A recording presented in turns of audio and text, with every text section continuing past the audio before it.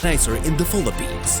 The MPL scored the country to find teams willing to compete for the unprecedented prize pool of over 2.5 million pesos.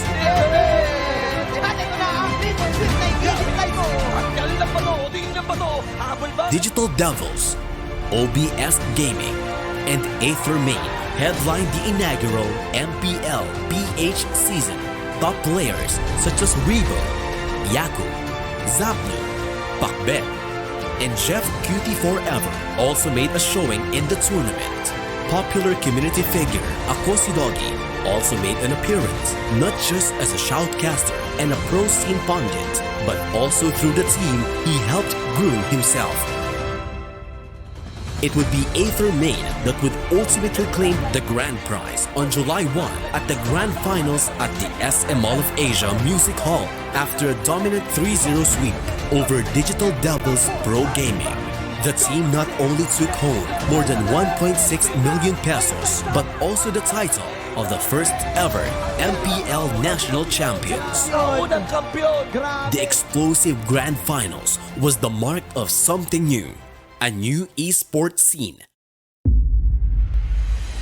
The second season of the MPL started with the news that Bren Esports, the current kings of mobile esports, had acquired Aether Main's roster. This newly branded super team would then go on to become the champions of Mobile Legends Southeast Asia Cup, the MSC in 2018. Signal, the television channel, acquired the Digital Devils Pro Gaming roster. Filipino Dota 2 powerhouse Execration took under their banner OBS Gaming's roster. Even Aether, with their players sold to Bren Esports, attempted to rebuild their roster. The second season of the MPL would find Signal Ultra dethroning Bren Esports, creating the first true rivalry of the league.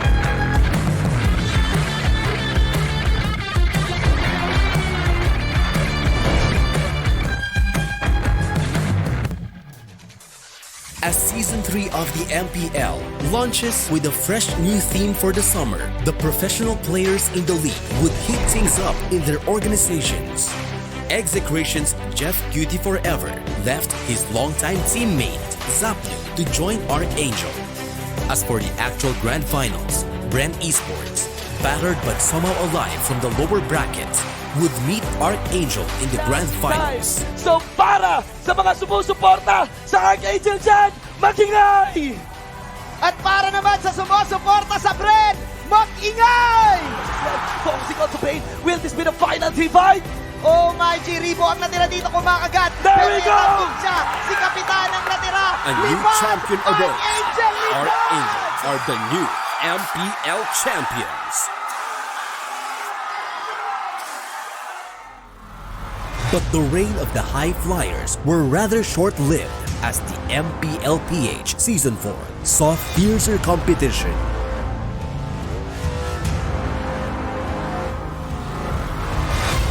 Geek Fam and Onyx PH, the two teams from the main qualifiers, came in with guns blazing.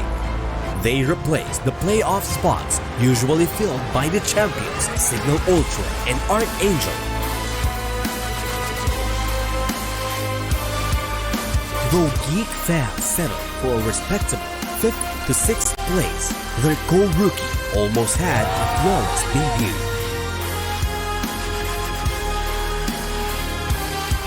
Onyx PH was one game away from hoisting the MPL PH trophy, if not for the iconic arrival play from Sunsparks that snatched the thrilling grand finals off their hands. Team Onyx PH! Tumayo dito sila Blesa. Ay, mayroon lang pala. Walang videos! Walang videos! Walang videos! Walang videos! Walang videos! Oh my God! Kaya mag-i pa! Iyanto! Nako! Iyanto! Go for the phantom step! Go for the best! Binibigyan lang Iyanto! That's it! Grand champion! Although both of them were still bestowed with the honor of representing the Philippines in the first ever M1 World Championship, their rivalry is only bound to intensify. After 4 exciting seasons of the MPL, the league has still yet to have its first 2-time winner. Those who used to be on top are now gone, and with the chaotic roster shuffle that transpired in between seasons, those who were once friends are now foes. These are signs that the league, after 4 seasons, is still filled with close games, miraculous upsets, and life-changing plays. Now, with the 5th season of the MPL upon us, who knows who will rise from the rest this time and claim the crown? Regardless of what happens, one thing is certain, that the Mobile Legends scene in the Philippines is alive, and there's no better time than now to start watching it. Welcome to Mobile Legends!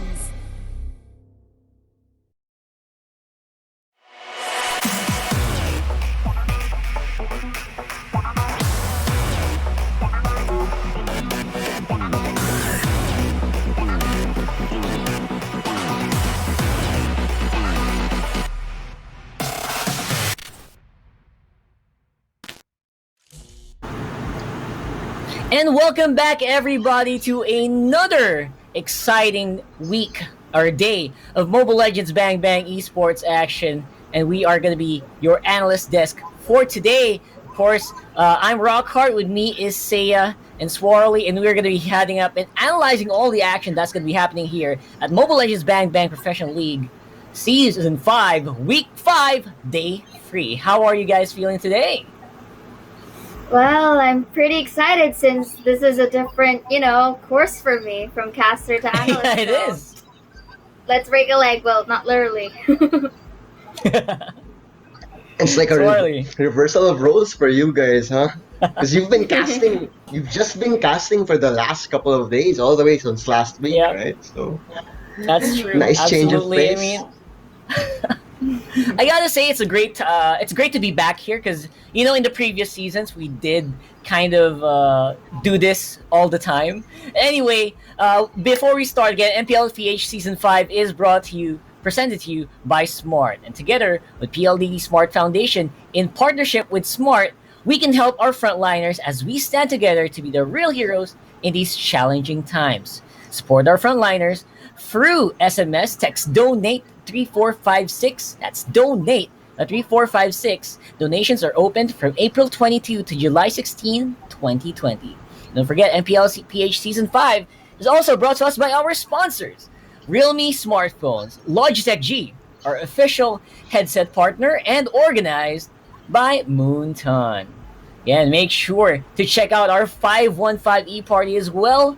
That's going to be happening, of course, in full swing. Official music video is live up on YouTube. Check it out and make sure to join on the fun and the action.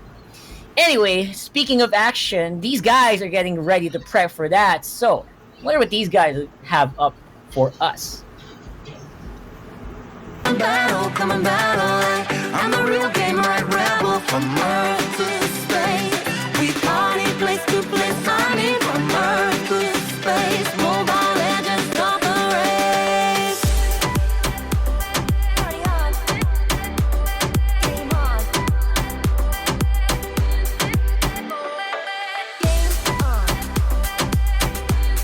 Space, Mobile Legends start the race. Party on, game on.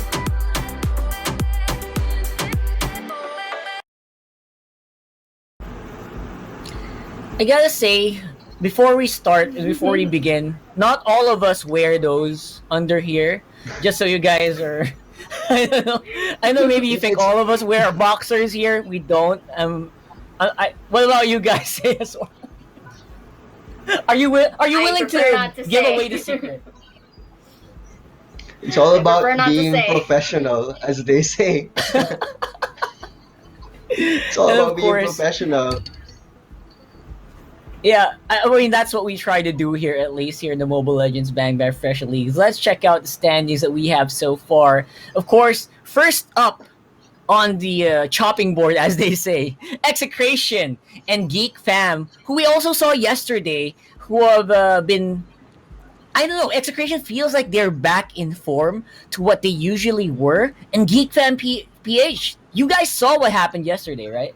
It was actually quite well, even though they did lose in that series. Mm-hmm. I mean, looking at our performances from yesterday, most of our teams managed to get 2-1, so it didn't really, shift our group standings a bit. And yeah, like what you said, Execration is, to me, they're actually getting pretty angry right now as we are seeing that they're slowly becoming online into our overall league. Execration is definitely just enjoying the return of Azapnu. He is the talisman, I believe, of Execration. Ooh. Just his presence, just enabling them so much. But on the flip side, for me, Geek Fam, in the games that they do win, I feel that it's CKTD who I like watching, and I want him to be the one they try to enable whenever they play. Because like yesterday when Geek Fam won, it was with CKTD playing on an Aurora. Aurora not definitely a meta hero, but Yeah. CKTD is a hero. I mean, is a player who doesn't really favor meta heroes. Because if you guys remember, he was one of the few Irithel players way back, and CKTD, that was his claim to fame. So maybe we should be seeing a bit more unorthodox for CKTD if Geek Fam were to actually pull off a win here. Yeah, I mean, what they're trying to do usually, right? What do they usually try to do? Give CKTD no longer the legendary show that he was before. He's really swapping out on roles, getting into those more difficult. I would say it's not really super non-meta. It's just a very difficult hero to play, right? And they just give it to that guy to make sure that it works as it should. On the flip side, like you said with Zapnu though, he's using heroes that are not usually being used by this guy. He's an assassin player ever since season 1. What has he been using? He's been on the Grok, I believe, or he was on the Jawhead. So a lot of changes by these teams are definitely, it looks to be healthy. But of course, a lot better for Execration with that 2-1 victory yesterday, right? Yeah, definitely. Because, it's not just about really honing up your hero pools. It's about you being able to be versatile in terms of roles as well. And I think that is one of the good calls for Execration, because it's not all the time that you have to be really dependent in terms of tanky abilities of Execration to Chakmu alone. So it would be nice to really play around with the roles that they have, just so it could add contribution to playing mind games, especially with the enemy, with the current enemy team of Execration. That will be Geek Fam later on. So it's pretty interesting how they could really spice it up in terms of roles, and at the same time with the hero pools as well, because you really gotta expand. I mean, it's a thing about you utilizing almost every pool that you have, and how you're able to pull it off when comes the game. Talking about the hero pool, how likely are we gonna be seeing some more Popple and Koopa in this set of matches right now? I mean, it's a hit or a miss, definitely, with that hero. Very flexible, because some teams like Bren, they were running him with the focusing mark, if I'm correct, and when he was losing, they were really trying, teams were trying to go for the avarice. So how about you guys? What do you think is how do you think should Popple and Koopa be played in the MPL? Popple and Koopa, if you look at the current win rate, if I'm not mistaken, it's around 25% or less. Yeah. Or maybe it went up a little bit definitely. yesterday, because I think it did get a win, but it was still a series loss, right? So otherwise, Geek Fam, what can we say about these guys? We got May CKTD, why not Exhort Curtizi and Jayo? They are slowly ramping up into what they were back then, and we must note for this matchup, we are very close to the end of the line for the regular season. And Geek Fam, they're gonna need almost flawless games, 2-0s, to make sure that they get out of that dangerous 9th spot, which, I don't know, maybe this pro team can handle the pressure. At least for me, I think they can. I'm not sure about what you guys think. I To mean, me, I think mechanic. yeah. Yeah, sorry, you To go. me, I My think bad. Geek Fam is starting to really set their footing right now. You have to take note that it was with CKTD, if I'm not mistaken, with the Aurora pick. Like what we've mentioned, it's very unorthodox, but if it gets the job done, then I think it's one of the factors wherein Geek Fam is unique amongst to the different teams that we have. But like what we said, it really depends because those unorthodox picks are, let's say, 2 in 5 chances to actually pull it off. And during that game yesterday, it just happens that they managed to get that too.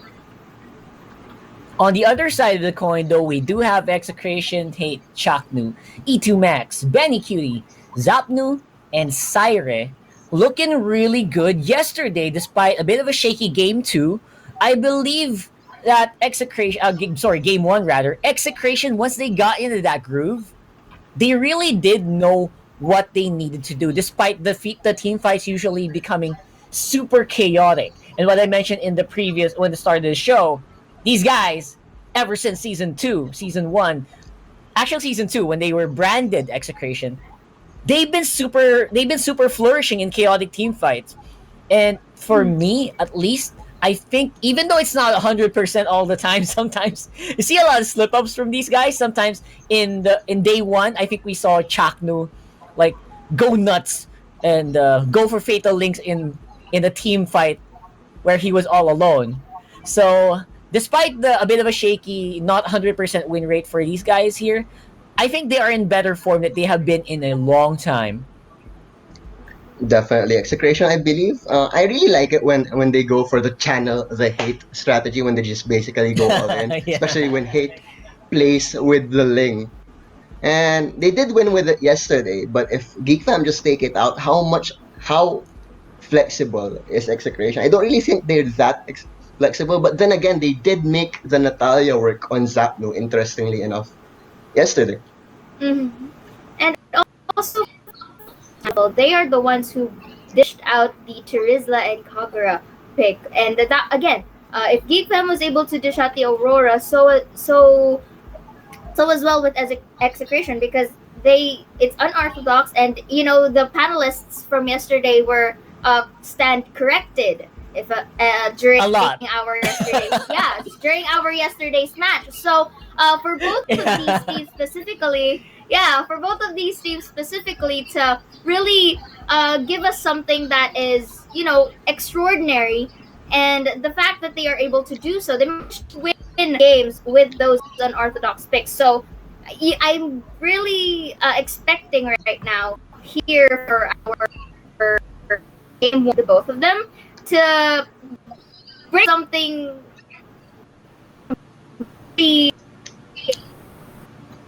I mean, I'll level with Yeah. you with regards to the matches yesterday.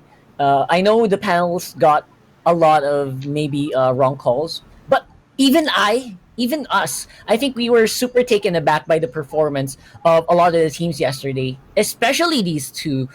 Geek Fam, where a lot of people were just calling, you know what, they're probably just going to lose straight up in 0-2. Yesterday, they put up a heck of a showing. And Execration, they were a little bit, some people would say, they are calling back to the trait of Execration where they're always lacking in practice. They didn't look like they were out of practice yesterday, right? They looked like they had plans, even though, again, those plans tend to really go up in smoke. In certain team fights, a lot of the times, they get what they want around the map. And maybe that's the reason why the predictions were it's super hard to predict these teams. And in this specific matchup, the higher unpredictability should go to Geek Fam. What kind of picks are we expecting from these teams? Are we expecting a resurgence of the Atlas? Do we expect Atlas bans here from Geek Fam? Or do you want Geek Fam to take that at least? Because I feel like Chaknu's been I super comfortable with this hero. I actually want to say a Sylvanas because that was a hero that was very successful in the MYSG playoffs, and giving that Geek Fam have that connection with Malaysia, so maybe because it's a very similar. Like I heard the panel when they were talking. I mean the MYSG panel Yeah. when they were talking about why the Terizla was. I mean why the Sylvanas was good was because she has a kit that's very similar to Terizla who has fallen off.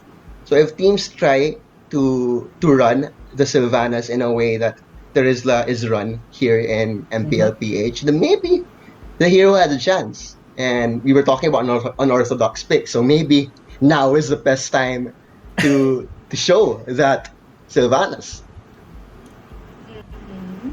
I agree. I mean, but you know, with those Sylvana picks, of course, it's really optimal as well to really pair it up with one of the sturdier supports that we already have in the meta here onto the PH. And I think it, like what I said earlier, it's a good combination with the versatility that both of these teams have. But I still expect to see the previous heroes that were chosen yesterday, since it may turn out as a loss for some, but to me, the Aurora pick was something that took me off guard, because usually if you are an Aurora and then you have a Ling as your opposing side, that you're the usual target, but we were proved wrong yesterday. So I'm really expecting that pick. The same thing with the Terizla as well, because that's one of the comforts of Execration. Terizla, first pick yesterday by Execration for the whole season. Like 1-0, it's 100% win rate. I love it, right?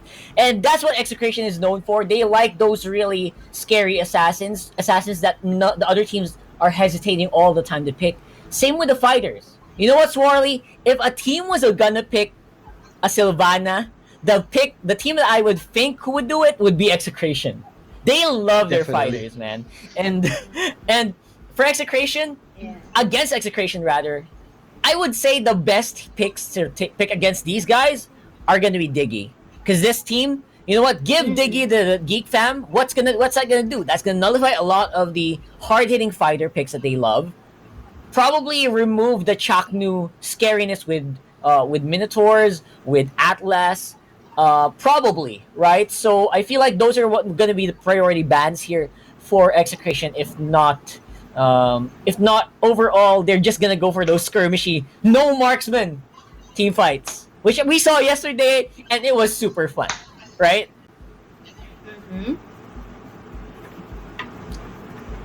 Overall, I think no marksman is fine. I feel like people always complain, like in a rank game we always have a marksman. Why do these pro teams hesitate picking marksman so much?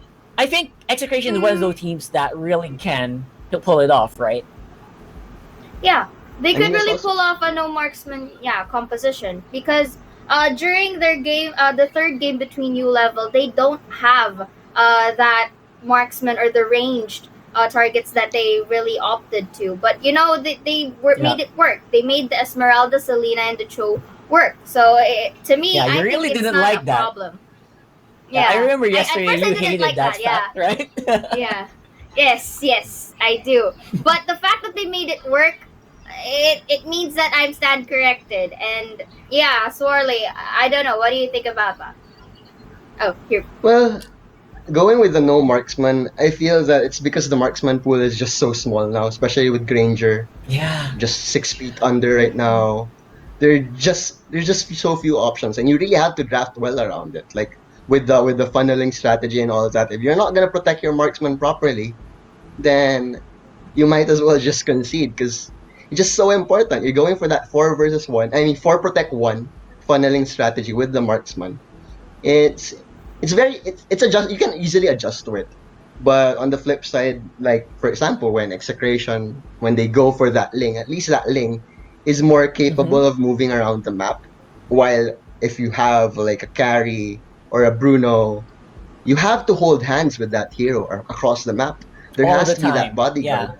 Yeah, right. But Ling, you can do that. So in terms of flexibility, I think Execration will be one of those teams that will like walk away from that marksman strategy that is falling off quite a bit in recent times. Yeah. I remember yesterday. It was super funny because there was like an interview on a separate stream. I don't know if you guys heard about this. Execration, they really bashed hard. I feel like they bashed too hard on U level in their match yesterday, saying, what kind of hero pools do these guys have? Which is super funny because a lot of teams were saying that about Execration before. Like they would always go hard onto Zapnu with a Lancelot, with a Hellcurt, and then say, you know what, this guy doesn't have a good hero pool. But then they come in back here and they pull off the revenge pick against U Level, which is a very fresh team as well, and they gave them a beating yesterday. So I gotta say, I feel like Execration has a great chance today overall. But I really want to see what Geek Fam has to say about that because again, Geek Fam is fighting, guys, for their tournament lives right now. They need to not drop a single match if they want a chance to get out of ninth place, which we saw earlier on the standings. For the meantime, though, let's get into the draft here for Geek Fam versus Execration. A very critical match here at Week 5, Day 3. So I was thinking, ooh, well, PNK just off the bat removed from both of these teams. Even with the uncertainty of how to play the hero, teams still don't want to play against the hero. That's true. The low win rate. I mean, what is going on? Low win rate, Popol and Koopa always gets banned out. I feel like they're overestimating this hero too much, but maybe, hear me out. I think Execration, they just don't want to be caught off guard. Because yesterday I saw a Popol and Koopa game, it really did change my mind about the hero despite the very, very low success rate of that hero, right?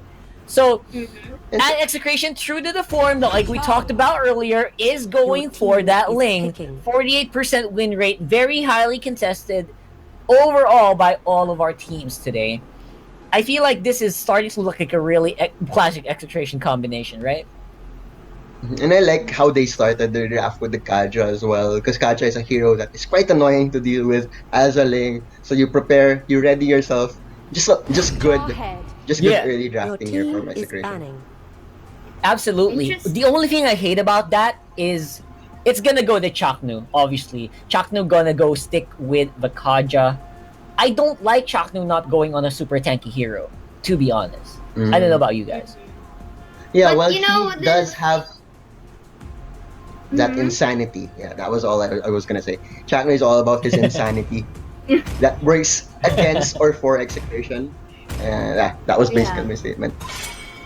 Yeah, I mean, I would agree with both of you right here, but you know, it's the, like what we said, versatility in terms of the roles here, and I think for Execration,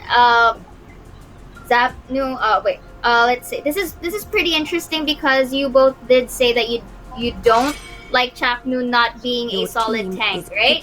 But for the past few days, him using the Kaja, we are seeing the prowess of Chaknu using this one. So I think this is more on, you know, really honing the support abilities of Chaknu even all the more. So looking here though at the final bans for the Execration is the Angela and the Farsa. So and the Farsa for the side of the Fam.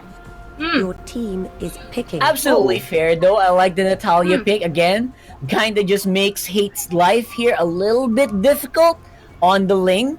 On the other side, though, we were talking about the Claude. This is one of the few marks that will go through. I feel like Execration has a great lineup to deal with it, don't you think?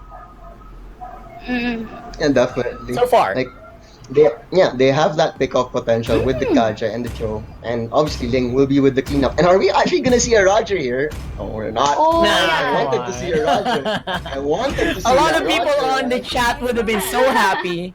Oh man, that is so sad. Anyway, Esmeralda getting locked in here. Yeah, I mean, guys, we've already had this settlement wherein Execration can really pull off some plays even without the marksman role. And of course, you know, to complement all of that, they really go for their go-to usually is the Esmeralda pick, aided with, let's say, another 30-year tank like the Cupra. So it's a standard draft for the side of Execration right here. If ever so, they're not gonna pick themselves up a more ranged type of heroes. But for the side of Geek Fam, I'm interested really on this Natalia, on how this Natalia specifically can pull off and pin down one of the squishier heroes of Execration. There are two big question marks for me in the Geek Fam draft. Yeah, that Natalia still remains to be seen if it's going to be effective. Plus that Helkert. They ran it yesterday, but they still lost. So you still have to prove me wrong, Geek Fam. I'm not a fan of your Helkert, so I am gonna go with Execration in game number 1. Ha! I mean, okay, execration. And that's fair. To me, that's absolutely fair. What about you, Sarah? To me, I will go with Execration right now, simply because the fact that they proved us yesterday onto having a no marksman lineup. Right. Well, okay, I'm gonna have to close this out. I would say Geek Fam has a chance here. Hear me out. I feel like Natalia is also a great pick against the Ling. It might not be as easier to Execration's lineup is a lot easier to execute, but in the later parts of the game, I think Geek Fam might have a chance. So with a 2-1, I would say. But anyway, enough about that. Before that, let's go ahead and throw it to the birthday boy, Mr. Wolf himself. Take it away, my friend. Thank you so much, Rockheart, and the panel. I'm supposed to be casting with my partners, also celebrating his birthday, and we just love to be able to cast during our birthdays, and that would be amazing. I'm sure that every caster will want to have that, but unfortunately, I think that he's having some birthday problems, right? But I think that the universe puts some gives him a little bit of challenge, for him to be able to cast. But don't worry, we will see him. We will see Reptar in action. But for now, you're gonna have to make do with me as we are gonna be heading into the game. It's Execration versus Geek Fam PH. Now, here's the thing. Geek Fam PH, they are in the verge of being eliminated from the playoffs, and they absolutely need. It's an absolute need for them to win against Execration. I think a 2-0 would be the best, but they have to make do with 2-1. If they can't do that, that is not going to be a great task. That's not going to be easy because this is Execration, a team that has been in the top. Now, Execration in the middle, they are pressuring this this lineup from Geek Fam PH that focuses on Curtizi having the veteran hunter with the Claude. So this is a little bit of strategy that teams are now employing. They started with, I think we started with Bren Esports doing this veteran hunter on the Claude. Now Curtizi is going to be controlling it. Geek Fam PH, what I don't like about what they have been doing in the previous days is that they are using Helkert so much, and we know that it is not the best in terms of like your options in the side lanes. Definitely you want to go for like Thams or something like Uranus, but when it is constantly banned against you, obviously you want to explore more options, and they opted for the Helkert. Well, don't get me wrong. I think Exort or the rest of the team, I mean, Curtizi or Exort can use this up to very high skill level, but unfortunately, the hero is just not the best. Now, Chakno want to go for the claw this time, initiation, but the silence from the Helkert stops Hate from taking down Curtizi. Curtizi able to run away from the Tempest of Blades. Able to run out. Unfortunately, though, he will be chased down by the Cho, Etumax, as well as Zapdo combining for this. The Way of the Dragon committed onto Natalia, and they might kill CKTD. Dashing away, they will actually give it to Hate, channeling the Hate this time. That was so smart from Execration, not killing off the Natalia and giving it to Hate, who dons now the Bounty Hunter on this Ling. Now Etumax, fresh Divine Judgment out of a level 4, and they take out the kill onto Why Not. 7,000 in the bank for Execration. Really good start for the team. Now the problem up top, Exort being forced to use the Dark Nightfalls. It's a team fight tool that you don't want to use. Chaknu initiating onto Curtis. He cannot BMI out because of the bouncing ball, and the kill will be there for Chaknu. Amazingly done. Etumax will try to help this. Doesn't need him, but of course, takes away the attention away from Chaknu, and that is a bad sign. Now onto the bottom, they want to go for the Esmeralda. Finally, tough break for Geek Fam PH. Finally catching a break this time in this game. But that kill onto the Claude from Chaknu, that's gonna hurt. It's gonna hurt their economy, their morale in this game. Geek Fam PH really finding it hard. This is the problem you have when you're having the veteran hunter, the jungle emblem. Now another kill might be in place, but fortunately for Geek Fam PH, Exort is able to run away. Does have to use, he did have to use the petrify and then the jump away just to get away, which means that Geek Fam PH, again, 80 seconds without this valuable battle spell. They will have to make do without another teamfight tool that they don't have. Here we go, onto the middle. Chakno just doing Chakno things, just trying to zone out Why Not or any member of the team. Look at this. You see the Tyrant's Rage actually to snatch. I don't know if he was able to snatch that grab coin, but if he did, man, Chakno really making it work. Now they want to snag Why Not and be able to do so. Alright, so the crab coin will not be stolen by Chakno, but that also meant that Exort will have to go back to base once again just to heal up. And the supports of Execration, Etomax, and Chakno just doing so much in the map. What they're doing right now is to stop Geek Fam PH from getting the farm. And it seems like Geek Fam PH are really scrambling to get anything in this map. The first turret falls. And actually, that's the second one. Going in favor of Execration. I'm going to go for Zapno. Zapno, can you run away? No. Nice juggle of stunts coming out from Geek Fam PH. Onto the bottom, though. Hate is going to be using the ultimate. And Exort goes down. That's Elgar down for the count. Even after using the ultimate, Geek Fam PH, even after getting the kill to Zapnu, they will lose one member. Not looking that good for the side of Geek Fam PH as they will lose the economy. I think Chakno is looking to go for the blade armor. And if he does get it with 3 leather jerkins now to his name, this means that if he does get the blade armor, that's going to be really bad for this Courtesy Claude. Will really suffer. Nice dodge from Why Not, but he still will be losing his turret. There it is. The blade armor up and available for Chakno very early in this game. And this is also helps them counteract the Courtesy Claude. They want to go forwards. They want to go and pressure this top lane, able to push the top turret. The Grok will have to back down actually, even with just about 20% health down. He just straight up recall back to base. And Courtesy and the gang, they obviously want to get as much farm onto the Claude. But with the map pressure that Execration is building up this time, this Claude just can't catch a break. On the flip side though, it's Hate as well as Benny Cutie just having so much options here in this game. Onto Execration side. Want to go for the turtle. Chakno catches too. They jump in forward. There's the blazing duel. But still receiving so much damage. It's going to be the Claw down. Kaja will be the exchange, but the Giant will be there for the positive trade. Favoring Execration. Exor trying his best to divert Execration away from this push, but he will pay the price. Zapno takes him down. CKTD might go for the positive trade now for Geek Fam PH. Chakno far too late. Nevertheless, Execration still is happy with what is happening. They get a turtle, they get 2 kills, they might even get the bottom lane.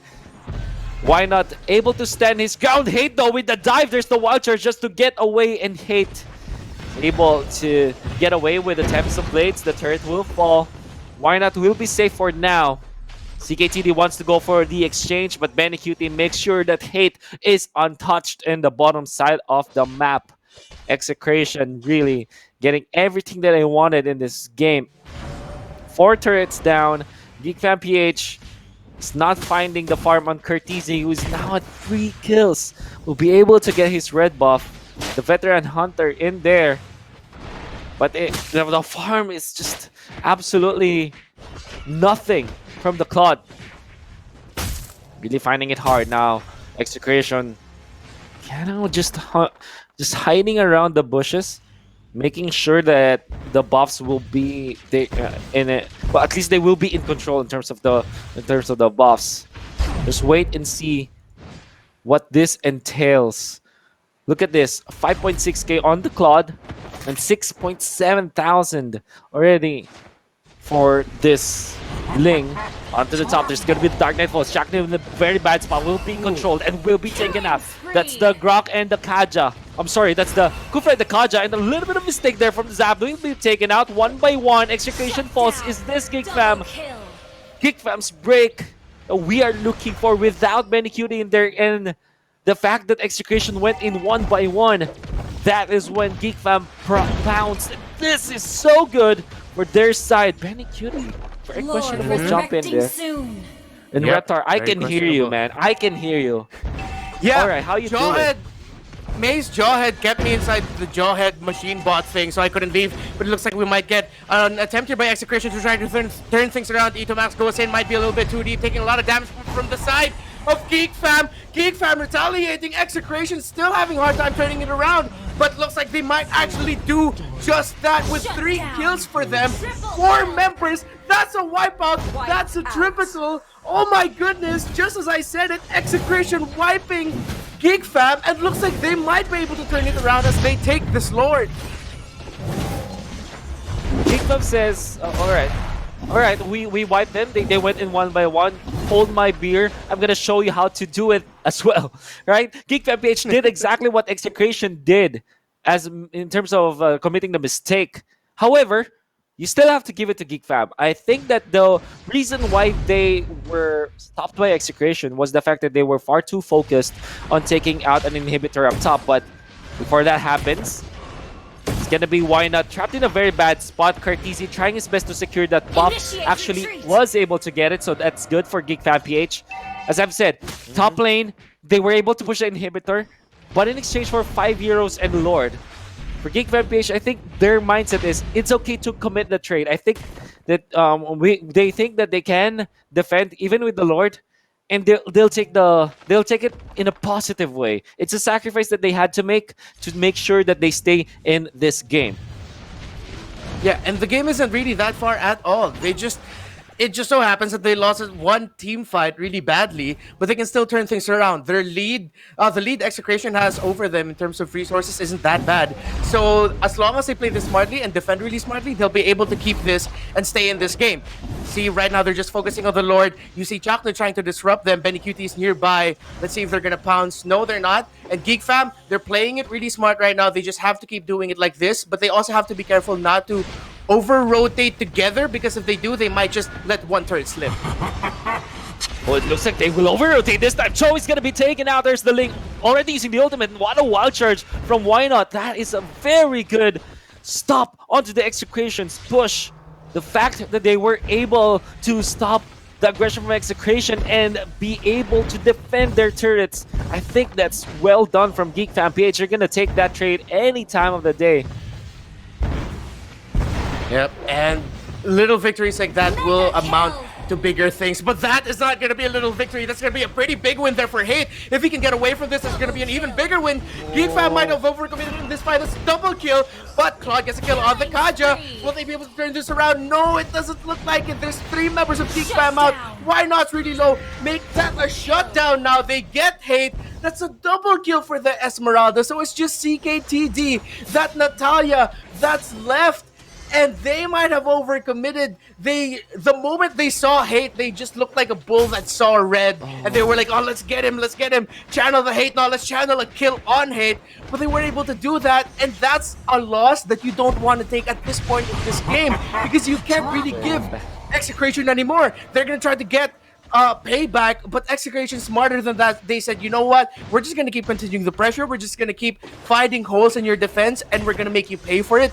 Little by little, the more Geek Fam does this, the more this game will slip away from them. Absolutely. You know what, they went for I like your metaphor. I think that they did look like bulls running for the red flag. Unfortunately for Geek Fam PH, they suffered that loss. But you have to take note, they still are leading in terms of like the map pressure, as they were able to push the top lane. That being said, the economy does not favor them. Now, the question is, will there be a time where this Claude will outfarm or outscale this Ling? He still is 1,000 gold behind the Ling, and this is like Ling time. 13 minutes in. This is still the power spike that we have for the link. But if you look, maybe 5 to 10 minutes. I'm sorry, not 5 to 10, but 5 to 6 minutes, for 5 to 8 minutes from now, you're gonna see Geek Fam PH having the better scalability compared to Execration, and I think that is what Geek Fam is doing. The way, and this is just my judgment from them, the way they are moving or the way they are reacting to what Execration does, it feels like they absolutely want to just defend, turtle it out, and wait for the late game. And maybe it is for the good. Geek Fam PH, they have this leader in Why Not, and Why Not knows the basic MOBA knowledge. They want to go for a kill. This is a big bonus. Hate uses the ultimate. Are they gonna fight this? This is not really what you want. You might Exort might die because oh man, that was bad. Could have been really good for them, Reptar. Yeah, but while all this is happening, it's Geek Fam that can actually might be able to take this Lord. It depends if they'll be able to buy themselves enough time. But here comes the rest of Execration. Who's gonna take the Lord? Ling gets a kill, but why not? Secures the Lord kill. That is what they need. As long as Geek Fam can get back from this, as long as Jawhead and Natalia can get back to base safely, they might be able to wait this out and might be able to buy themselves enough time to counter it. And they even get a shutdown there on Hate. That is what they needed. That is the small win that Geek Fam needed. With the Lord marching in the top lane, Execration now has to fall back on defense. That gives Natalia enough time to maybe roam around, maybe assist with pressuring just one lane a little bit more. But knowing Execration, they'll be able to cover it well enough. What a steal there by Why Not, and what an even better kill on the link by Mei. No way, Execration was winning that. They were able to get a kill onto Exort. They took out Curtizi, the Retribution holder for Geek Fam PH, and they have all the licenses, all the permission to take that Lord. It's in their hands, and I don't know how Why Not did it, but man, that was amazingly done. And now you see, you felt Hate with his hatred out of the bottom lane, really diving in deep, and was duly punished by Mei. Have to take note, some side comment, Mei was also part of Execration for MPL Season 4. Mei says, okay, this is why I'm here and this is why you're there. Know your place, man. Don't do that to me. You don't do that to me. Yeah, Hate might have channeled the hate just a little bit too much. And I feel like that Why Not steal on the Lord was really, it's him doing tank things. I could just hear Grok's voice like, Grok, stay, everyone leave. Grok has this. And Grok sacrificed himself to really make sure to secure that Lord steal. And it worked out in the end. And now, man, Geek Fam PH has turned this around. They were able to apply some pressure there in the bot lane now with their positioning. They really just cannot mess up a team fight again like they did earlier. Yeah, not at all. So this is a reset, at least for Execution. That's how they feel this is like. All right, we didn't suffer any additional loss. This is a reset. We are still behind in terms of map control, but in terms of economy, we're a little bit behind. We have to take this slowly. Take the fights that only we can take, that we are in advantage of, and take, like this. Punish the fact that Geek Fam PH are separated around the map and get the pickups that we can, and take the fights thereafter. So this is what the approach should be for Execution. For Geek Fam PH, yeah, surely they can apply pressure in many parts of the map, but they should not get ahead of themselves. Do not overstep your bounds. Do not overly go for split pushes. Make sure that you don't die if you do try to go for split pushes, and take this game like methodically. Geek Fam PH though, what a jump from Chakdu, getting on the 2. That's Exort down for the count. And immediately Geek Fam PH says, okay, let's disperse. Natalia pressure the bottom lane. We cannot win this fight anymore. No, why not, bro? This is not good, Reptar. I think that Geek Fam PH should not be fighting at all. What do you think, Reptar? Yeah, they really shouldn't. They can't handle a team fight at this moment. Don't forget that the Execration does have a Kaja on their side. One really good Divine Judgment in the team fight, and you're pretty much done for. Because at this point, the economy doesn't matter now. Everyone has their items. Everyone deals the damage that they want to deal. Everyone's item locked. So you really just have to play it out carefully. But Chakdu going straight into the wind, but it looks like it's gonna pay off perfectly. They get a kill there on May. Why not providing the space now? And Execration played it really smartly. It really looked like a good tower dive for them, but looks like they kept going at it. Curtizi now might be caught off in the wrong place because he's taking down a lot of damage, but here comes the Hellcurt to try to burst down Itomas. Itomas does have immortality up. Geek Fam PH applying the pressure for two members of Execration. Chakno and Itomas, will they be able to get away from this? That is the question. Why not? The wild charge doesn't deal enough damage to finish off Itomas, so Itomas is able to get away from this. So Geek Fam PH not able to get payback for the loss that they took. May gets taken out in that team fight there, but they could have lost more. So I feel like that's a small emotional, spiritual win, I guess, for Geek Fam, not losing more than they could have. But with the Lord up, how are they going to play this again? Will they do what they did earlier, which was actually a stroke of genius, which was the Hellcurt and the Natalia? I forgot. Two members of Geek Fam actually split pushed, drew the attention of Ling, and another member of Ling, and that just bought Geek Fam enough time to steal the Lord. Why not getting pressured right now by members of Execration? Really scary thought there for Execration, as why not actually catch the attention of three members of Execration and somebody else pushes now. They know that they have isolated this one. This guy doesn't have an immortality and he will be taken out. Now Chakno, what for retaliation in there? There's the ultimate from Zapno. Way of the Dragon gonna be committed in combination with the Flicker. It's gonna be a 1-for-1. Itomax in exchange for May. Execration might be happier with this trade as they have gotten the more valuable trade. Okay, I did not. Okay, that wasn't a stolen buff. I think that he tried to go for the flame shot steal. Unfortunately, wasn't able to connect it. Now the Lord, Reptar, who's gonna take it? It's really close, but top lane though, I think this is the far better kill. I mean, Chakno is chasing people on the right side, but onto the top side, that's Zapnu. Trailing in terms of HP, will be chased by Curtizi. Slowed down. It's gonna be gunned down as well, and there's the kill. Natalia to take the last hit. Geek Fam PH. They are now in a man advantage. That's what we... Oh my goodness, Chakno, what an entry from out of nowhere! What a pickoff! Able to catch off Exord with the Tyrant's Revenge. Here comes Why Not, though. Will he be able to get away from this? Geek Fam with a response. Will they be able to trade the kill? Chakno taking a lot of damage, but here comes the help from Execration. Why Not is now in a delicate spot here. Geek Fam trying to turn this around. Curtizi blazing to wet, probably looking for the perfect opportunity, but that's going to be a monster kill for the Esmeralda. Why Not gets taken out, Itomas gets taken out, and Zapnu still trying to respawn back into the action. Geek Fam PH, at least they're recovering, at least they're getting traced, but CKTD with a good pickup. Curtizi, can he deal enough damage to take them out? That's a blazing to wet. May QT and Chaknu, dangerous spot. Here comes May from out of nowhere. That's going to be a shutdown on the Esmeralda. Chaknu taking a lot of damage, and Curtizi able to take him out. Immortality won't save you there. Hate though, channel the hate, feel the hate. Can hate capitalize on this because he Execration. Zapnu's back from the dead. You thought he was out, but he is back for the count. But wait, there's no minions.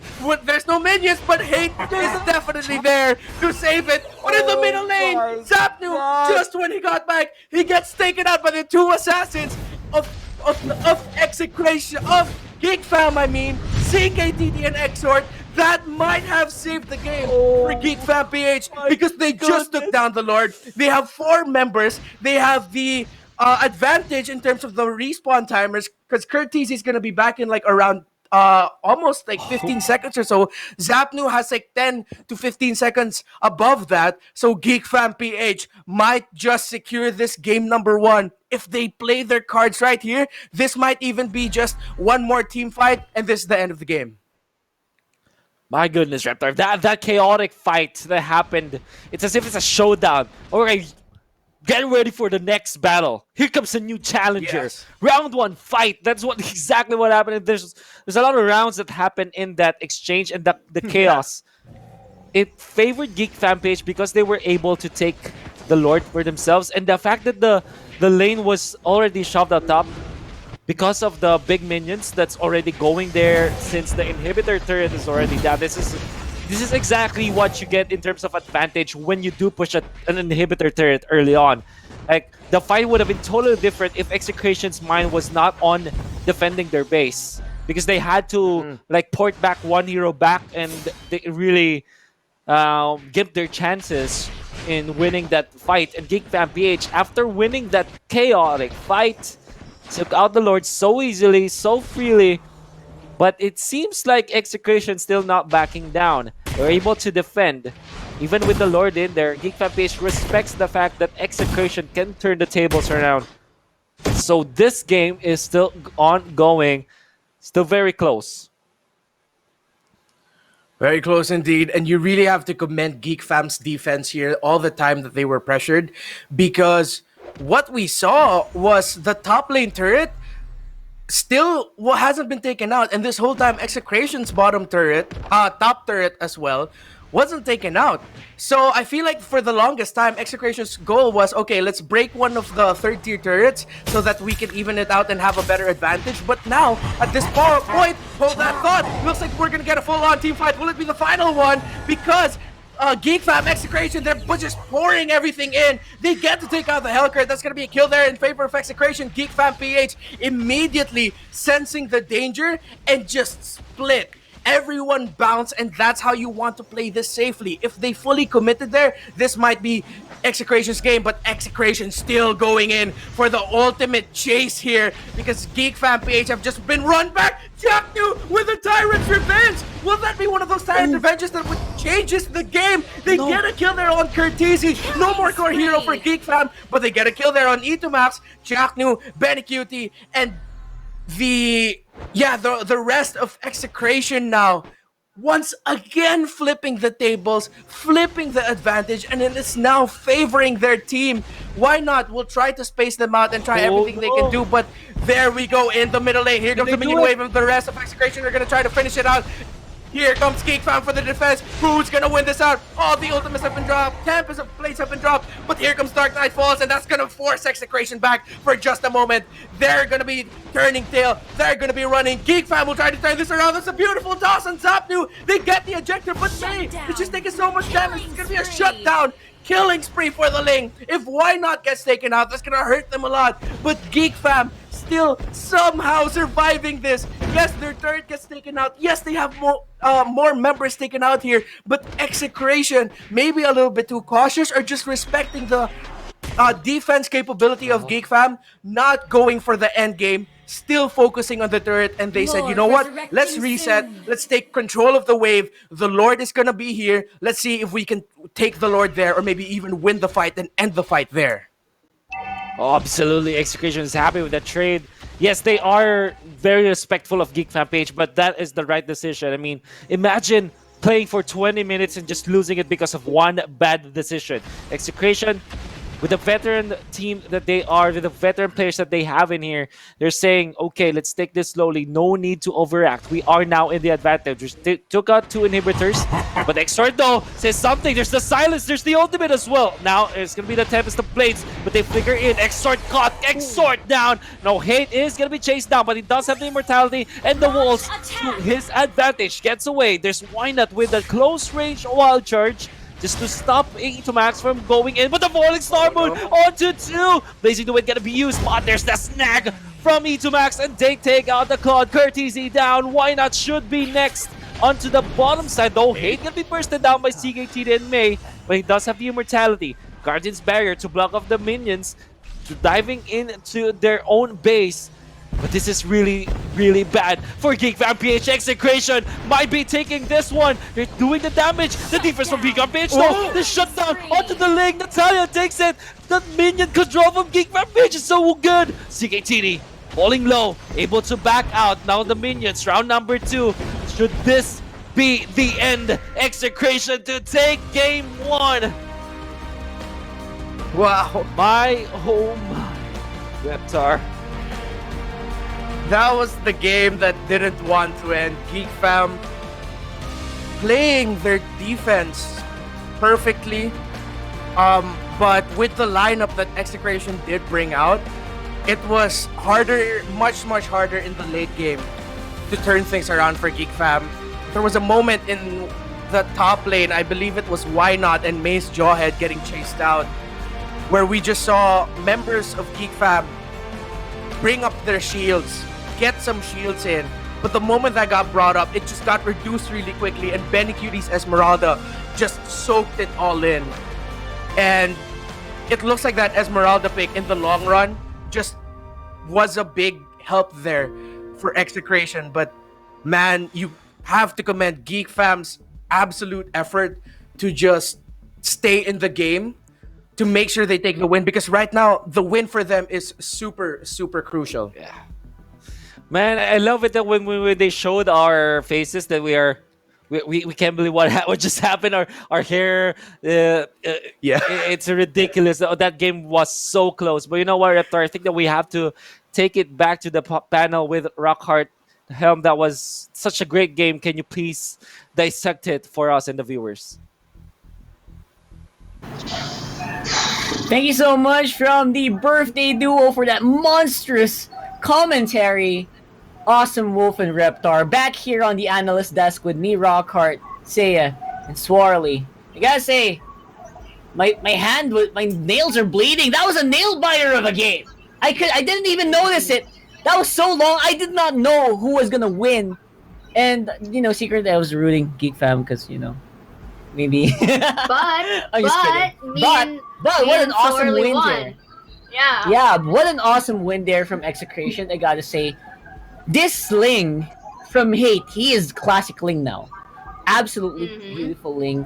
I would say, if we look at the highlights, I think most of that is going to be a Ling highlight. Some of them, him dying right away, and some of them getting monstrous destructions like this. Great Tempest of Blades at the right time. Absolutely, this is a turning point in a big part of the middle part of the map. Walk us through this, Seiya.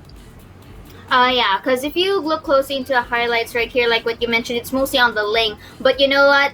Geek Fam was still able to pin them down. And if you look at this one, this is where the dominoes or the rallies come to play. Really, I think this is more of the misuse and abuse type of play for both sides of the team. Use as in initiate team fights. Abuse because they are abusing the low HP members of each and every player. And misuse because you've already abused the low HP players, that leaves you on a tighter spot, leaving the members who just spawned that's the Ling or Hate was able to really compensate all through. And this is one of the Lord takes. And the interesting part here is that Hate all throughout was able to go on his reflexes and just really aided the members of Execration. But we can't really deny or neglect Geek Fam just yet, because the fact that they were able to defend their turf and they were able to get pickoffs and skirmishes all through and through, enough to even more so expose the base of Execration, is something that you have to commend.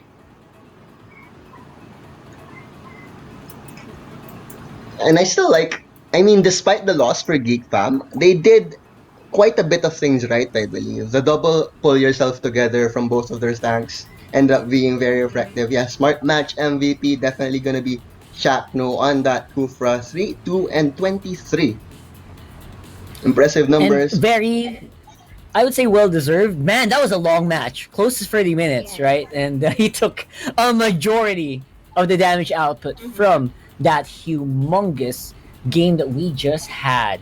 So, a few things stood out for me in that.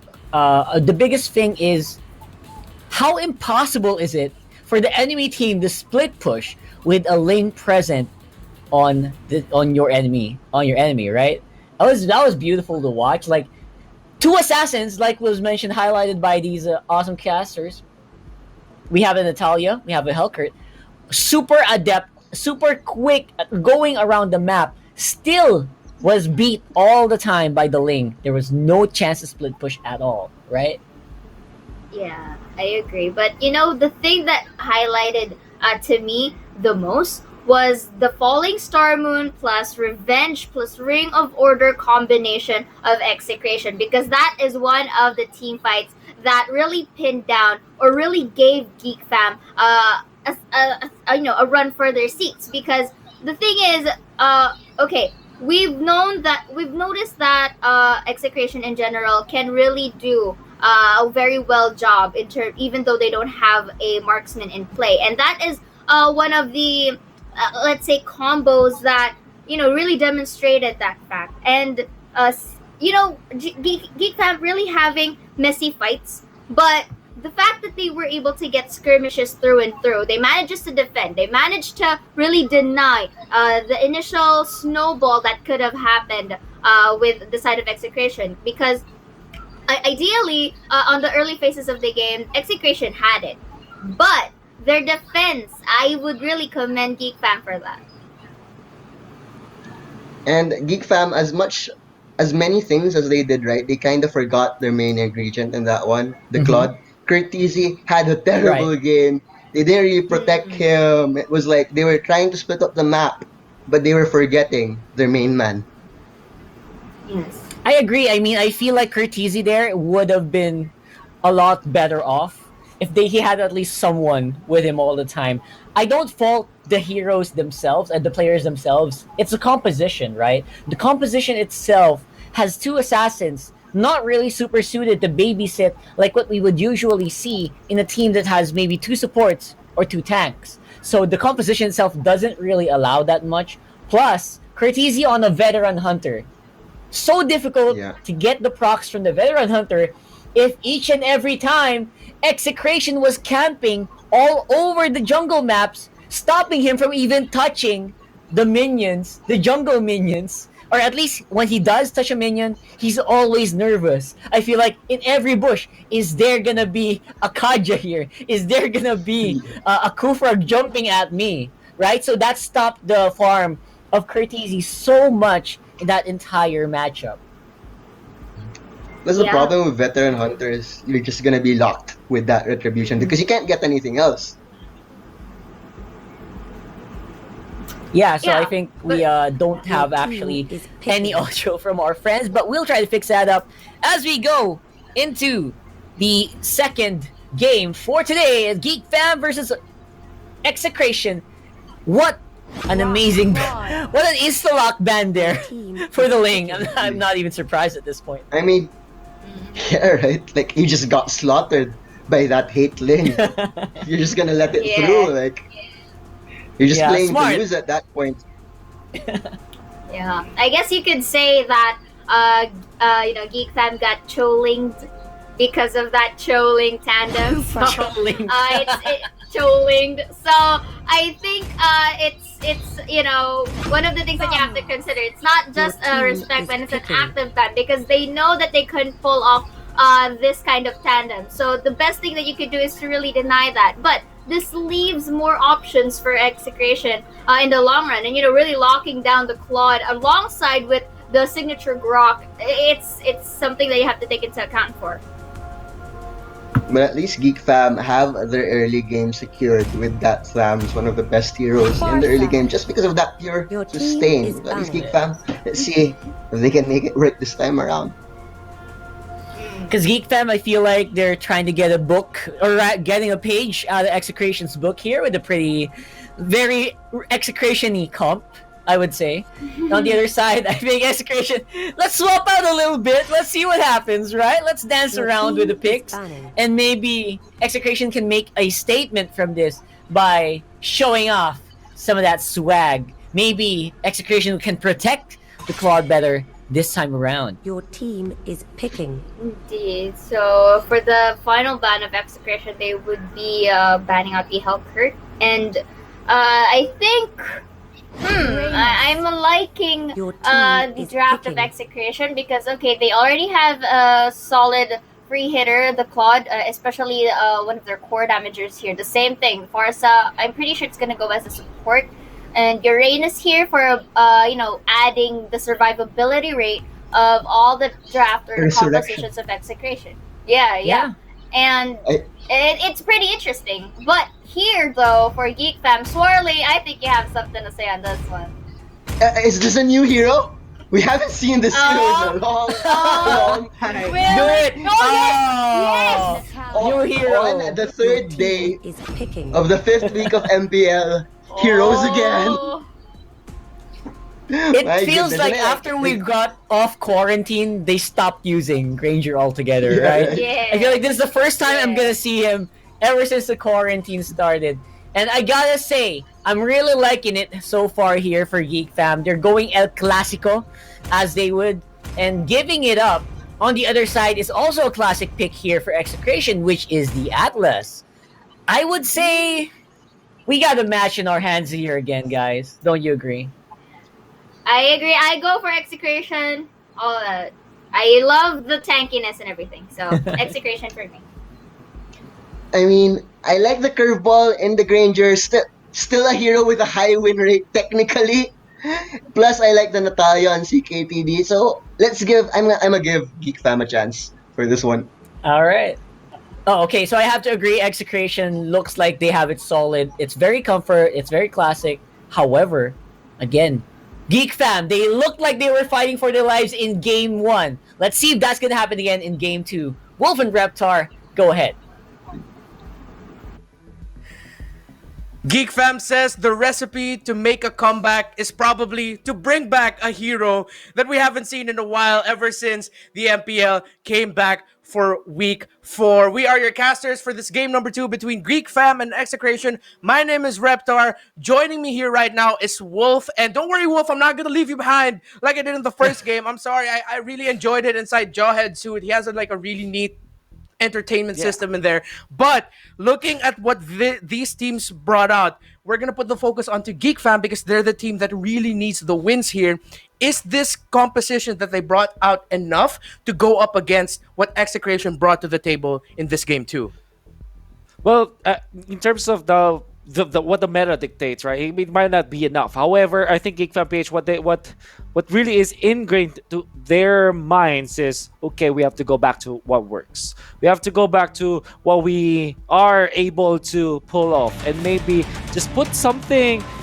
For example, if you're preparing a recipe, right? You're preparing a cheeseburger, then you put some pickles, of course. Then all of a sudden you put some chili powder or maybe a garlic mayo in there just to surprise yourself, just to spice things up. Yeah. And I know you're hungry. I am hungry too. This looks like that kind of analogy for Geek Fam PH. Very good go-to recipe, but with a slight spice that might catch Execration off guard. I'm not saying that it's gonna be successful, but we just hope that it will be because Geek Fam PH, they're fighting for tournament life. And Geek Fam will try to do everything they can to stay alive and make sure they get into the playoffs with a first kill over onto Benny QT. Might be it, and they get a first blood in favor there for Mace Toms. And with the lineup that Geek Fam PH brought out, clearly they want to be able to focus down Itomax's Farsa with the last 2 picks, of course. Granger gives them the distance that they need. CKTD can be that assassin that they need to go up against Farsa, and looks like they might just be able to take out Itomax here. That's going to be another kill for the Toms. And this aggression that Geek Fam PH might be what they need to make sure that they can take control of the game now before Execration can run wild on them, because they do have the Claude and the Farsa. But May is getting chased here. Will they be able to take him down? That jump over the wall. Looks like Tom has learned how to do parkour, and they get away safely without a loss. What a great escape there by Geek Fam PH. Saving Private May. Exactly. You know what? By no means they may.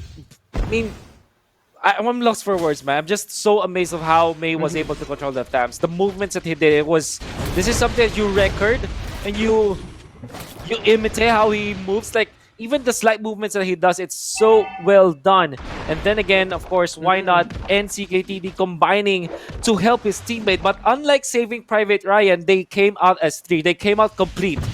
Not only Ryan surviving, not only Private Ryan surviving, but the rest of the gang surviving. And Execration really underestimating the power of May's Thams. This is a sight to behold. One thing that we haven't talked about, Reptar, by the way, this is Exort playing the utility / core / side laning Kaja, and will be able to take out Itomax with it.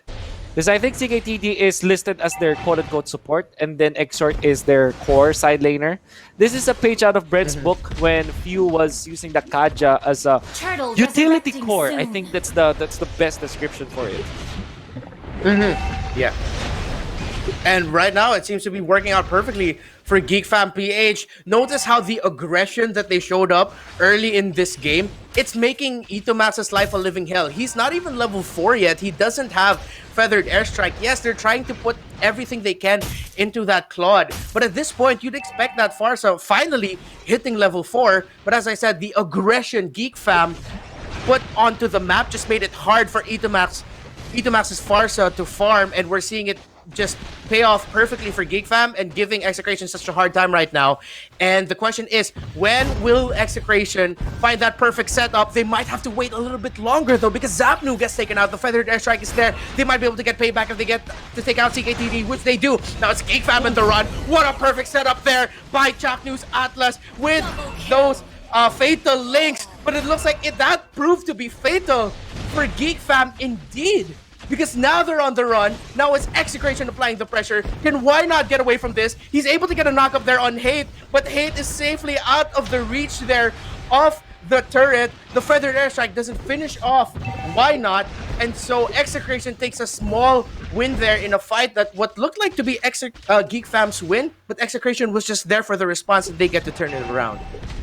This is amazing display of Chaknu's tank skills. I think so far the MVP, I might name him the MVP of the series already, even when Game 2 is not yet done. In his dying breath, he took 2 members of Geek Fam PH to the grave. That is amazing because that really turned the tables around. Hate was struggling in terms of farm before that, and now he's doing great. Now the Tham's gonna be punished again. Jackno combining with Benny Cutie and E2 Max. Very nice initiation onto the Thams. That's how you catch off the Thams. You juggle, you kind of pick where you will attack him because you have to take note. His ultimate will really help him regenerate up. But if you time it perfectly well, like what Itomax, Benny Cutie, and Chapno did, great. Oh, look at CKTD. Wanna punish Zapno, the Grok. He falls onto the left side though. That's gonna be the Kufra down. So it's a 1-for-1 exchange, but it's gonna favor Execration because they are near the turtle. This is why you take fights around the turtle, Reptar. Because once you win it, you're gonna be able to transition into objectives. Yeah, and looks like Geek Fam might have overcommitted in the wrong lane because Execration was clearly there. And it's not like Geek Fam didn't have vision. They had, I believe, I can't remember exactly who that was, but let's bring it back to the action here first because it looks like they're gonna get a kill on Execration, turning this around, wresting control away from Geek Fam considerably so because now that's gonna be 2 kills. Benny Cutie able to take out Mace Toms. This might be even 3 now, but it's actually gonna not favor Execration because that was Zapnu getting dangerously low, and CKTD is hounding nearby, but he has to be really careful. Itomax is right there, but without a feathered airstrike. Oh, what a good guess! That's just a good guess there! And like, Execration now though, but Atlas, Chakna might have overextended and they get to take him out. It looks like Itomax had eyes behind his head, man. It's like, I see you there, Natalia. Yeah. And just dropped the feathered airstrike and it just stopped any idea that Natalia had to dive in there.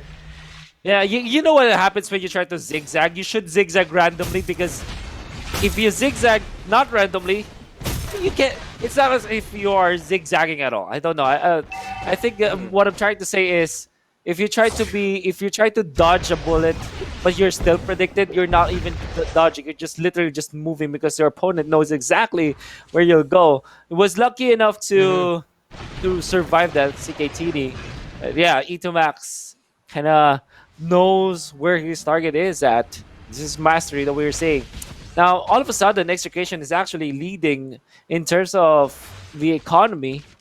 Thought for sure that Geek Fam PH got it in the bag, but some veteran moves out there from Execration and veteran punish, and really good counter initiation from Jackno really paved the way for this kill. Look at this. They're waiting for the ultimate to pop before they fully commit. And just as so, they try to go out of the range of the Counter Inferno to try and take down this May Thams. Now they will punish another one. Gonna be another toss-in. And Execration gets 2-4. But, okay, Exort. Should this be good? Yes, it will be. Flame shot, point blank to finish off Hate. At least they were able to get the core there of Execration. Perfect Divine Judgment coming in by Exort. That is a small victory you want to take. And because of the pressure that they were applied to other lanes, now they were able to force back Zapnu's Grok all the way back to base. But it was weird how they didn't go straight for the turtle. Maybe they just thought it was a lost cause, or they really just didn't have enough time, but they maybe could have contested it. But let's see. Looks like we're going to be getting another fight here. Execration looking to punish Geek Fam. They do, because they get to take out Exort. The rest of Geek Fam now on the run. They don't have their Claude there. Execration's Claude isn't there, but they don't need that core here because a lot of damage is coming in from Farsa right now. But looks like the damage seems to be turning around right now. Execration trying to finish them off here, but Geek Fam with the perfect response. May is still somehow alive. Conrad Inferno is keeping him up, and that is a good turnaround there, favoring Geek Fam. Not really, because May just got taken out there. Benny Cutie might be able to get more. Why not taking a lot of damage? Here comes the rest of Execration right now. The Claude finally joining in the fight. There's going to be a double kill there for the Uranus. 3 down on the side of Geek Fam PH, and that is going to be a big win for Execration as they push down this middle lane turret, as they secure another purple buff that's supposed to be Geek Fam's, and as they continue to apply the pressure and step on the throat and the dreams of Geek Fam. Execration telling them, you're not gonna make it to the playoffs because we're here to stop you. We don't care. Our slot is fine, but we still want to win. A game is a game, and Execration is giving that game. Geek Fam, though, having a hard time turning things around. Reptar, that's the dagger really to the heart of Geek Fam PH, and it was delivered by E2Max. And he says, Execration pays their regards. Man, that was a godly winter truncheon use. And because of the fact that they dove onto E2Max, I mean, Geek Fam PH dove into E2Max, they have committed so much. Just one winter truncheon really saved the day. Why not will definitely die here. And to what effect, CKTD, another winter truncheon in there, and look at the punish from Execration. Zapno with a godly wild charge, lining up 2 members of Geek Fam PH, making sure that nobody dies from Execration, and they take out 1 in exchange. Execration just really on fire this game. Geek Fam, they need a miracle at this point, Reptar. Yeah, when they won that crucial team fight, when finally Execration were able to turn things around, they just haven't let go. Geek Fam has just been scrambling all around. That last kill they got on Why Not, with the Feathered Airstrike coming in from the Farsa near that orange buff, look, it was deja vu. That's exactly what we were just analyzing at that exact moment. So it seems like right now Execration just has Geek Fam red in terms of how they're trying to salvage this in the late game. And Geek Fam PH, in the long run, it seems like they weren't able to make that Granger work, and this is probably why we haven't been seeing Granger as much. Curtizi is a really great player, is a great marksman, but he's just having such a hard time trying to find this Granger, getting it to work, because even if he can hit those Death Sonatas, it seems like it isn't enough. Is it a question of, can they turtle this long enough to catch up in the resources and turn things around because they'll have the items they need? Maybe. But we also have to look at it with how Execration is moving and how they're applying the pressure elsewhere. And speaking of pressure, it looks like they're going to be applying the pressure in the mid lane and looking to finish this after all. There goes the Fatal Links. Beautiful play there by Chakdu. Execration looking to finish this, but they received a lot of damage there. They have to be careful here. May is still alive. No one down yet on the side of Geek Fam PH. As long as everyone's up, they can still turn things around. The Lord gets taken out. Execration just applying the pressure. They're just cleaning it up right now. All of them are janitors, wiping out the turrets of Geek Fam PH. They might look to end this. Here comes the Feathered Airstrike once again coming in from the Farsa, dealing so much damage, forcing Geek Fam back. Execration might take this, but they say, you know what? We're just gonna play around you just a little bit. We're gonna find our perfect moment, and this might be it. Once again, the Fatal Links, I believe, they get to take out Why Not. Farsa gets to take out Why Not. Execration, though, now on the run because the defense of Geek Fam was able to take out Hate and Chaknu. And once again, we might see another valiant defense from Geek Fam trying so desperately to hold on to this game, but Benny Cutie is just there. Oh my goodness, Farsa got a kill. Itomax got a kill off camera too. That's not what you want to see there for Geek Fam. Execration. Yeah, I believe they were chasing Itomax, but Itomax just turned it around with the help of Zapnu.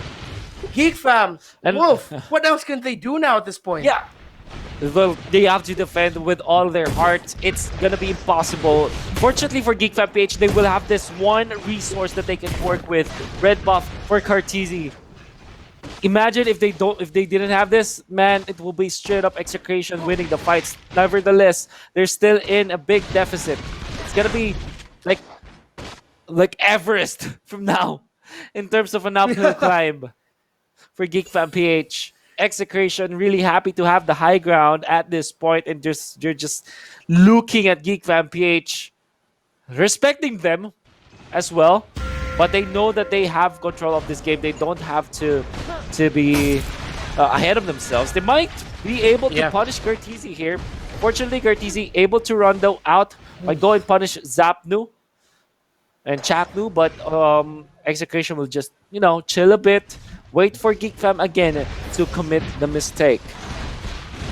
Oh, it looks like that might be the mistake. That's an overstep there by Geek Fam PH. That flicker fatal links right into the feathered airstrike. Execration looking to finish this, but Geek Fam PH is not going to give up. They're not going down without a fight. May trying to keep himself alive, trying to sustain, but look at the space out, the box out by Benny Cutie. They get to take out the Natalia. Will they be able to take out the base here? Why not? And Geek Fam trying to defend, but looks like Execration able to deliver the dagger that killed the hopes and dreams of Geek Fam for now with a 2-0 victory. Itomax. It's like Arya Stark with that dagger, but overall, the effort of Execration, man, this is something that you should really give to the supporting cast of Execration. I mean, by no means was Benny Cutie, Zapno, and Hate bad. It's just that if you look at Execration, man, Chaknu is playing his heart out. This is such a good game, good series for himself. With the performance from the Kufra, it's just way too good. And now with the Atlas, man, you just way too good, Reptar. This team really was really carried by their supports, to say the least. Mm-hmm. And one thing I want to point out before we bring it back to our panel is that one of my problems with Execration personally is that there are times where Chaknu is a little bit too aggressive with his entry as a tank. And because of that, maybe just a little moment too early, there isn't any follow-up from Execration. But in the past 2 games, we did not see that at all. It was just beat after beat. The entrance of Chaknu was just perfect, absolute perfection. There was always a follow-up by Execration, and that made Geek Fam pay really difficultly. This close into the playoffs, this kind of level of play from Execration is absolutely scary. But that's going to be it for us for this series. Let's see what our panel thought about that. Rockhard, how are you guys? What do you think about that for second game?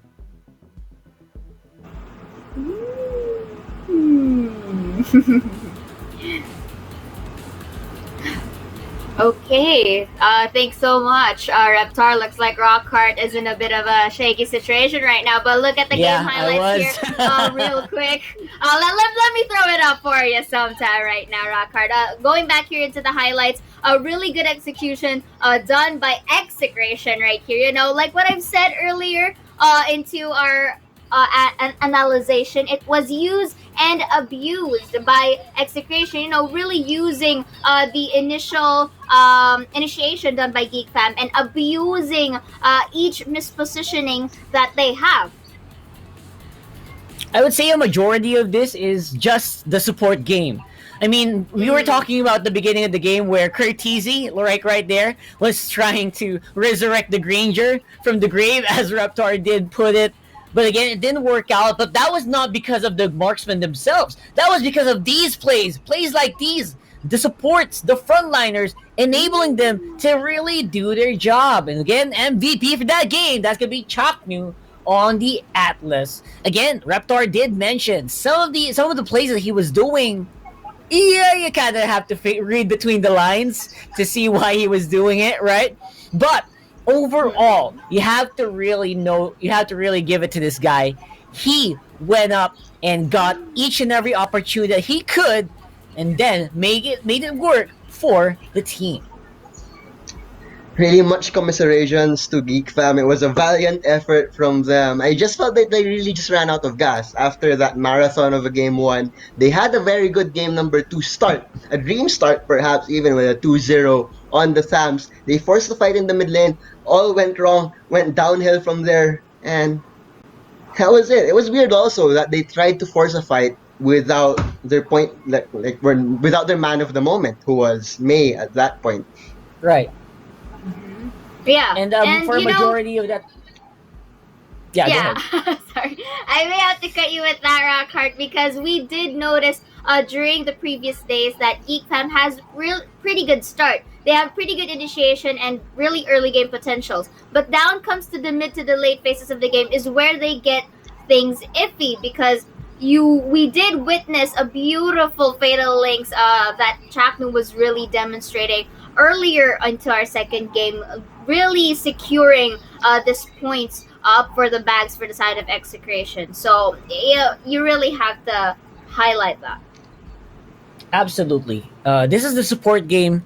Overall, I have to completely agree with that. A beautifully done game here by Execration. I was expecting a bit more fight from Geek Fam, I gotta say. Even though we did predict a bit of a 2-1 for Execration, I still thought Geek Fam would like bite it tooth and nail. But it just goes to show there's a reason why the Granger just doesn't get picked that much. So many strong assassins available now that can take him out in the middle of what he's trying to do. Like in the middle of a Rhapsody, he can die right away with just easy pickings from the supports. A lot of people can endure the Rhapsody. That's also why he does go down. So I gotta say, again, congratulations to Execration, Geek Fam. We'll have to do a bit of computation to see if they are completely out. But of course, they will still be able to play. But then again, thank you so much, guys, for watching MPL PH Season 5. It is presented to you by Smart. And together with PLDT Smart Foundation, in partnership with Smart, we can help our frontliners as we stand together to be the real heroes in these challenging times. Support our frontliners through SMS. Text DONATE at 3456. And of course, donations are open from April 22 to July 16, 2020. MPL PH Season 5 is also brought to us by our sponsors, Realme Smartphones, Logitech G, our official headset partner, and organized by Moonton. Guys, don't forget, make sure to check out our 515E party as well. It is definitely still in full swing. The official music video is gonna get you rolling like what I have on the background. Don't worry, it's not playing. I'm not distracted. Make sure to join in the fun. Check it out inside the game client. Have some fun while you are indoors. So, I'm very excited about the next match. It is gonna be a bit of a nail biter. I think we will be going there very, very soon. But again, that's going to be it for the meantime. Again, it is your panel, Rockhart, Seiya, and Swarley. We will be back for match 2 for week 5, day 3.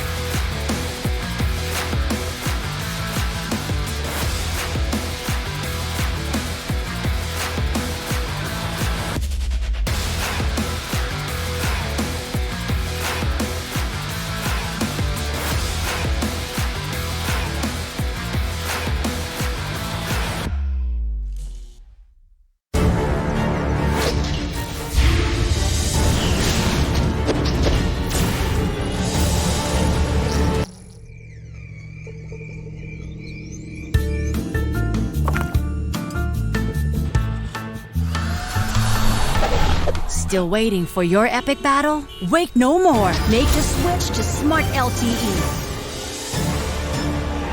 And experience greatness with the country's fastest mobile data network.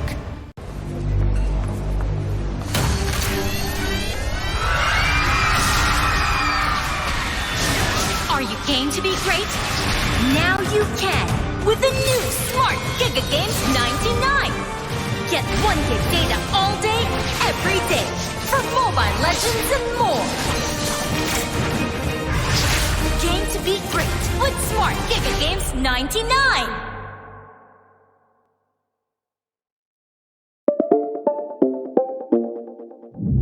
Let's go!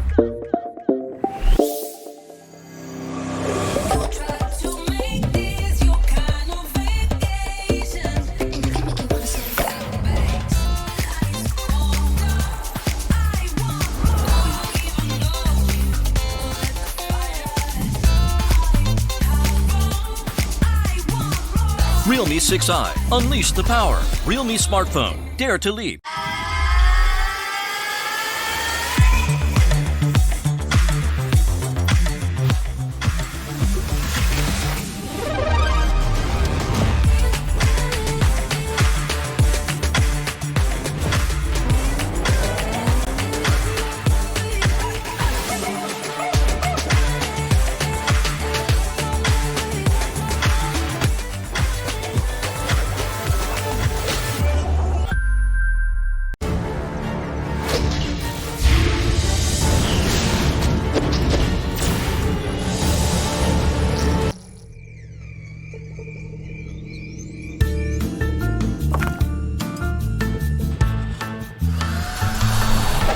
Still waiting for your epic battle? Wait no more. Make the switch to Smart LTE.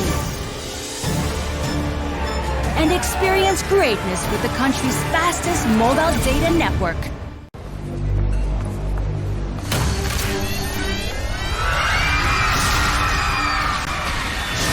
Are you game to be great?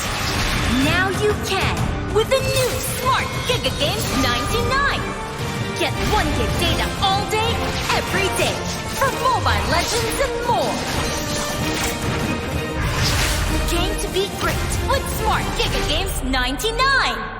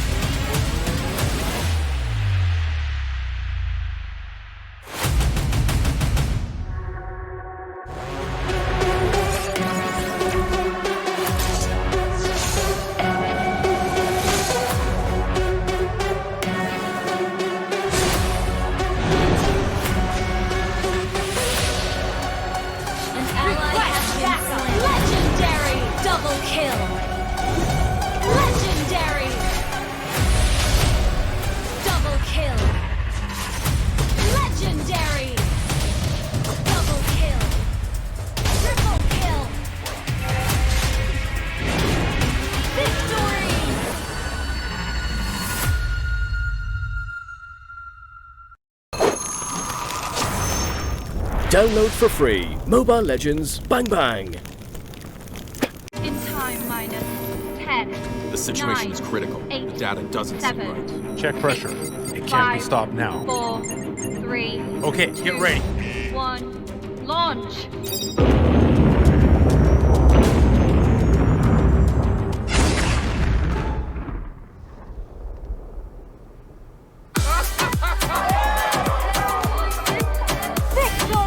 Game on! Party on!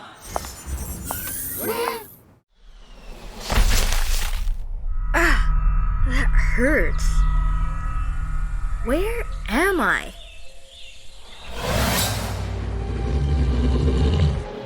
Stay back. Don't come near me or I will not go easy on you. Huh. You're hurt.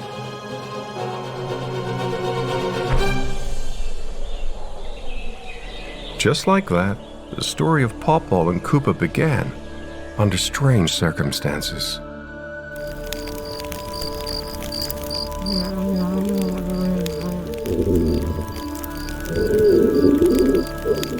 Wanna take a bite?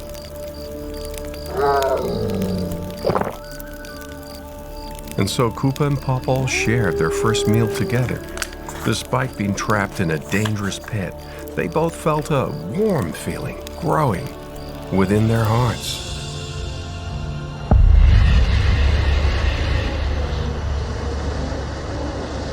Days quickly passed and our two little fellows didn't have much food left.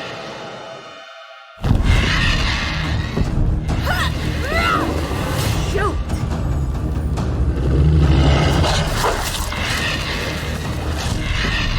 Let me go!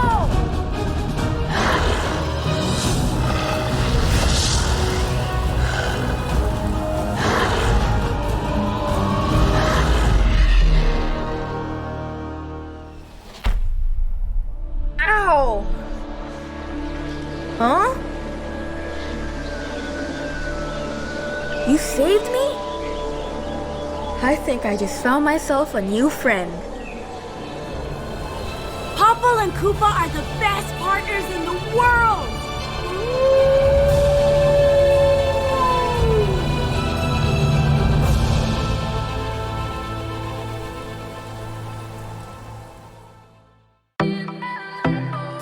Time.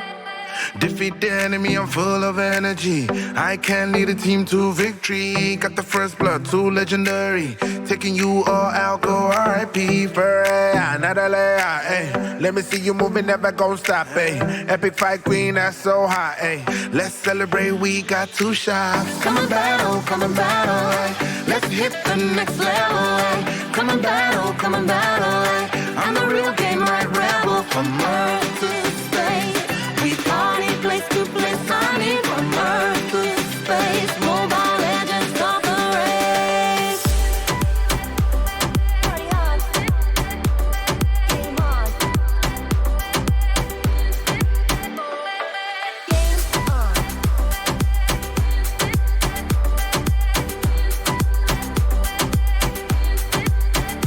Party on. There'll be a party every night. Don't hold your breath, let's play tonight. Game on, party on. Tell me who you're gonna be, that's on your mind. No one can stop, it's time to shine.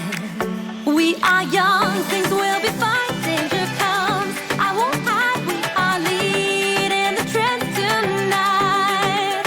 We are young, things will be fine. Danger comes, I won't hide. Legends won't fade away tonight. Party on, game on, game on, game on, party on. This is how we be topping our session. One family, that's how we present it. We got fans from all over the world and come together and we show them how we do it. Form team, fight for justice. We all gon' make it worth it. We gon' fight for the purpose. Fighting the evil with crystal brightness. Come and battle, come and battle. Ay. Let's hit the next level. Ay. Come and battle, come and battle. Ay. I'm the real game, right rebel. From Earth to space, we party place to place. I mean from Earth to space. Mobile legends start the race.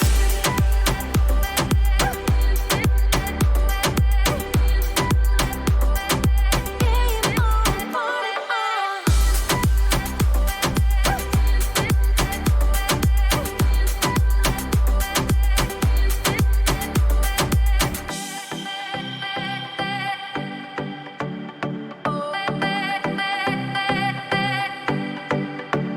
Party on.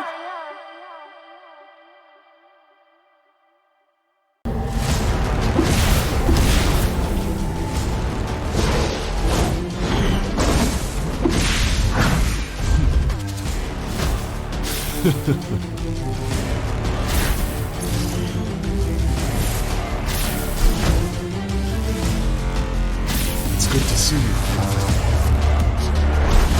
Killing spree! Boss-like! Legendary!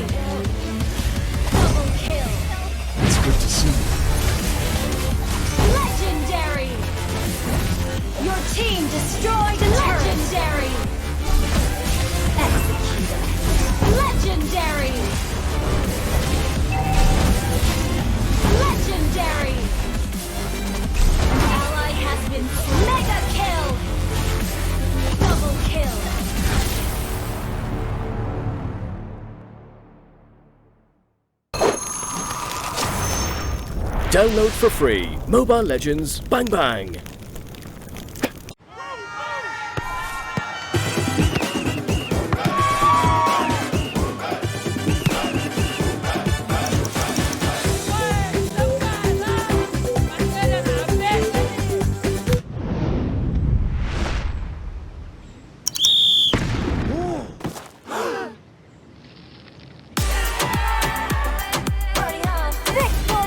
Game on, party on!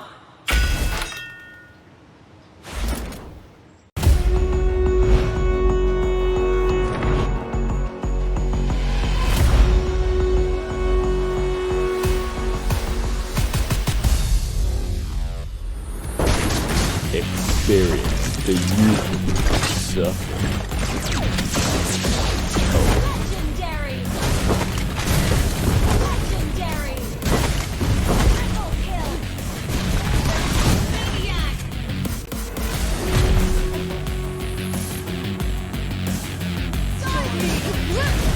Legendary! Double kill! Greatest. Legendary!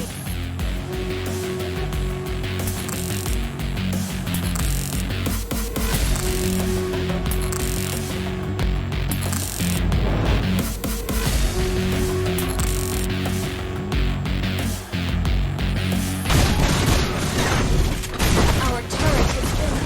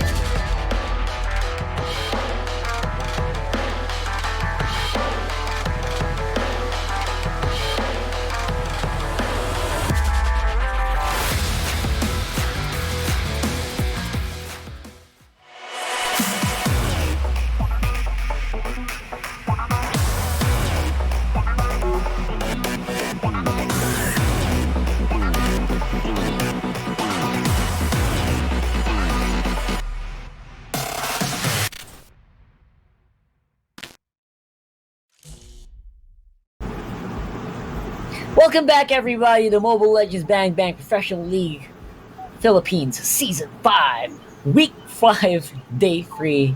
And we are your analyst desk. I'm Rockhard alongside Seiya and Swarley, welcoming you back for an intense, action-packed game between BSB and Bren Esports. Seiya, Swarley, how you doing? Well, to me, this is getting pretty excited because this is going to be, I don't know if you agree with me, guys, but this is going to be a very interesting fight that we will be witnessing in a while because you get my point. I'm a bit of speechless right now. How about you, Swarley? Yeah, man. Well, BSB, they're hit or miss. But Bren Esports, you know, they are the kings. So if you want to take on the kings, you got to bring your best. And interestingly enough, BSB, looking back at their recent games, they have this tragic love story with Lilia and Shider Cutie. Like, they're forcing the hero. It's not too good anymore. They haven't won too much with it as well. So I don't know. I have no other term for it other than a tragic love story, you know? Well, we'll get into that very, very shortly. But for the meantime, again, MPL PH Season 5 is presented by Smart. And together with PLDT Smart Foundation, in partnership with Smart, we can help our frontliners as we stand together to be the real heroes in these challenging times. Support our frontliners through text or SMS. Just text DONATE 3456. That's DONATE 3456. And donations are open from April 22nd to July 16, 2020. MPL PH Season 5 is also brought to us by our sponsors, Realme Smartphones, of course, Logitech G, our official headset partner, and organized by Moonton. Make sure to check out the 515 e-party here. Of course, 515 still in full swing, as you can see right behind me. We gon' party all night long. But for the meantime, of course, let's talk about the teams we have right here. BSB, Jirok's new Trevor, Cup 1, Shada Cutie, Wilson, and S-Man.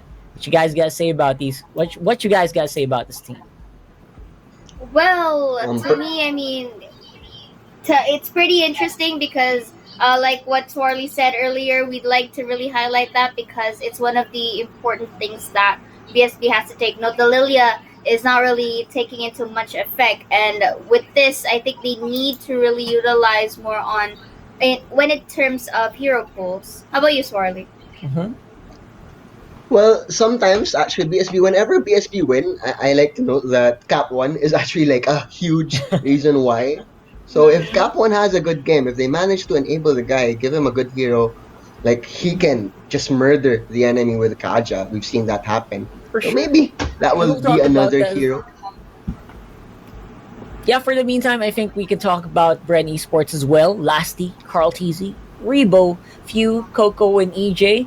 We're gonna need to have a bit of a Kingslayer moment here for sure, because Bren Esports just way above on the leaderboards here. Currently second place in the league against top 7, which BSB is, again, they are in a bit of a, you can't say they're safe yet, right? Because if they lose completely, U level would definitely still have a chance, or either Geek Fam, right? They could actually get a chance to overtake them and push BSB all the way to the bottom, and they have to be very careful about that. But again, BSB, we're talking about Shire Cutie earlier, right? We're talking about Lilia with a love-hate relationship that you guys highlighted. What about his Selena yesterday? I think that was incredible Selena game. Maybe do you think we'll see any of that today? Let me pass this on to Swarley first because I think he has something to say. How about you, Swarley? Let's know your thoughts. The most hyped up thing for me in this match is gonna be the Popol and Cupa, or as some people like to call it, the Fupa and the Koopa. Fupa. Why? Because Few plays the hero. No, actually it was just Leo. It was just Leo who called it that, and I liked it, so I'm gonna use it. So I'm gonna use it right now. Like, okay, he's the only fair guy. enough. He's the only guy that is showing success. I mean, is having success with the hero right now. So Oh, Definitely ban that's worthy, I true. believe. I thought you said few, like as in a little bit, like only a few people No, I are meant the actually player. I brave meant enough the to player. use him.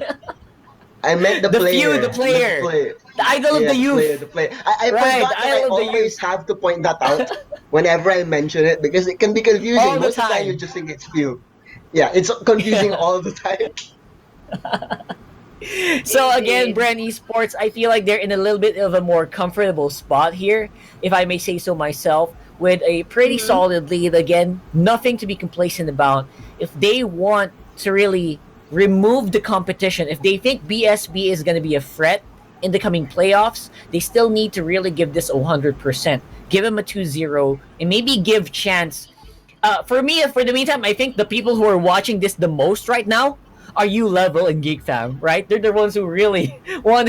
They really want to see a 0-2. They're Brent's top fans. Brent top fans. You level and you level and Geek Fam right now. And I'm not sure if you guys think that's going to be the case here because BSB they've been losing quite a bit, but the games that they've been winning, it has been spectacular. And yeah, going back to what you said earlier, if we would be able to see any Selena plays, I mean, yes, you did say that they are making some progress in terms of skirmishes, fights through and through, but most likely we will be able to see a Selena pick, simply because one, it's one of their comfort picks, and two, in terms of hero pools, it's really evident that they're just really rotating to what they're usually comfortable with. And I think that's another factor that BSB has to take into account, because if ever so that they make it, let's say, into the playoffs, they need to really widen their hero pools in order for them to actually give something more different, because while all of this regular season is happening, I'm pretty sure most of our teams are actually doing some research on how to counter who, right? Yeah, absolutely. I'm just looking at the numbers right now for Selena. Such a high pick and ban rate. She's at 33 right now. That's off how often Wow. the hero is involved, Yeah. either picked or banned in these games. And that's saying something, considering Selena doesn't even get played as a core mage anymore, right?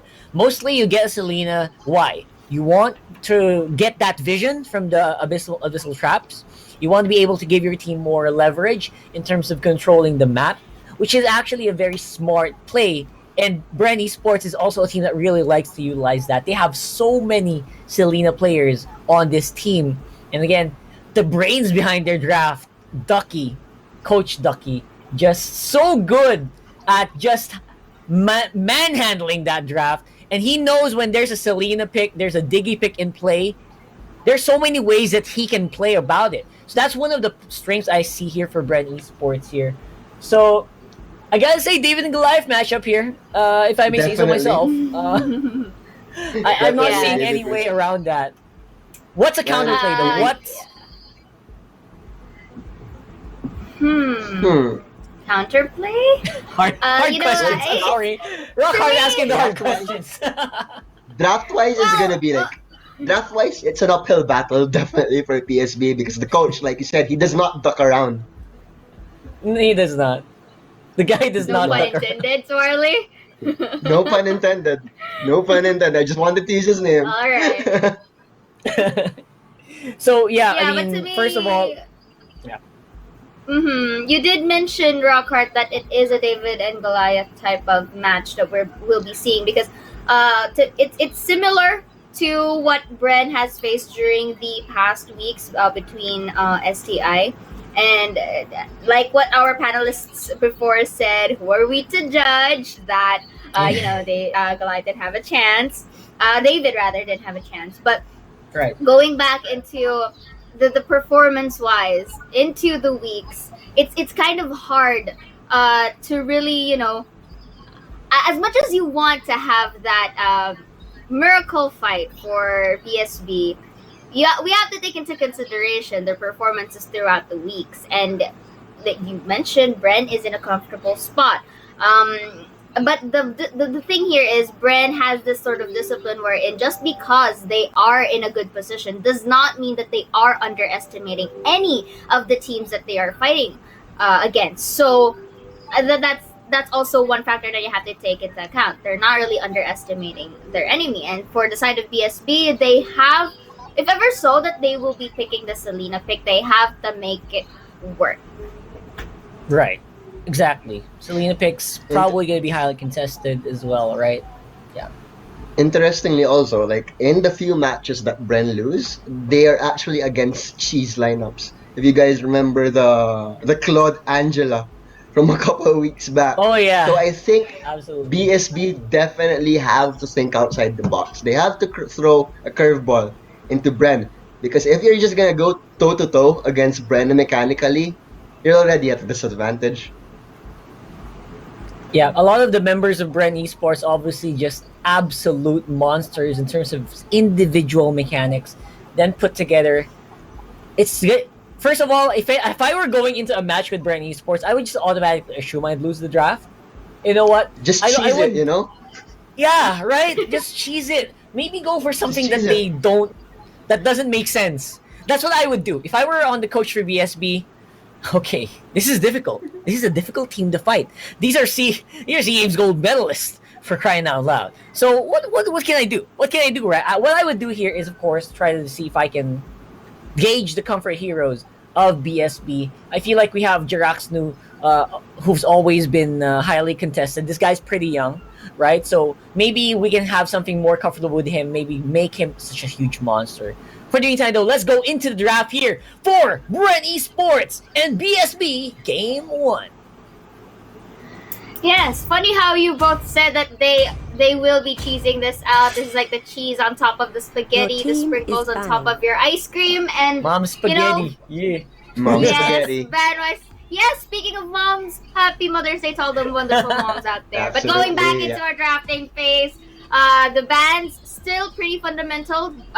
Really batting out the Ling, the Uranus, and of course the Natalia as well for the side of Bren Esports. And yeah, I'm also expecting something really uncanny for the side of BSB to really, at least get the Bren Esports off court. Definitely, just don't go for the Lilia, BSB, please. Just don't go for the Lilia. That's all I'm asking. No Lilia. All right. Fair enough. I feel like BSB will hear you loud and clear. They already have removed one of the key players, although it's kind of risky. They're removing key players that really do well against Lilia, the Link, and the Uranus, so they might be thinking about it. You have to take note of that. But again, on the other side, though, removing the Claude, the option to go Claude from Bren Esports, I would say, is a pretty good move. Again, it's all a classic hero for a lot of people like Coco. You know, a lot of people call him Coco Claude. A lot of people have also been seeing Rebo. Carl Tizzy play this hero. Everyone is a multi-role here for Bren Esports. I feel like I've seen each and every one of them play Claude in at least one professional matchup. Interesting. We were talking about it. It's first pick. Oh man. Yes. Yes, I mean, interesting because we've been mentioning that, BSB might go for Selena. But I think Bren Esports here is just, flexing out and, this is how we do it, and it's a good choice, actually, for Bren Esports here. Alongside with John, too. They can go for an alley-oop play with ejector into the arrow. Highlight stuff right there. Yeah. Yes. That's actually super underrated mobility that you can get when you are partnered with a jawhead. Ejector doesn't only get used with teammates with enemies as well. You can also use it for teammates. You can, for example, throw the Selena in a weird angle. That's something that the enemy will probably not expect, and then you can make a big play out of that. So that's something that you can think about when we go into the matchup later on with another solid frontliner. Tigreal, is this going to be locked in already? I don't think so. They're going to go for the X-Borg. Makes more sense. So yes. That was a waste. Do you think BSB will bother taking out the few marksmen left in the draft right now? I don't think they'll waste the ban on a marksman now at this rate, because it's pretty open for Bren. They're either gonna go for the carry or is that Bruno? Maybe Kimmy. I But I'm think guessing Bruno might be a better option for most people. Most people would agree, and they have seen Carl TC just carry games like crazy on Bruno. Definitely. And I think what's funny? I think Bren knows that they have so many options open, forcing BSB into a pretty weird ban on the Atlas.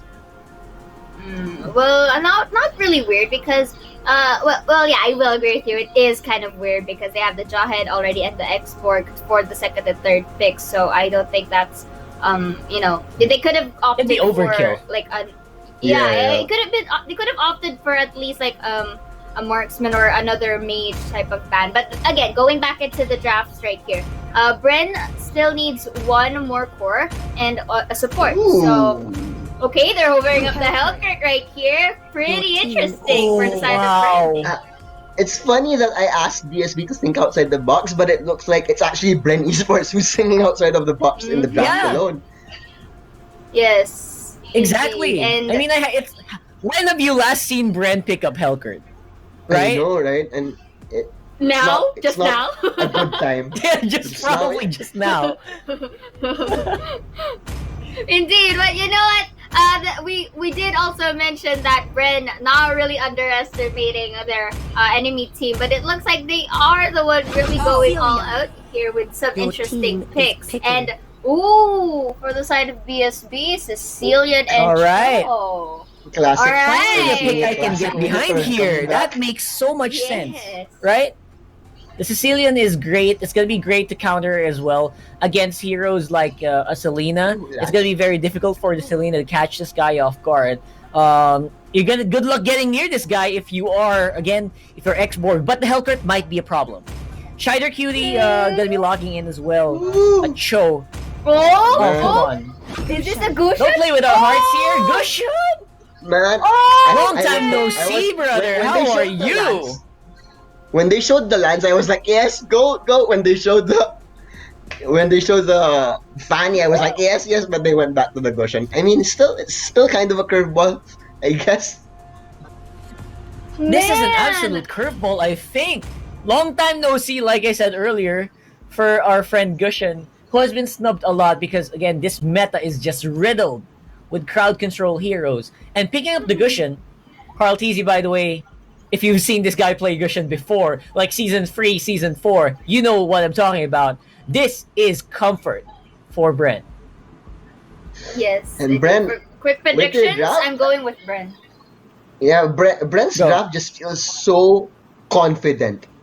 Like they're just so confident. They're picking whatever. They're playing it around because they know they have the leeway to experiment right now. So Bren, yeah, I like Bren. Bren. Okay, so far we have a 2-0 on Bren. Man, Bren's gonna take this. I have there's no doubt about it in my head, but I want to see if BSB can prove us wrong because I feel like they have such good crowd control heroes. Don't forget they have all the tools that they probably need. But before we get into that, of course, getting into the action, we will have this here what Reptar and Wolf has to say about that. Go ahead, Caster Des, take it away. Thanks so much, Rockheart and the gang. And this guy here, I'm putting it correctly. This guy here is thinking a lot. Well, me too. You know what? That was a very surprising pick, but a very exciting pick. Even my name is Wolf with Reptar, your casters for this series. It's Bren Esports going up against BSB. I have a lot of things to say. I have a lot of predictions in this game, but Reptar, say your piece before I take over.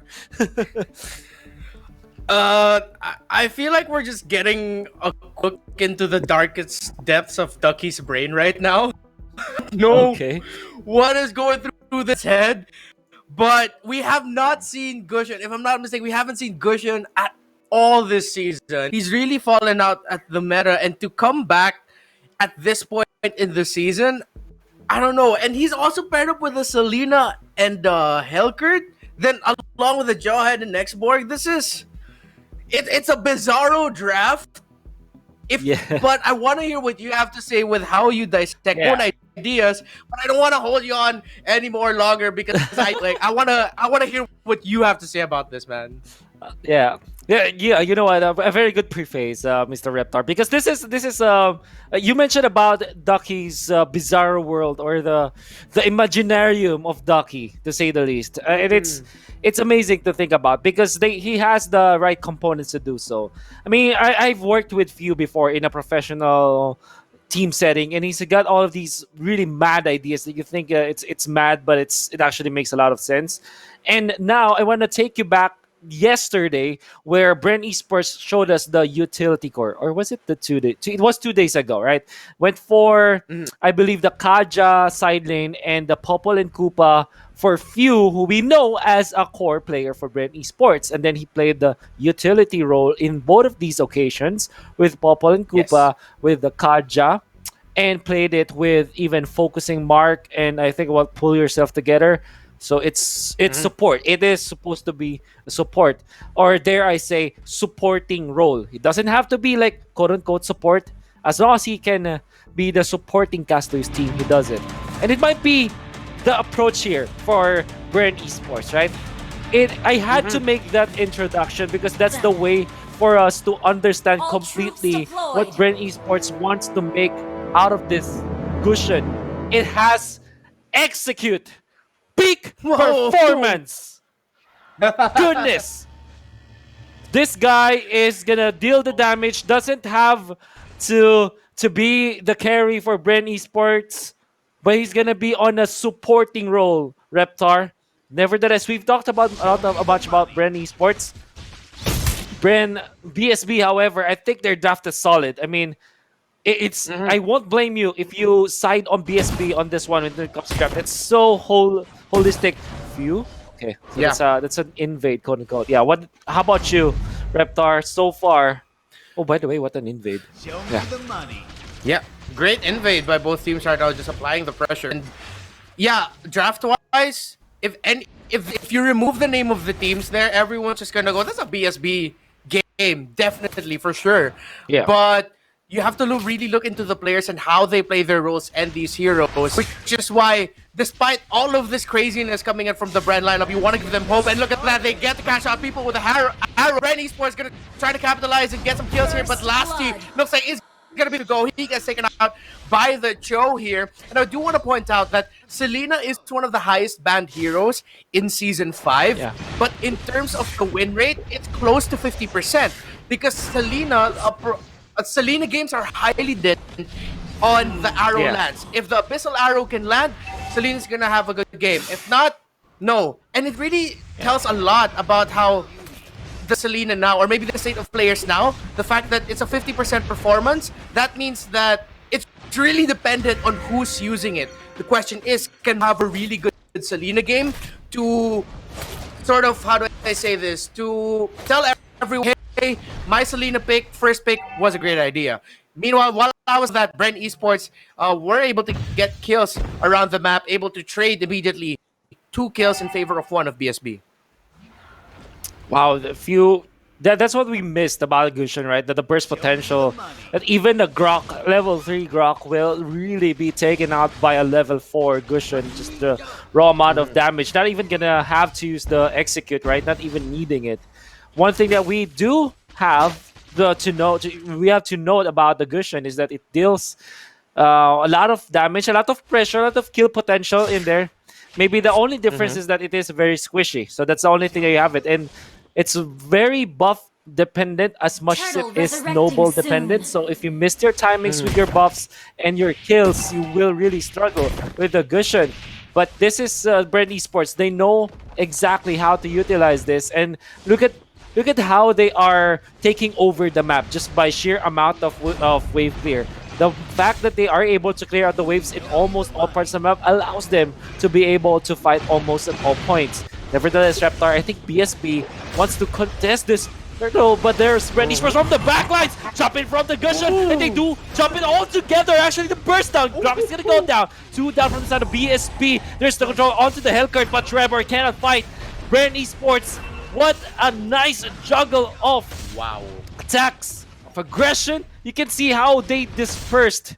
Man, they're playing like this is an RTS game. They're playing like this is like the concave versus the convex, wherein the outer ring almost wins against the inner ring. Well said. And yeah, Bren Esports just it seems like all around in that team fight, the ones who had pickoff potential got the pickoffs that they needed, and they were able to just deal burst damage. I mean, look at just all around. It seems like they played man-to-man offense, I guess is what you could say. And then let's say we're able to get that AoE burst potential coming in from Coco's Last Insanity in the time wave. Last Insanity, I just said it, able to take a good chunk of Wilson's health, but BSB is there to apply the pressure onto Coco, and if they get this, they do get a kill. 3-6 now, BSB, but Bren Esports still have the lead because of what they were able to do in that team fight of the Turtle. They were able to spot out Joe, and look at the burst damage. That is just a football straight to your face. You're a 6th grader, you got picked last by all the players in the team, and then you also got hit in the face by the ball. That's what that felt, Cider Cutie. Cop One also gets taken out by perfect rotation right now by Bren Esports, and that's what we also have to point out here. They're making this work because of how they're spacing and controlling the lanes in the map. Oh, there's the execute. Not gonna get a kill reload there to kind of help you not be shameful what he did. Because I'm sure that if you use execute enough, you'll know what they're gonna kill. There's the Dark Knight boss though. Last Insanity gonna be popped. There is a good one charge, but not enough for BSB to salvage this fight. They lose 2. They lose the 3rd one. It's the Grok was a few nice counteract from Shiner Cutie, but they will eventually lose 4 in total. BSB, they can't just match the damage output of Bren Esports in the early game. But this time, man, everybody's online on the side of Bren Esports. And wow, this lineup is just working to perfection. Everyone has single target burst potential and pickoff. And then they also have the Last Insanity for the end of... Well, technically, once Gushin goes in for the recall blades, it's sort of AoE as well. But this is just working out perfectly for Bren Esports. Look at the damage Cop One just took from last year's Jawhead. That was a one-on-one, and the level and resource right now is so glaringly obvious that I won't be surprised if the BS won't even go for the contest here, and they don't. They were just like, you know what? Fine, let's just give it to Bren. We're not gonna get anywhere close to them.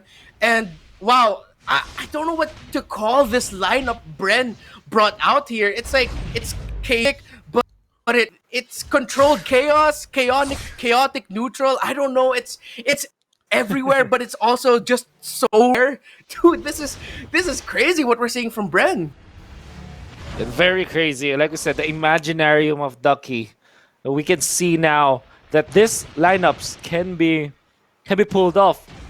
Oh my goodness, now the stun connects onto the Thams, and obviously you're gonna die. Not even gonna need the execute against Wilson, who popped his vengeance in hoping that he will, and ultimate in hopes that he will survive. Fortunately, it wasn't.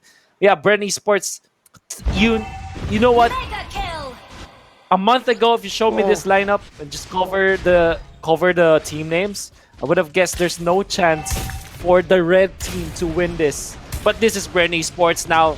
Top 1 gonna be caught by BSB, but fortunately, Bren Esports showed mercy in that match. Will just push the top lane. To get another turret, and I'm really just trying to look at how Bren is handling this game. And one of the things that stand out for me is their movement all around the map.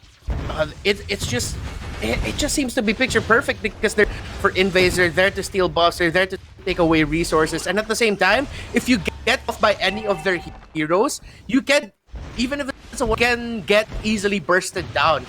So that's how this lineup is working out. They can just go all around, roam, and if you get caught out by one, you're gonna get taken out really quickly. Maybe the Bren here, ESB now. The question is, putting that into context, can you go and force a team fight and maybe win it out in a team fight setting? The question is right now, no. Jiraxnu is still really behind.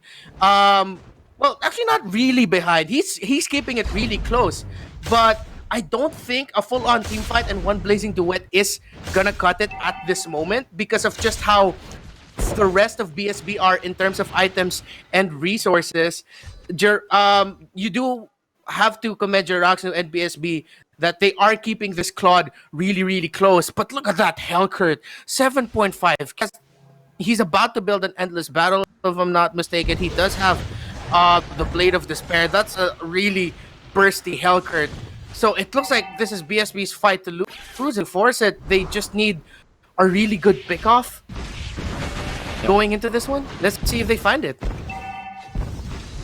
we're gonna go for a turnaround into the bottom part of the map, but look at how much fear Bren Esports have given to BSB. They don't even fight, even when they have 4 members in there. They did not even touch the Bren Esports squad who was pushing onto the bottom side of the map and onto the middle. They took out a turret. Bren Esports are all over the map. And I'm sure that the Dark Knight Falls is an activatable skill for Karltizi, but it feels like the night is so dark for BSB at this point. They are so afraid of Bren Esports, they don't even want to budge and get out of their base. This is mental warfare that Bren Esports is winning. Yeah, the night is dark and full of damage if BSB decides to walk into the dark. And man, it's, oh my goodness, that arrow just hits, but will Bren try to go for the capitalize? Few just shows up throwing out the blades, but doesn't decide to go for it. And this is also Bren at the same time respecting the possible team fight turnaround BSB can have if they decide to go for it. They do get a pick off on Coco. That's a 2-on-1, but Coco is barely taking any damage. Faraga armor not even taken down by that Cho. That's really bad side if you're Shatter QT BSB. The fact that you can't win a 2-on-1 soon. This is how afraid they are. I'm telling you, if it was another team that's not afraid of Bren Esports, they would have taken that. And maybe they are wrong because they might be baited by Bren Esports, but you can see how mentally damaged BSB is because of what Bren Esports did in the early game. They don't even want to touch Coco even when it's a 2v1 straight up. That is bad. Bren Esports winning this mental game, after watching a documentary about Michael Jordan a lot, you know that this is part of professional play, of competitive play. Play with the minds of your opponents. And this is what BSB is suffering from, apart from anything. And that's really the strength that Hellcurt brings into any composition, really, where I think I remember hearing someone say Hellcurt always has to get a kiss. Dark Knight Falls gets popped up. No, we've seen it work against, I believe it was Geek Fam or Blacklist that went up against Onyx. It was Blacklist. They picked up the Hellcurt, and the Hellcurt, Blacklist, and Hellcurt was played perfectly there because they used Hellcurt for mental warfare.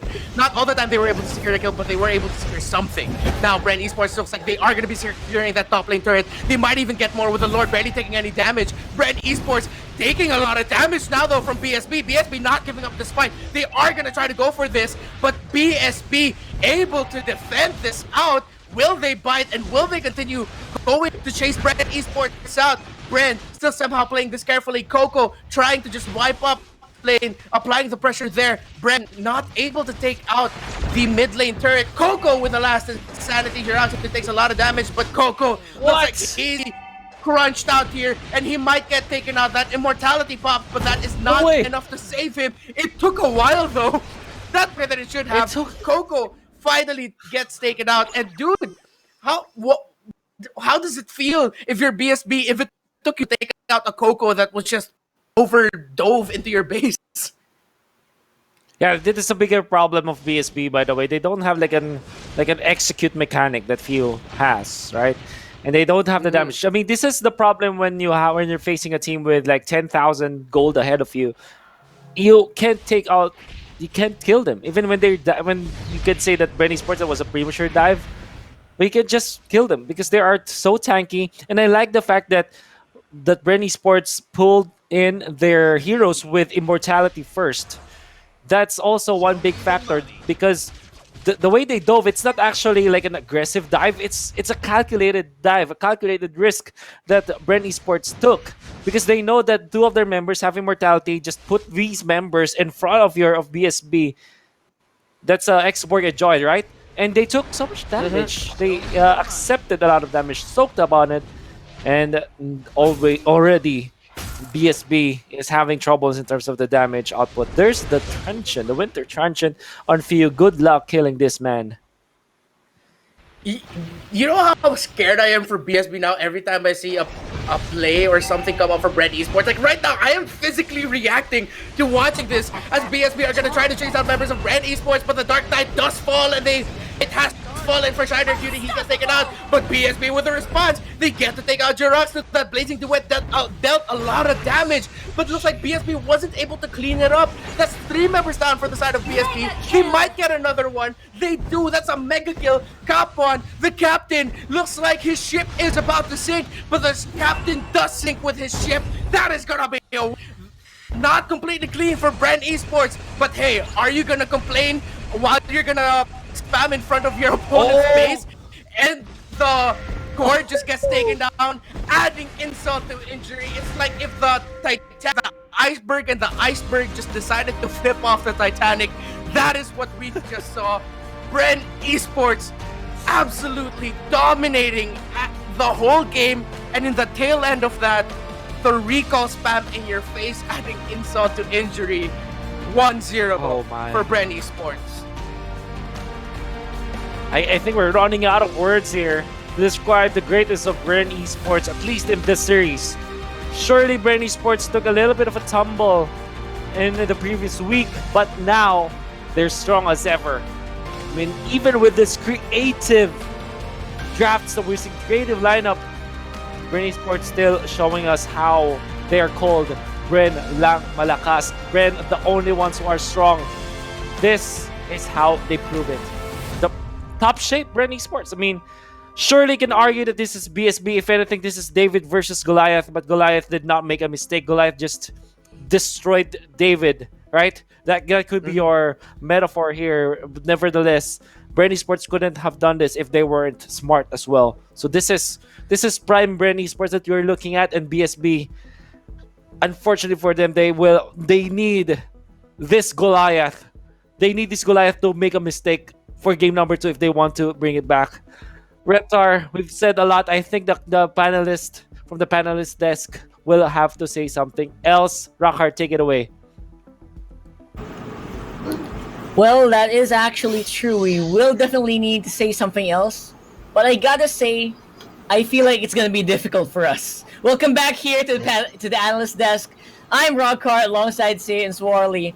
Let's get into the highlights real quick, and Say and Swarley run us through this. Well, you know, I did mention earlier that Bren is just not underestimating their teams, but for this one, man, the amount of disrespect. 3 assassins, man. 3 assassins. You got the Gusha, the Hellcurt, the Selena, and they managed to work it out in a very dominating performance. Just look at how they managed to pick off members of BSB one by one. Okay, sure, BSB is having skirmishes, successful pickoffs through and through, but man, the audacity that's the word. The audacity and the fact that they are working with this so well, it's a mixed emotion for me. It was just, I just felt so bad for BSB when I was watching that. Like, I felt their pain. I'm not playing, I'm just watching, but I felt how much of a struggle it was, that one, when they were just recalling. Oh my god, that is definitely gonna go into your heads, man. Even before that, when they were just struggling to kill Xborg, who was just diving with no care in the world. Smart match MVP, gonna be Rebo on that Selena. 4-0 and 9. The arrows were just crispy. Very, very crispy from this guy. Each and every time I feel like the arrows, they meant something. If not to hit a target, at least to zone out somebody. That's what I felt whenever Rebo was going to be releasing one of those abyssal arrows. But I have to say, I have a few things that I noted in that fight that might not be immediately apparent, but it's something that was super impactful in that matchup. First of all, Bren's lineup is a full damage lineup. 3 assassins, 2 fighters. That's super obvious, right? But what's not obvious is this matchup, this lineup that we have, it works so well whenever they collapse into a target. everyone has a good single target AoE, like was brought up by Reptar and Wolf. Good single target attack, and then they also have AoE damage, which works well. Xborg just does phenomenal work whenever they collapse into it. It's very difficult to kill the Xborg at this point, and I really liked what I was seeing for the whole duration of that. Something I also noted in that whole team fight, I don't know if anyone noticed this, the whole team at exactly 10 minutes, they all bought odd potions at the same time. I don't know if anyone saw that, exactly 10 minutes at the same time. What that said to me was, these guys, they already have each and every minute of this game planned out. They already know what's going to happen at 9 minutes, 8 minutes, 7 minutes, 10 minutes. And they impose their will on their opponent. Yes, indeed. One line. Yeah. You first, Warley. I think for me, really, Wolf said it earlier. I'm just gonna say it again for emphasis. Bren, the only one who is strong. Yeah, absolutely. Goes without saying. You know, a part of me actually was really, wanting for BSB to win, because in terms of drafts, it was really solid. It was well fundamental. They have the Grok, they have the Sicilian with the damages. They also have the Toms to really go for the off lanes and for potential mid to late game potential. But you know that, like what you said, Rockhart, it's really well planned out. And they really did plan that out starting at the very beginning, at the early phases of the game, because they have 3 assassins. And we all know that these assassins are really potential come the early game, and they really abuse that fact. Yeah, who does that? Who drafts 3 assassins anymore? And exactly, right? Bren didn't make a mistake because, like Seiya said, BSB had a pretty decent lineup. They had the Grok, they had the Sanguine Claws for the counter initiate as well, which should be technically on paper scary for assassins to just jump into. Because if you get caught by that, you're just gonna explode. But it didn't happen a single time for Bren Esports. That is true. Heading into game 2 draft here, I would have to say, I don't think there's any other way to deal with that assassin lineup comp, except for the way that BSB already did. But they still lost out. So, I feel like if you saw free assassins, yeah, go ahead. Get the anti-CC, get the Grok. The Grok is great against assassins. You cannot lock him down. You cannot really stop him. And now, Carl TZ, it's gonna get locked in there. That's gonna be the Popol and Koopa first pick without any fear whatsoever. Wow. And okay. Well, they made it work yesterday, and they're going up against BSB. Confidence is definitely high after that game. Oh yeah, for sure. If I were on the drafting table here, I would say if I was lucky, I would say, you know what? I'll give you guys 2 comfort picks, and I'll work around the rest, just to make it interesting. You know, I feel like that's what I would do if I were on that side. But on the other side, this is a comfort pick. If I've seen one, if they do lock this one, yeah. Man, they're gonna lock it up. Okay, then I was a bit, shocked as well. But this Popol and Koopa pick, I think this is more of a flex, of how efficient that they would be able to use this recent hero that we have right now. And going back, I was about to say something about that Zast, but good thing that they locked in the Sling and this Grok. And like I did observe for this draft here, I like the call of BSB not banning out the let's say the Hellcurt once more, because the thing is, if they did ban that Hellcurt out, it would just leave Bren Esports a ton of space to even just go for more, considering that they have this variety pools like I mentioned earlier. But the Sling and Grok though, it keeps me having the impression that they would just really secure this game. I don't know. I mean, I just really feel that the Sling would really do so well this game number 2. I mean, BSB didn't even draft around it yet. Like, okay, they picked up the show, but they shot themselves in the foot because they took out the Kaja against the Ling. Yeah. Yeah. That's true.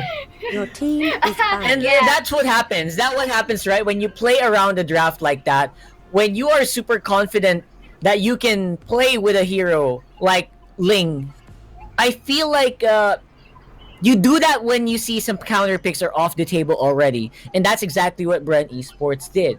And now, the only thing that they need to do is just find people who can keep this alive. And oh my god, there's so many options that Bren's gonna have here. On the other side, I am gonna go for full crowd control. I don't care what you say. We're gonna go for crowd control. Okay, but I they don't- still I'm stick sorry. with the Sicilian. I don't like this. I don't like this right now. They lost with it. Plus, it doesn't solve the lane Yeah. problem. You only have one pick Yes. left to solve the lane problem, and I don't think there's a single pick still left in the pool. I think you needed 2 picks, and they wasted 1 pick on that Sicilian. BSB, I am just like, I don't know, man. I just feel bad. Like they were I agree destroyed with you. mentally in that last game. Yeah, I agree with you, Swarly, because if this is going to be a revenge thing or a redeeming value for team BSB, is this is picking. not going to work like I mentioned yesterday. Bruno. Because we are mentioning that why fix something that is not broken. But Oh. here, BSB has to fix it. And And they the did not. Sicilian is not a good answer for this.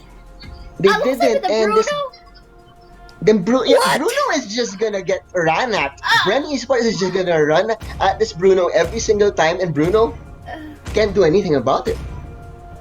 Wow. Okay. This was a bad First of float all, pick. this is Angeling version 2.0 with a very scary composition. What was that? I mean, they're letting it go. No crowd control for the Ling. Who was using the Ling? He's gonna have such a fun time. That guy's gonna have such a fun time here. No bias at all. Just remove the nameplates. That Ling is gonna run over this lineup. What is up with BSB? I don't know. Bruno last pick? Come on, BSB. And you're going up against the Kings. Another Bren massacre. For quick predictions, I use as much as I really want to pull this on the basket of BSB, but unfortunately the drafts doesn't really complement each other. It did And not, it minus did not. 1 for that Sicilian, so I'm going Bren for this one. And the Bruno, really. Oh, Yeah, Bruno. yeah, I'm going for Bren on this one, Rockart. Sorely. Yeah, it's gonna be another Bren massacre. No doubt in my mind. I had to pain ask in 'cause my I had chest to when make I it say official. this. You know? BSB was like, when they picked that last one, they just said, oh, to hell with this. Let's just do it. You know? We wanted to do this draft. Let's just do it and see what happens. And I think that is exactly what I want to say to the casters here. Wolf and Reptar. What is it? What is up? Thank you so much, Rockheart and the gang back here at the caster's desk. Wolf and Reptar with that sign, with that rock sign. I don't know what. But yeah, Reptar. That's BSB's horns up. The panel thinks. All right. I mean, they went for Bren Esports all the way.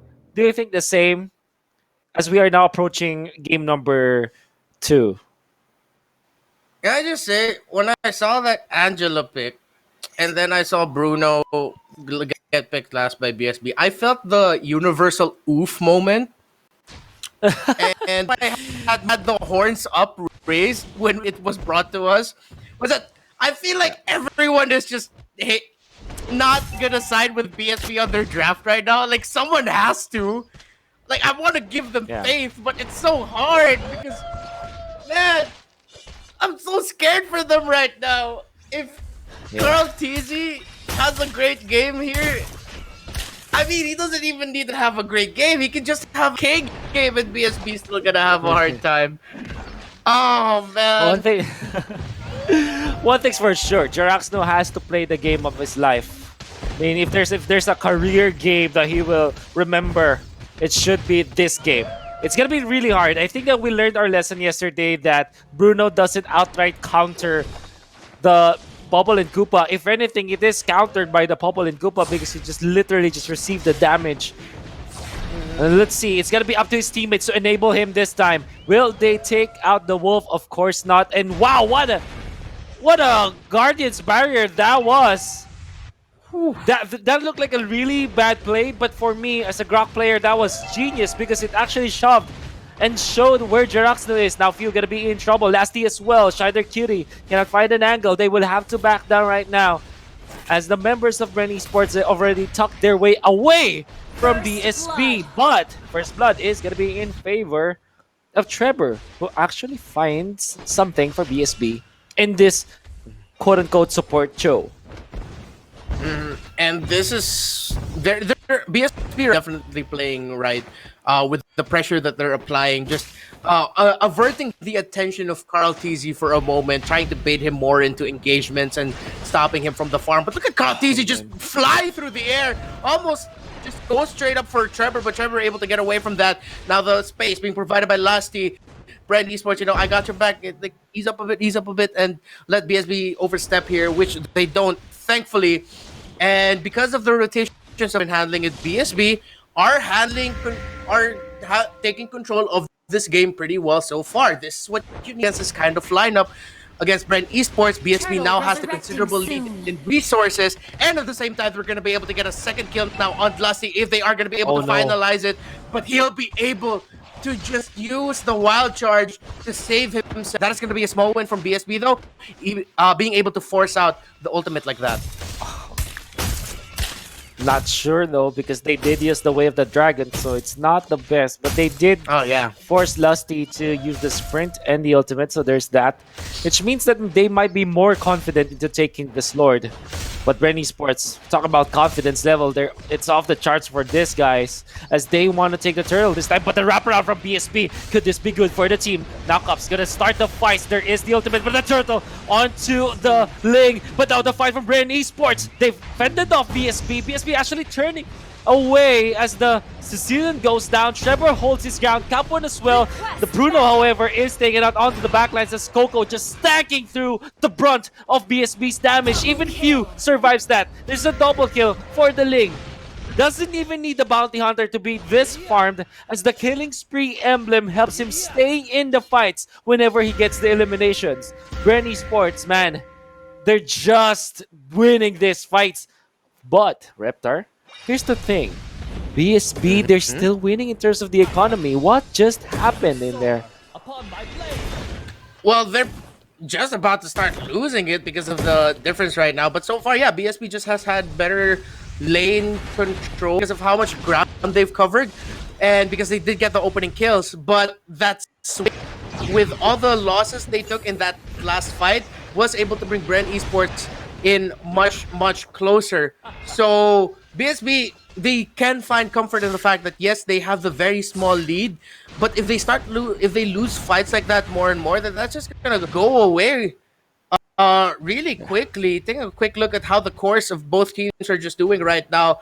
Obviously, the Link 1K, only the Raptor Machete so far, but close to building an item right now. Thama's a good sign.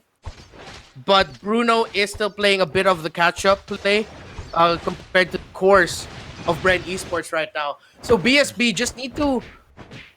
Actually, they just need to keep playing how they're playing, but really be more careful within a teamfight situation because of just how much of a difference Angela's Heart Guard makes. Because it gives you that mental edge of, hey, wow, look at us, we've got 4 members only in this team fight. No, and in someone right now and empowering someone really strongly. And at the same time, the BSB wraparound was really, but then just there is knockups coming in from that wild judge, and then at the same time, the perfect timing of Coco with that last insanity, just forcing BSB back, was really well executed. Bren Esports securing another turtle here, and BSB are going to try to turn this around, try to get kills here. Will they, though? A lot of damage being dealt there. Trevor gets taken out. They don't have their support tank anymore. That's going to be a killing spree for the favor of Bren Esports. They get to take out the Bruno. Lasty gets taken out on Bren Esports, but BSB looks like this is going to be another fight they're going to lose. I just said it. I was saying it in the middle of a team fight, and that is going to be enough there for BSB because all that Bren lost there was their tank. Their cores are still fine. Carlty 4-0-2. And on top of that, they even get the turtle, right? Winning the fight, getting the turtle, getting the kills to your core heroes. Carl TC, I think, gets 2 kills out of this, or maybe just 1. Nice retribution, by the way, to take the turtle.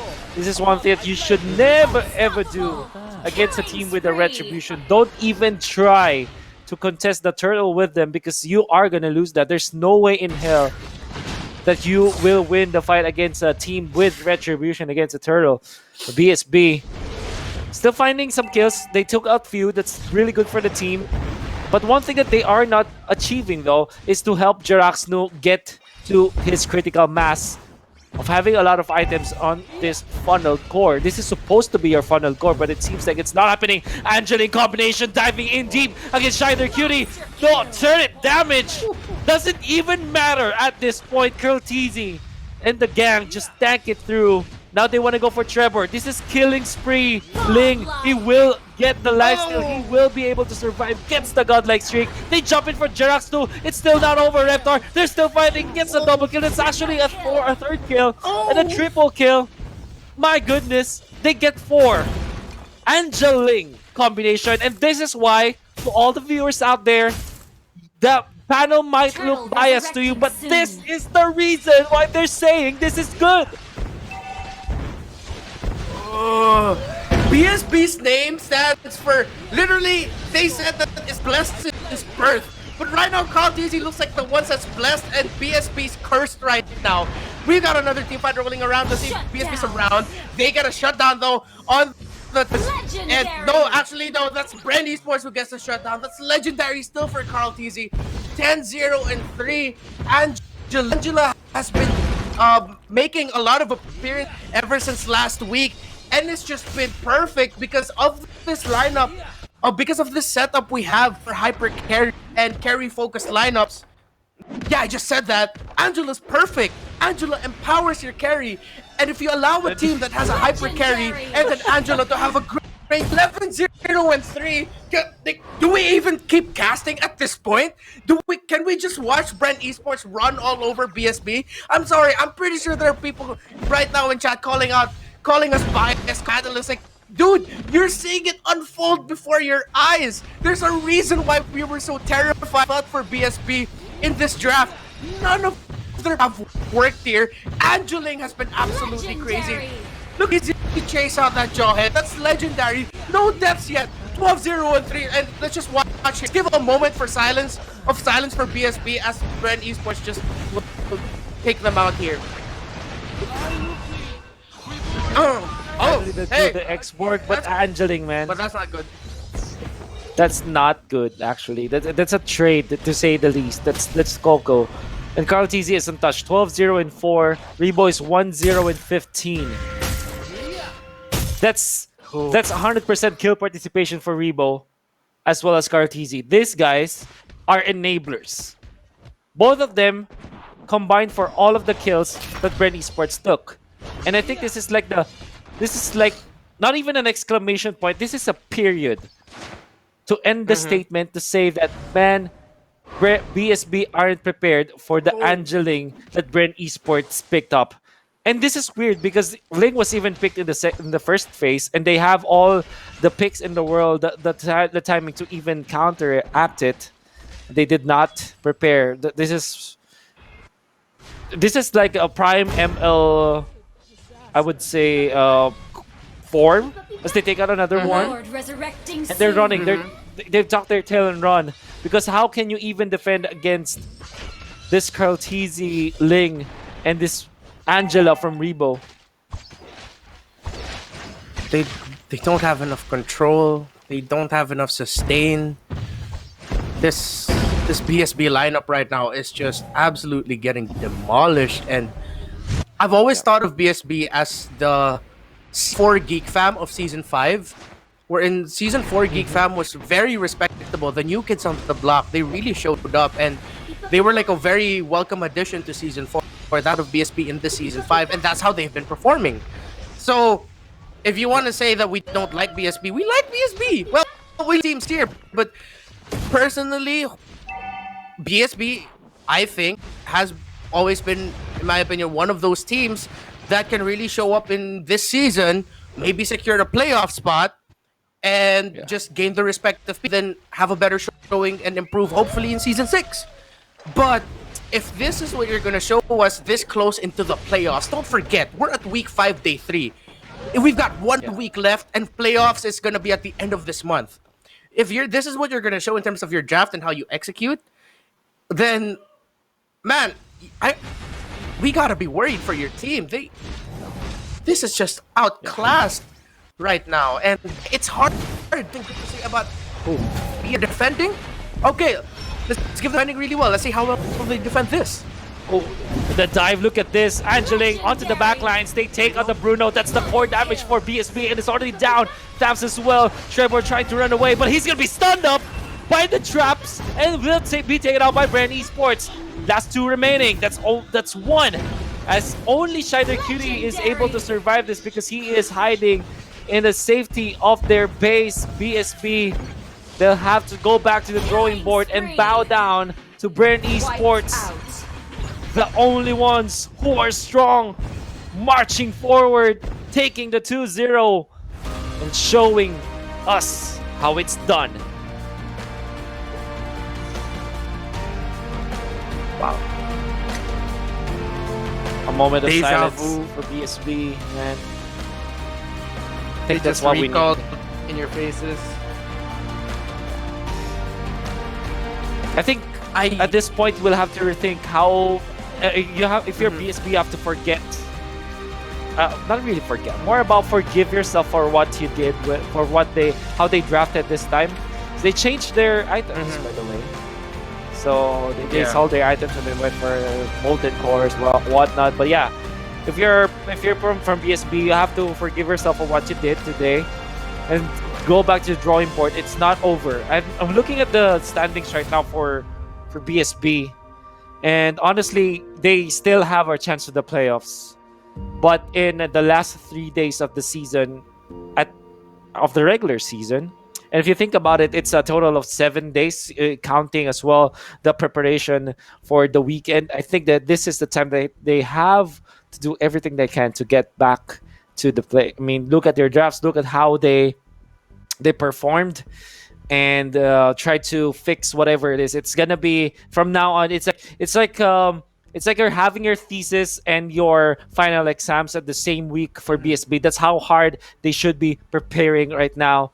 All hands on deck, man. Reptar, that's such a one-sided series, and I'm sure our panel has something to say about this. So, Rockhart and the gang, take it away.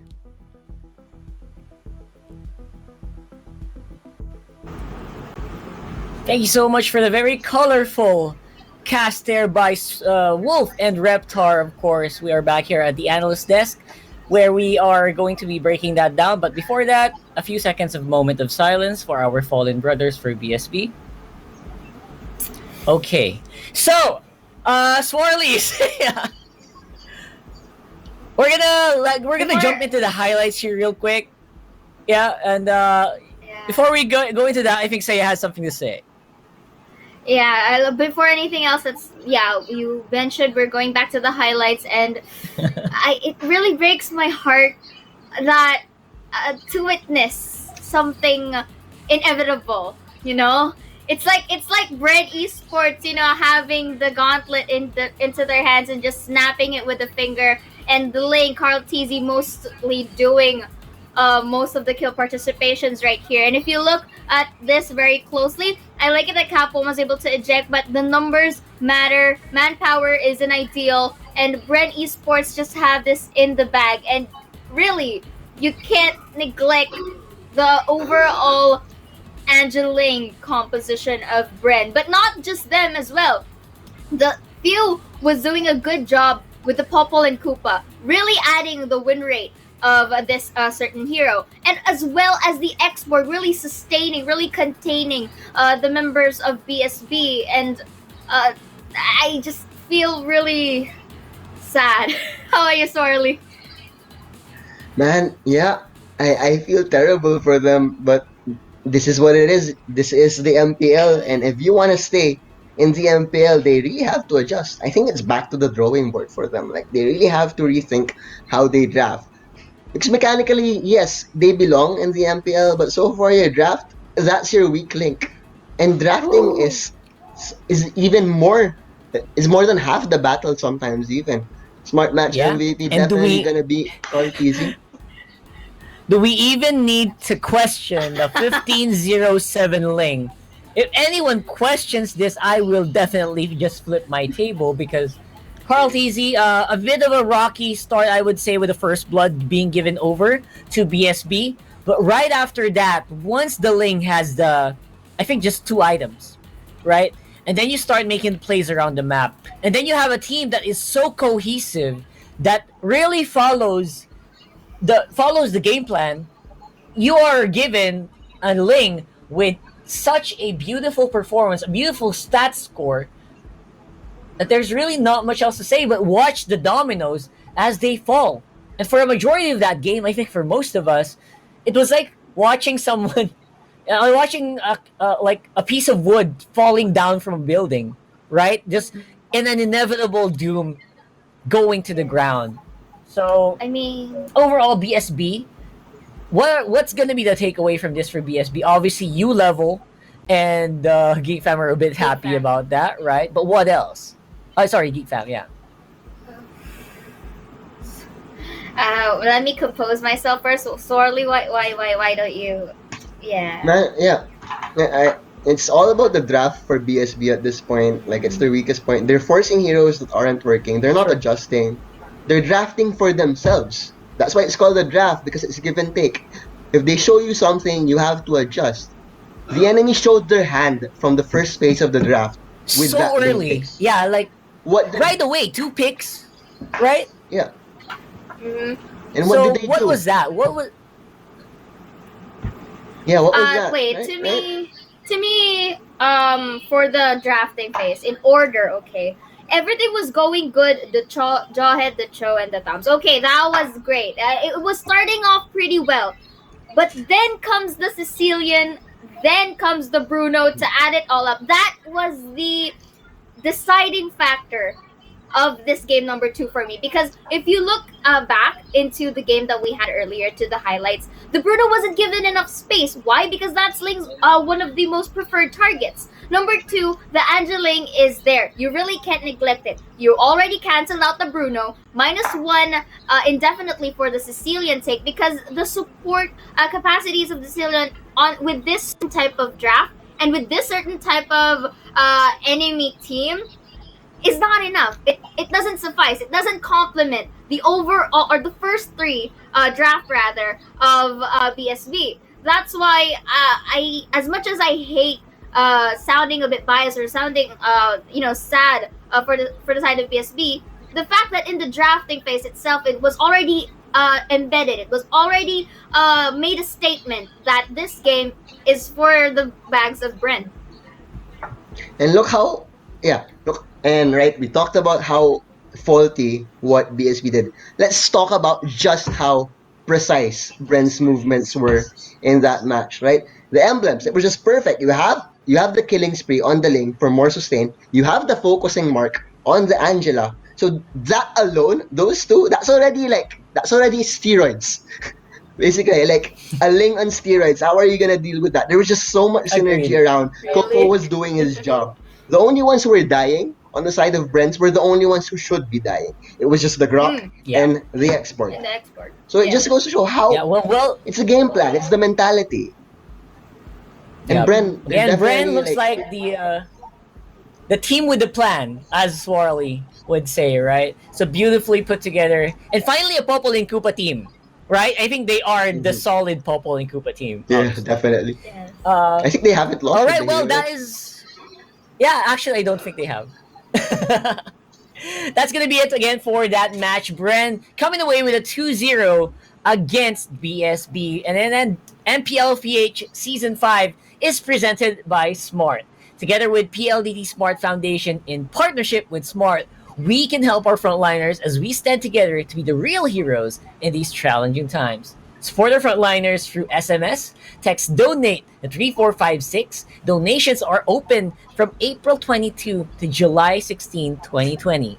MPL PH Season 5 is also brought to us by our sponsors, Realme Smartphones, Logitech G, our official headset sponsor, and organized by Moonton. Again, 515 E-Party is still ongoing. Make sure to check it out in your clients. And we are going to be back for the last match of the game. It is going to be very, very intense. We're going to have SGD joining us here over later on. So I hope you guys are ready. MPL PH Season 5 will return after this break.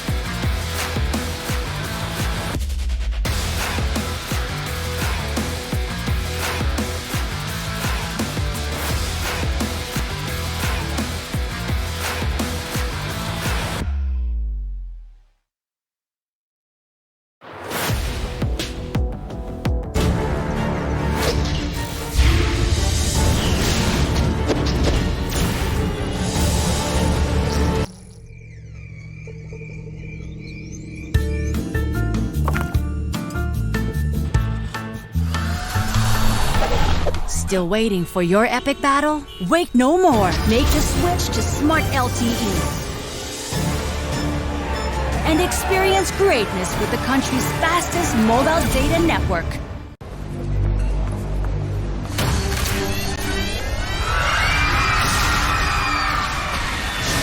Are you game to be great? Now you can with the new Smart Giga Games 99. Get 1 gig data all day, every day, for Mobile Legends and more. Game to be great with Smart Giga Games 99.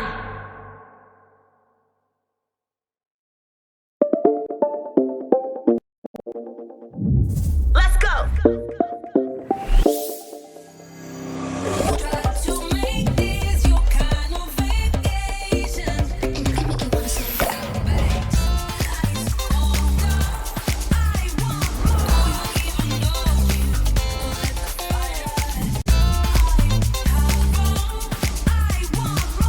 Realme 6i. Unleash the power. Realme smartphone. Dare to leap.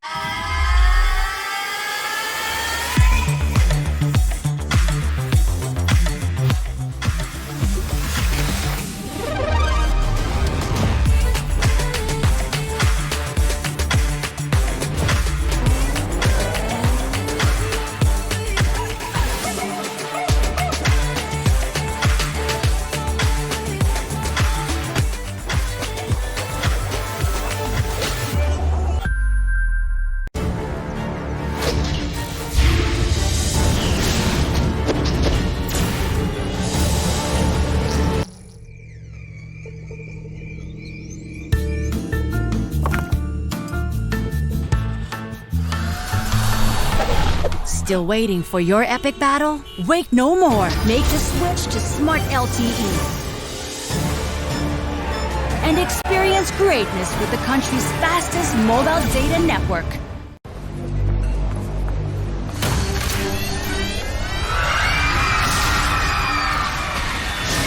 Are you game to be great?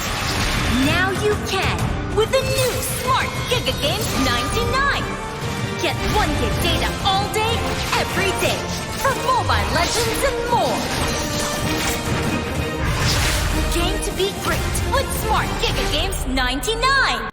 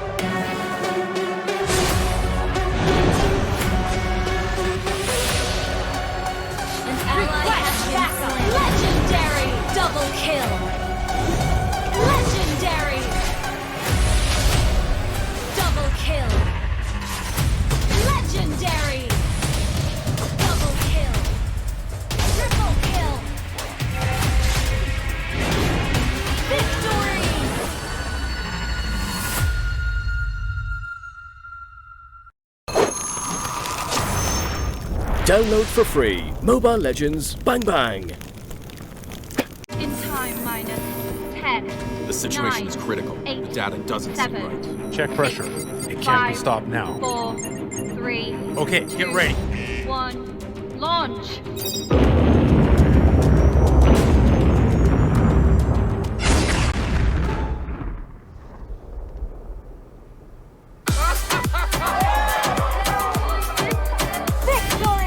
Game on! Party on!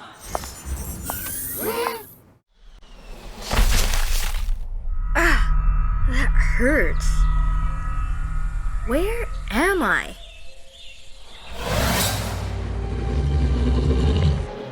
Stay back. Don't come near me or I will not go easy on you. Huh. You're hurt.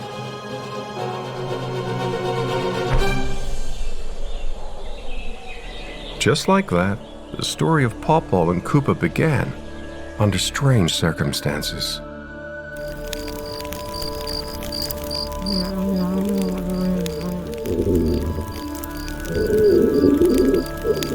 Wanna take a bite?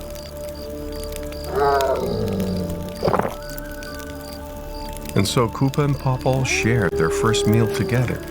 Despite being trapped in a dangerous pit, they both felt a warm feeling growing within their hearts.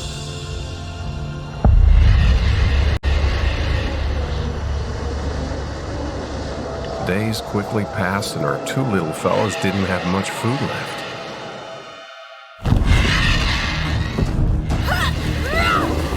Shoot!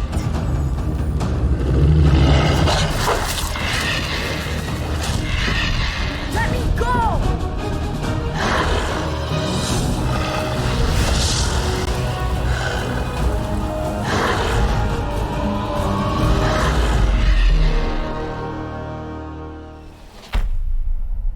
Ow! Huh? You saved me? I think I just found myself a new friend. and Koopa are the best partners in the world!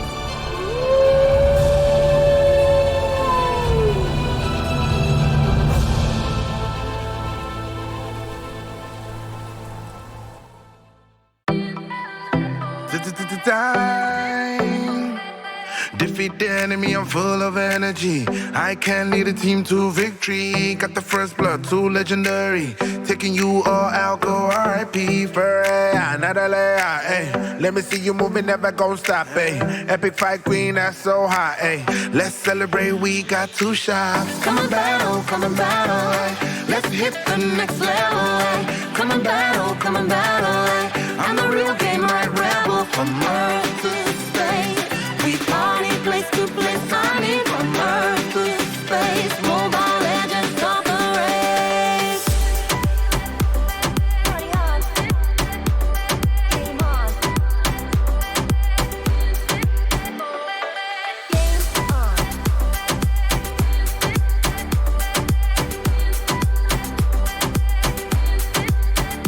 Party on. There'll be a party every night. Don't hold your breath, let's play tonight. Game on, party on. Tell me who you're gonna be, that's on your mind. No one can stop, it's time to shine. We are young, things will be fine. Danger comes, I won't hide. We are leading the trends tonight. We are young, things will be fine. Danger comes, I won't hide. Legends won't fade away tonight. Party on, game on. Game on. Game on. Party on. This is how we be topping our session. One family, that's how we present it. We got fans from all over the world and come together and we show them how we do it. Form team, fight for justice. We all gon' make it worth it. We gon' fight for the purpose. Fighting the evil with crystal brightness. Come and battle, come and battle. Ay. Let's hit the next level. Ay. Come and battle, come and battle. Ay. I'm the real game, right rebel from Earth to space. We party place to place, I mean from Earth to space. Mobile legends of the race.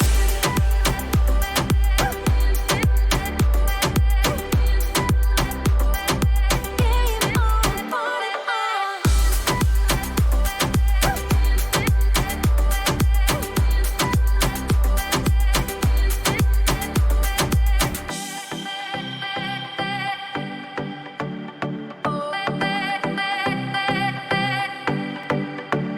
Party on.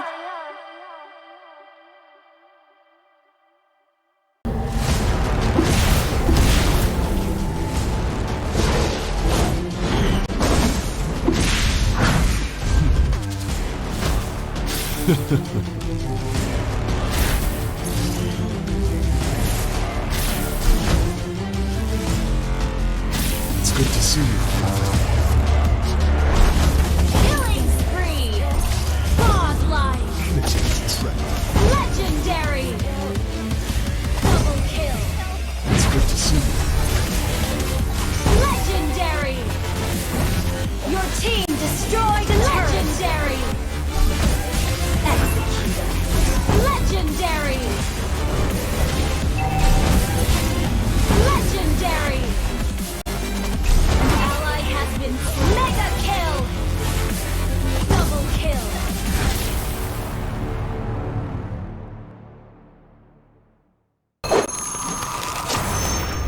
Download for free Mobile Legends Bang Bang.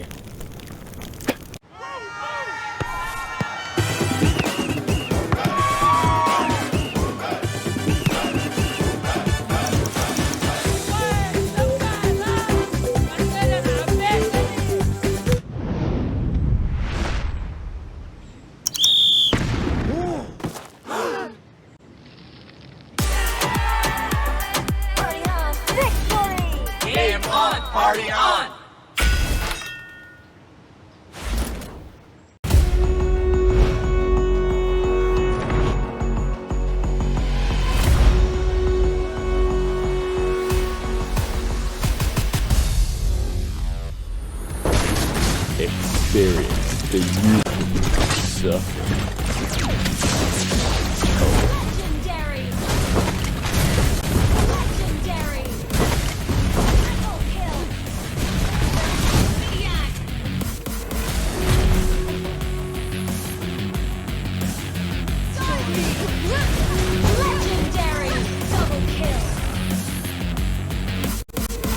activated.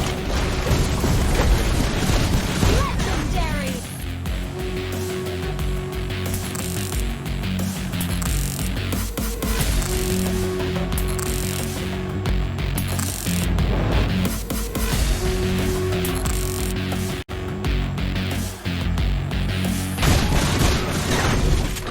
Our turret has been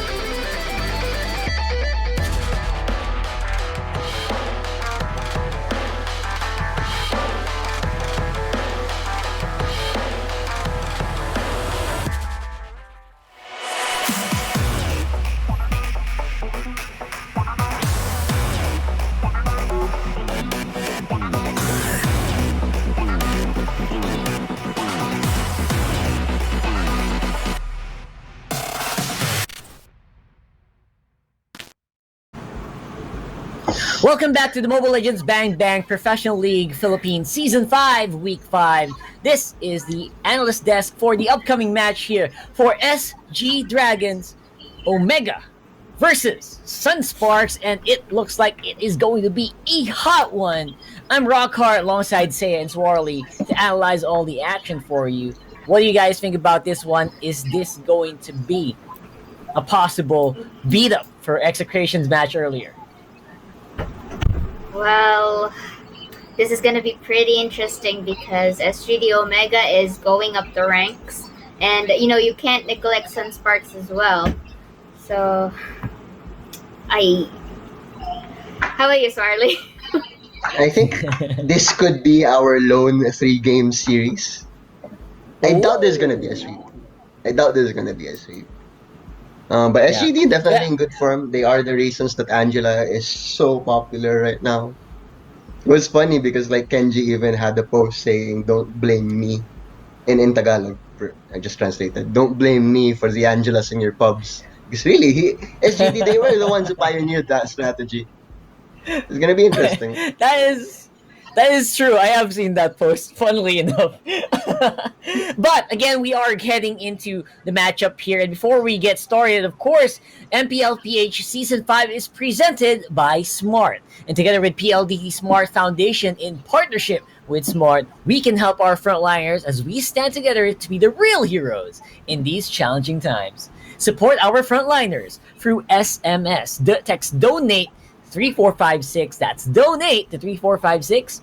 And donations are going to be open from April 22 to July 16, 2020. MPL PH Season 5 is also brought to us by our sponsors, Realme Smartphones, Logitech G, our official headset partner, and organized by Moonton. Make sure to check out the 515E party. Still going on. Those tickets are flying off the shelves, guys. Go ahead and get into the game. Join us in the action and have some fun indoors while watching Mobile Legends Bang Bang Professional League. So, this is going to be a very interesting matchup here because if you looked at the standings earlier, Sunsparks currently in 4th place on the rankings, SGD Omega at 5th. Both of them have a 42 match win-loss record. And again, those top 4, that's the upper bracket right there. You can already taste it. You can already taste that advantage that you get when you get on the upper bracket. Don't forget, next week is going to be the last weekend for MPL regular season. Indeed. Despite the delay, I still feel that it went by so fast. Like Season 5 was just a while ago, then it's over, playoffs. Then MSC is going to be right around the corner after that, if it does go push through. Yeah. Speaking of international tournaments, by the way, Sunsparks right there on your screens. No surprises, no stranger to the highest level caliber of Mobile Legends available into play. Kiluash Green JP, Reflecia, KLVJ, and Renzio. This team, they know what's up, and following shortly, of course, one of the highest flying and most the hottest team right now, one of the hottest teams right now, obviously, SGD, Omega, Hayes, Hajizi, Kenji, Toshi, Heath, and Nina. I would say SGD, they seem to be on an upward trend, if you notice from the past weeks. Yep. If they can continue this, I have no doubt upper bracket is definitely in their reach. I'm not sure if you guys think that can happen against Sunsparks, though. I mean, they 2-0'd Bren. They can do anything. I mean, the fact that they did actually that's one of the important factors right here. Bren, we've already witnessed just now that they are no joke. They are kings for a reason. But the fact that SGD Omega was able to dethrone, or not really dethrone, more like slay them during the previous weeks, it's something that you have to take into account. For it means that the level of threat of SGD Omega is bringing into our table is most highly likely to be researched by our opposing teams, and I'm pretty sure that SGD Omega is prepared for this because, like you mentioned, they are on an upward hill, an upward battle. But the question, however, is the consistency of it, because there are times that wherein the other teams are starting to go up smoothly, then slowly transitioning into a downward slope. But SGD Omega here, in terms of getting that upward advantage, it's looking pretty good because we are going to take note right here that another only one more week before the playoffs. So this is gonna look good for them. But the question still remains: will the consistency still be there? Because this is Sunsparks that we're talking about. True. Plus, there is one thing you can help against consistency is if you ban out the heroes they are effective with. On the side of SG Dragons, I think definitely Angela plus Uranus Toshi, one of Toshi's favorite heroes in this season. Definitely gonna be a ban worthy heroes for the Sunsparks. I think that is SG actually Dragons, very accurate. and on the side of SG Dragons, I think top of my head gotta be either Natalia of Greed, maybe. I mean, he is, How about I you guys? think, the only successful Natalia so far in the MPL, right? So a lot of people Yeah. would say Natalia is definitely one of the on the short list for bannables against Sunsparks. But again, we are talking about placements here. I mean, these are micro decisions. The macro perspective of it is who has the better mindset, who deserves to be on the upper bracket. That might get into the heads of our players here, especially since they're trying to prove themselves and get that huge advantage. Just gets you a lot closer to that MPL PH Season 5 trophy. So this is going to be a very high test of skill, not just skill, but also of mental fortitude. What do you do when placed in a situation where you guys are basically playing tug of war against each other here? And that is, this is definitely going to be it. This is the testament to the will of the teams. Yeah, because you did mention, both of you, they have this highlighted heroes and are surely to be respect banned because both of them are really sticking into a more fundamental draft composition. It's not something to this extent. I think even all throughout the weeks, both of these teams are the type of teams that if they are going for an unorthodox, they don't leeway too much. As much as possible, they would still stick into the meta that we have right now. So, in terms of composition, I think both of which would still be sticking to a more fundamental one. But to me, I think this is just going to be a question of how well they would apply a textbook strategy. Plus, maybe it's time for SG Dragons to maybe activate their secret weapon. We have yet to see this season. Nina, What is maybe, that? maybe. What do you think? Nina, maybe. Who knows? Maybe. That she could be the ultimate curveball if they make it into the playoffs as well. What if it's her first matches during the playoffs? That would be pretty Does cool. she stream? I don't think I have ever seen her play. So it's gonna be very interesting if she does make That's why an appearance. It will definitely be hype. Her first game It in will be, MPL. for sure. Indeed, 'Cause because that's another thing that you have to consider. The fact that she hasn't played yet. Correct me if I'm wrong. It all the more means that they have a trump card up their sleeve that's not yet used, and the fact that they're not using that, it means that they are not in a dangerous spot. They're not in a dangerous position. So if she's gonna play, today, it's gonna be pretty interesting to me. Of course. I mean, why wouldn't it be? I mean, I'm sure a lot of viewers would also really be interested to see that. Considering again, an unknown factor in SGD would definitely get into play. It will definitely affect. It can either negatively or possibly affect their outcome here, which is. I'm not sure if SGD would be willing to take that risk unless they really practice with her like day in and day out, each and every day, and just doesn't want to show it until the last 2 weeks of the season. But again, we are still in the cusp of getting into the draft. I don't want to say anything for certain yet because Kufra is definitely one of the things that really stand out to me whenever I think about stuff to ban against here against Sunsparks because right? I feel like there's just so much that is in that hero, and so many iconic heroes from Sunsparks might also lead to their downfall.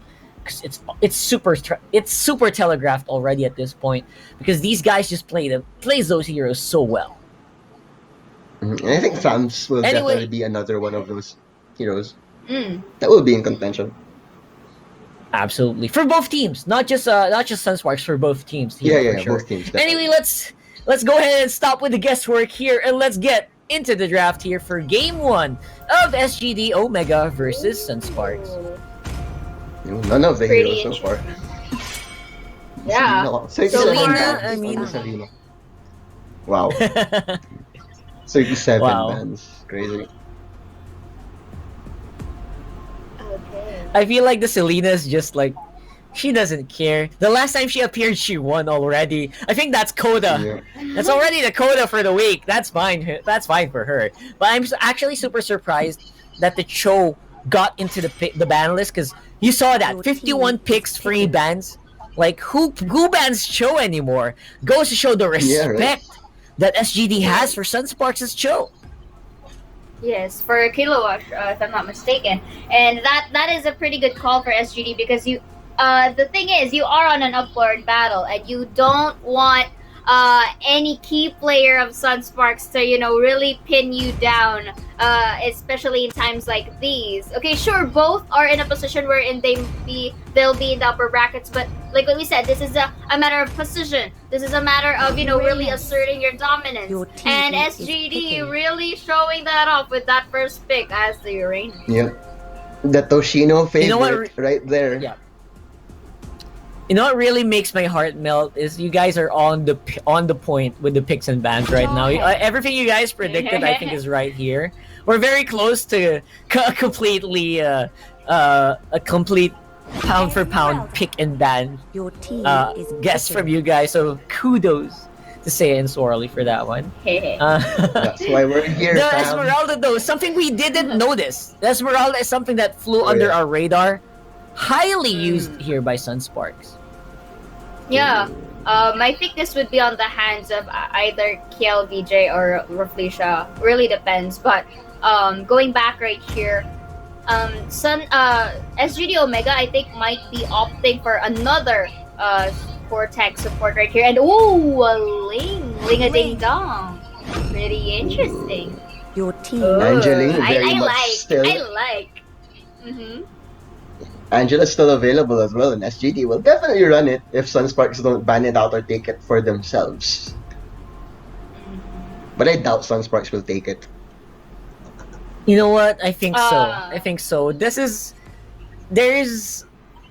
so much room for Sunsparks to deal with it. How confident are Sunsparks against playing against that? Can they take him out?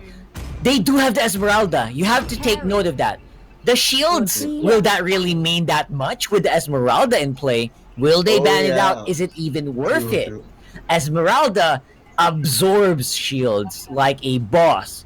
It is gonna do so well against Uranus, do so well against Haze, even to a certain extent against the Atlas. So, do you ban it out, or do you just give it up and give the Esmeralda everything? They're still respecting. They're still respecting it. The respect. Okay.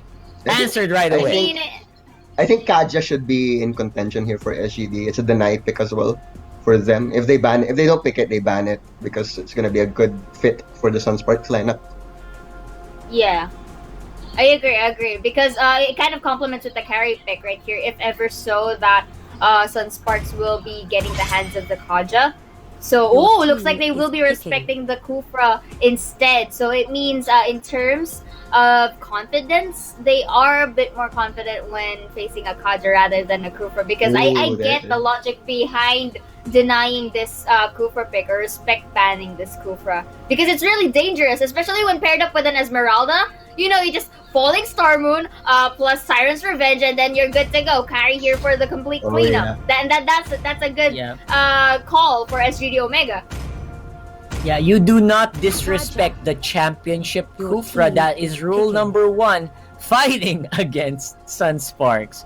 Of course, Natalia, I'm a bit 50-50 on it if Grade will pick it up. I'm still 50-50 because it does. There's so many tanky targets here for SGD, and someone who might not even get hit by Natalia altogether, which is the Ling. I would second guess that all throughout, but it is still possible. Don't forget, I feel like that's still a good option here, considering the amount of map control Natalia gives Freya. Here comes a new challenger right there for the MPL. Sunsparks. Freya, Natalia, hey, looks like SGD would want to None of us use the expected 5-1-5 that one. party So that was heroes. nice. Oh. Rock. Okay, so I think we celebrated a little bit too much, but that's fine. I think it's cause for celebration every time a new hero gets picked up here for the MPL. But again, seeing this very again, good call on not picking up the Natalia there. Excellent call there. Freya here though. I would want to get your thoughts, but predictions alongside your thoughts about the Freya. Come on, give it up. Man, this is what I've been telling you guys both. Both of them are really fundamentals, and if they are going for experiments, it's also good because they are both of the teams. They managed to work it out. But for this specific type of draft-wise, okay, I'll be leaning with Sunsparks, but my heart tells me SGD. I have to agree with you. Draft-wise, Sunsparks, they have the cleaner draft. But I like the Freya. I like my cheese. So SGD, let's go. The sprinkles to the ice cream. Anyway, we'll have to wait and see if this comes true, because I really do think Sunsparks has the optimal draft. I mean, okay, we have a Freya. That's scary. That is a big unknown. But I feel like this Esmeralda, if it pops off, that's already the win condition here, at least for me. That is going to be it. 2-1 here. Wait, 2-1? Yeah, that's a 2-1, right? Yes. For SGD, let's see what Wolf and Reptar has to say about that. Wow, Reptar. We are having a big treat for our birthday. That's what I feel like. I mean, after Bren Esports showing us a very wonderful game, the first series was also hyped. Now we're gonna see SGD Omega with a new hero, or at least a new hero in town for the meta. Your casters for this series, it's Wolf and Reptar, the birthday boys. Reptar, real quickly, do you know anything about this Freya revamped hero, and how do you feel like it? Because for me personally, I kind of like it. I'm kind of okay with it too. We have seen the pro teams use the Freya to success other tournaments outside of the MPL. However, in this specific matchup, it's a big toss-up for me. I can't really foresee. It's either a big 50-50, and that's because they're going to be up against an Esmeralda. A lot of Freya skills, well, specifically two, I believe it's Spirit Ward, the second skill, and Valkyrie Descent, the ultimate, generate shields that Esmeralda can just eat up. And speaking of our girl, not a good start there for our Freya. So SGD Omega really have to watch out for Kel VJ's Esmeralda, because that is, other than the carry, of course, if the Esmeralda can pop off, then Toshi's gonna have a really hard time on that Freya, and already they get a kill there, a death there on their Freya. Man, this is like that move. I would say I'll call probably the Hansel and Gretel maneuver from Sunsparks. I don't know if my fable knowledge is right, but what they did was Reflection just leaving the crumbs. And Freya, actually, Toshi stepped into the trap. It was laid down by Reflection, and Kiluwash was there with the high and dry. Even the best emblem to have in that situation. Now they want to go for Toshi. And again, man, this movements from Sunsparks, I mean, it's just so good. Yeah, and they're really putting that Freya here. And just recalling the previous tournaments I watched, yeah, it was also SGD that would run Freya, if I'm not mistaken. So at least they understand that, yeah, okay, we have the Esmeralda who can theoretically counter up that Freya. We still can't allow that Freya any breathing room, so they're just applying pressure with it. Speaking of VJ getting pressured here right now by SGD, and that's going to be a good trade here, but not really because they were. Oh no, they were able to. Yeah, Sunsparks at least though were able to get the turret in the bottom lane. So right now, yeah, you pointed it out. It's the movements of Sunsparks and not again Toshi. My goodness. They're really not giving this Freya and the rest of SGD any breathing room. Refresher able to see out Haze there, forcing it out, and the movement right now. Sunsparks has just been unstoppable with how they're covering the map, the resources, the lanes, everything. SGD Omega just trying to find the breathing room they need. Man, I will talk about this in a bit, because I think that this clash is already done. All right, so I want to just say that Sunspark, that was a masterful move. Okay, went down to get a kill onto the bottom. It didn't matter if it wouldn't matter. I mean, if they get the kill or not, they got it even. But the fact is, they were able to snatch the red buff. Reflesha moving. Having the movements on the first levels. I mean, if you recall, Reflesha was able to scout out someone that's taking the red buff for SGD Omega. And because of that, they know exactly when this red buff will spawn once again. And they were able to pressure SGD Omega, even Reflesha committing his ultimate, his wild charge, not to get kills, but to actually stop SGD Omega from moving to that point. And I think that's very important. Now, Reflection with the Grok block into the wild charge, and they get the kill on the Atlas. They want to go for more. JP is hurting the members of SGD Omega at this point. I mean, 2-0-1 on JP's carry. It's just 4 minutes in, but SGD Omega is still in a world of hurt. And it's crazy how Reflesha is using the Grok right now. If you just saw that, he immediately chased out Haze. Once that feathered airstrike was done, or when it was about to finish, Reflesha showed up, charging up that power of nature, and then Haze was just like, nope, I'm out of here. No, I'm out. So that's the stuff that you want to see from your tanks, being able to box out carries or technically the supports here on the side of SGD. And still, we're seeing not giving them any breathing room with how they're rotating and how aggressive they're playing. Against this lineup that SGD Omega brought to the table, that allows your team to buy time from hopefully by the time that SGD Omega is ready to engage, because their Farsa has been leveled up, then you're well ahead in terms of the resources. And looks like that's probably where we're headed in this game, with Sunsparks just the pressure. Yeah, feathered ashes, but still Haze here hasn't had enough room to breathe. So does Toshi, and even the just really trying to far, but it's still a really big catch-up game because of just how well Sunsparks has been applying the pressure throughout the map. And you can see, you know what, if they're applying pressure in the map, like it's the most pressure when it's the red buff, but before that, Haze gonna be pummeled by Sunsparks as they want to go and steal this blue buff. There's gonna be the Kaja punished by SGD Omega, but another kill happening in here as they take out Haze. So that's a 1-for-1, but JP says, okay, we don't actually look for kills. We are looking for this buff, this serpent buff. We want to take it for ourselves. Kilua's jumping, just some shielding in there to not be damaged by the buff. And again, Sunsparks, these people, they're goal-oriented, man.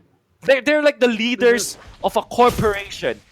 They don't care about kills. What they have in mind is to get the buffs. They are getting red and blues all together. In SGD Omega, they're famined in terms of the red buffs. And I'm telling you, you don't want to be a Ling without a buff. Lings without buffs, they're like minions who can jump through walls. And just the absolute respect as part of the lineup they're up against. They knew they had to be aggressive. They knew they had to starve them of the resources of the boss, and that's just what they've been doing. We are just about to hit the 7-minute mark in this match, and Sunsparks haven't given up just yet. SGD still cannot at all find the momentum they need to find because of the pressure that they've been feeling all around the map. And what's scary is, even at this point, JP, the carry for Sunsparks, is already level 11, 2-0-1. Reflection, he gets tossed back. He's in a bad spot here. If they can get a kill, that might be really good. SGD Omega using the feathered airstrike for the zone. JP still gets the kill, able to take out the Freya, and now Sunsparks are turning this fight around. KLVJ, JP, and Greed forcing SGD Omega back, and it's bad. That's a really good pickup, but still, Reflection was able to. Reflection was taken out there, but man, Toshi, still not being able to find any room that he needs. SGD Omega, yeah, they're at this point where the can do is really just turtle. And hopefully the Link can find out of the base. Although, however, that's going to be another good kill there by Sunsparks. They take out Kenji this time with the Divine Judgment coming in from Greed's. Yeah. I am lost for words. Sunsparks. These are beasts. They came out to play, Reptar. They're ballers. Now another again. The buffs being stolen. No buffs for you, SGD Omega. Sunsparks, this is their map. This is just wonderful to see. I mean, Rafflesia able to survive that even after being tossed. This is because of the sprint. This is usually you want to go for Flicker or like something like Purify or other defensive spells. But Rafflesia shows us a little bit of a throwback with a sprint on Grok and was able to run away from the members of SGD Omega, tanking through it all. But also, this is the fact that Rafflesia and the rest of the gang survived that dive was because of the fact that SGD Omega, they're so underfarmed. I mean, if you give them a little bit of farm and that happens, that outcome would be totally different. As Haji Z, masterful move actually to get away to safety. Guardian's Barrier, okay, Rafflesia, just to stop the recall. It's a little bit annoying. And again, buffs don't belong to SGD Omega anymore. And the SGD Omega team that went 2-0 against Bren, like last week. Yeah. This is a big statement here by Sunsparks, but I gotta agree with Swarley that this might be the first game, only 3-game series for throughout the day because it's SGD Omega. They are, without sugarcoating it, despite their placement at the table, one of the favorites to possibly make it to the finals, maybe even win the championship at the end of the season. But we're seeing Sunsparks is just proving their case that, hey, we can probably go back-to-back. You know the intro that said we've never seen a two-time champ? That might be Sunsparks, and this is a hell of a statement they're showing. If I'm SGD Omega, I'm going to either consider banning out the Grok or keeping it up for grabs, because the Grok being placed here for Sunsparks really empowered their strategy of roaming and going around this, because that's what Grok can provide for your team. That since early in the game with some really fairly overly decent damage from that power of nature, and at this point Reflesh just going 3-on-1 and he doesn't mind. Yeah. It's fine for him. This is like the prime Grok usage. By the way, in that middle part of the map, you can see he's near a turret that's already taken down, right? It still counts as a turret, but what a nice lineup for Rafflesia within the ultimate. But there is the Atlas with a Fatal Mix. This could be deadly. They take a 1, but can they get more? They will be able to take out Rafflesia in his first life, but he will respawn back as KLVJ annihilates members of SGD Omega. 2-for-1 trade-off and another Divine Judgment. Uranus not even tacky at all. KLVJ with that dives. Falling Star Moon. And JC can't even retreat to his own fountain because he will be taken up by KLVJ for sure.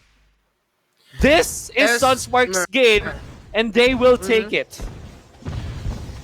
Wow, the percussionist tambourine player of the 515 band Esmeralda just playing a tune right. GD Omega cannot catch up with KLVJ without to worry about that, and now because of this considerable lead, yes, SGD Omega are really worried Sunsparks might be able to finish this mega kill there for the carry already. Sunsparks monster kill there. Freya gets taken out. SGD Omega might be taken out next, but they got out of Esmeralda, but it's too too late. Sunsparks dominating pretty one-sided performance, really one-sided performance by the defending champions over SGD Omega. Sunspark saying, you can't be cheesy against the champions. Never ever do that to a defending champion. You had no right, SGD, to show us a Freya with a veteran hunter. and expect that we won't punish you. I think Sunsparks, more than anything else, what they showed us today is they know the ins and outs of Mobile Legends more than any other team in MPL Season 5. You can be cheeky, you may have your gold medalists, man, but we've been through M1. We came from M1. We came from Malaysia and battle against the big bosses. We know ML all throughout, and we will defeat you. And that was just masterful display. I'm sure another video will come out of this. But yeah, Reptar, I think we have to bring it back to the panel as we discuss why Freya did not work there. Rockhard, take it away. Masterful commentary there coming from Wolf and Reptar back here at the analyst desk for game 1 of SGD versus Sunsparks there. I have to say, I have a lot of notes. What do you guys, what stood out for you guys? And as Wolf said, what's Freya up to? Well, this is the thing. Okay, I'll go.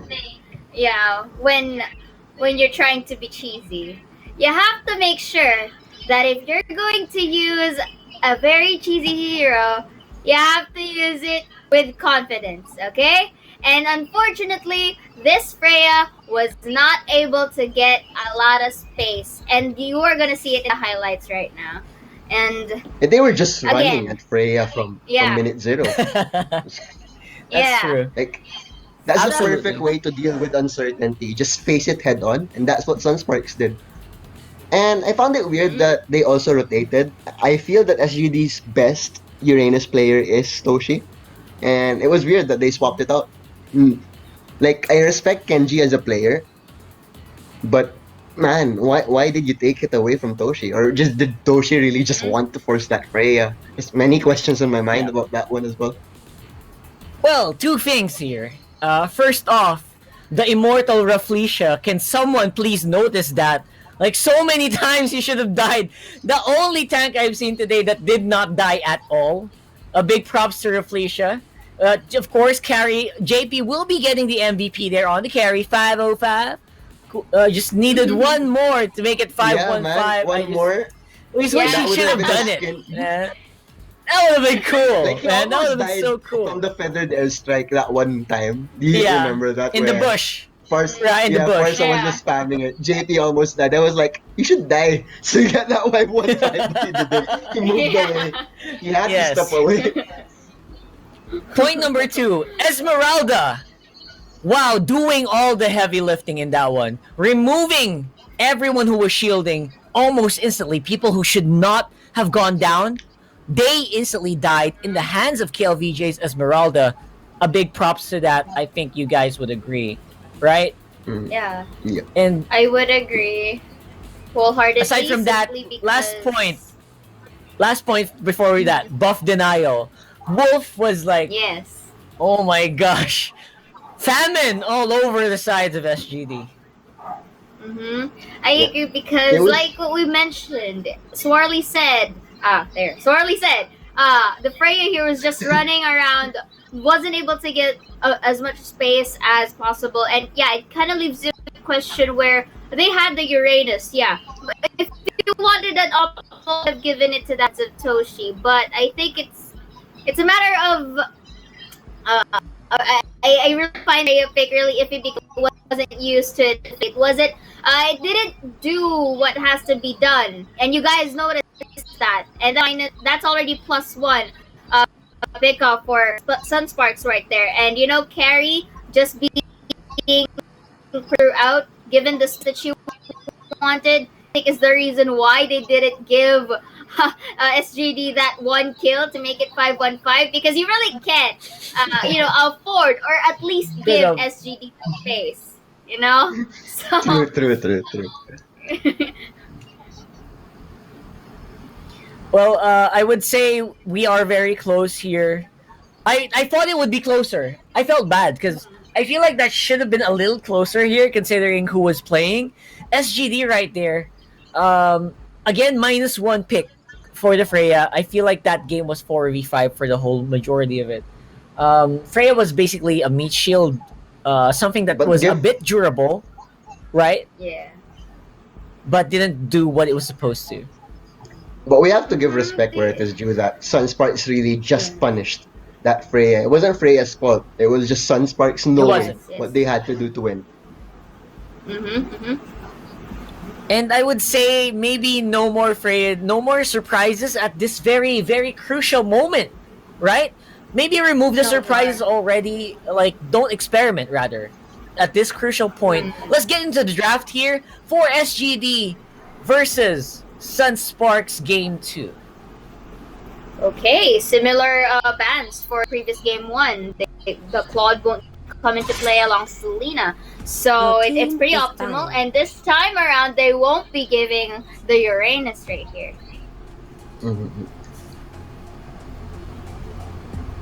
I like it because yeah. Sorry. Toshi had a bad game, so he would go to one of his stronger picks, and Sunsparks perfect read on that one there because Toshi needs a pick me up.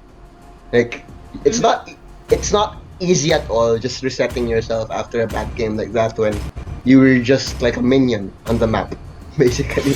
Oh, easy there, partner. Minion. Easy. Well, I gotta say, yeah, I mean, that does make sense. Same thing happened to the Ling. I think Wolf referred to the Ling as a minion who could climb walls, right? So basically, both serve the same function. A huge lack And of they both had firepower. retribution. Amen. Amen to that one. That's right. So, Esmeralda gonna be out of play this time around. So again, earlier draft, super smart to first pick Esmeralda so that even if you're Angeling, we don't care, right? So they already took care of that, and they denied the Angela altogether. Now that could still be a possibility since the Ling is open for grabs here. But Popol and Koopa Team is picking. is that worthy I'm excited. of that spot? I'm excited to see how they play it because, yeah, like what emblem, what spell, what itemization. I'm gonna be watching this Popol and Koopa definitely. Yeah, and this So I'm leaves an open surprised- opportunity for Sunsparks to choose this Kufra because Esmeralda is banned, and you want to go for optimization, and this is what Sunsparks is going to do. They want to secure this game number 2. They are already dishing out one of the comfortable heroes that they have, Kufra here, and alongside with the Ling. So, and this is getting tricky because we have to take note that Popol and Koopa is still on the rocks of being discovered, whether with in terms of efficiency, and SGD Omega happens to use that as their second pick. So it's pretty interesting how SGD would turn this out in facing a comfortable pick for side of Sunsparks. Your team is banning. And I would say it's absolutely fine to pick up a Ling here. Second picking an Angela would be, third picking Angela would have been okay, but that ran a risk of having the Kufra banned out. So these risks are absolutely weighed. It kind of forces SGD Omega to run up Angela Bando, right? Doesn't it? Yeah. Actually forcing them. Yes, because Will you it really happen, can't though? neglect the Angeling gotcha, potential that gotcha. Sunsparks can bring. Oh, but they decide to ban out the Kaja from earlier, really respecting that away from Sunsparks. But again, this leaves an option for them to actually choose the Angela. Oh, let's see. Let's see. Okay. They still need gas okay. from SGD. I think it's absolutely something that fine can- here. Yeah, sorry.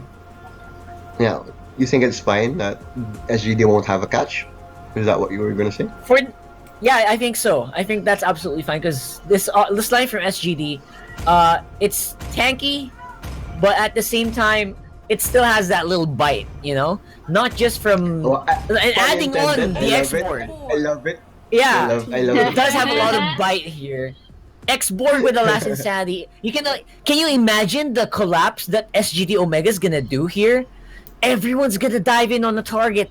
It's most likely to die, even if it is if it's gonna be Kiluash here on the FAMs. It's not immune to an all-in dive here from SGD. They have a super strong invade comp as well. I don't that's one know of the about strengths you of guys. Okay. That was too close for comfort. On a second there, I thought that they were going to show how a Freya is gonna be working with, but okay. Yeah, right. I Sticking thought with they the were show. gonna just swag it out. Yeah. But again, You going saw back that to what too. I was saying earlier, I don't know guys, but I think this show is be for the side of Kilowash instead, because if you look at it closely, they have the Kufra in Raflisha's hands. They have the Cho, so I think they really want to pin this game 2 down, because to me, I think Sunspark doesn't want to waste time anymore.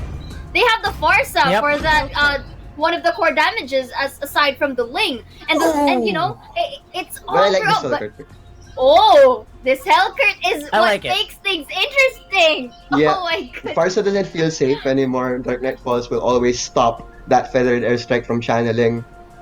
And I have to say, I'm still gonna go with the feeling that this is gonna go all 3 games. I like the lineup of SGD. I agree. They're gonna run at you. PNK is a hero that can tempo pretty well. So yeah. SGD Omega. I would say SGD Omega does make a good sense, right? Seiya, how about you? I almost called you Freya. I'm sorry. Oh, okay. To me, draft-wise, still Sunsparks. But the Hellcurt is what makes it interesting. But okay, let me stand my ground. I'll go for Sunsparks on this one. Okay. Yeah, let me stand my Alright. ground for once. Championship Kufra here for Sunsparks. I gotta say, right? But that Hellcurt pick, it destroyed the whole game plan. For me, I think SGD is gonna take this one. Let's see if that's gonna happen here. Wolf, Reptar, what do you guys think? In a possible preview of this year's finals, SGD Omega versus Sunsparks, game number 2, the defending champs already able to take game number 1 away from the Dragons. Now, that was a pretty interesting draft to watch, and my question for you going into this match, Wolf, is are we possibly going to see an inverse of what we saw in Game 1? In Game 1, Sunsparks ran around the map, controlled it, and stopped SGD from getting the buffs that they need. Now, I feel like SGD's lineup now might be more geared towards that kind of play. Could we possibly see that in this game number 2?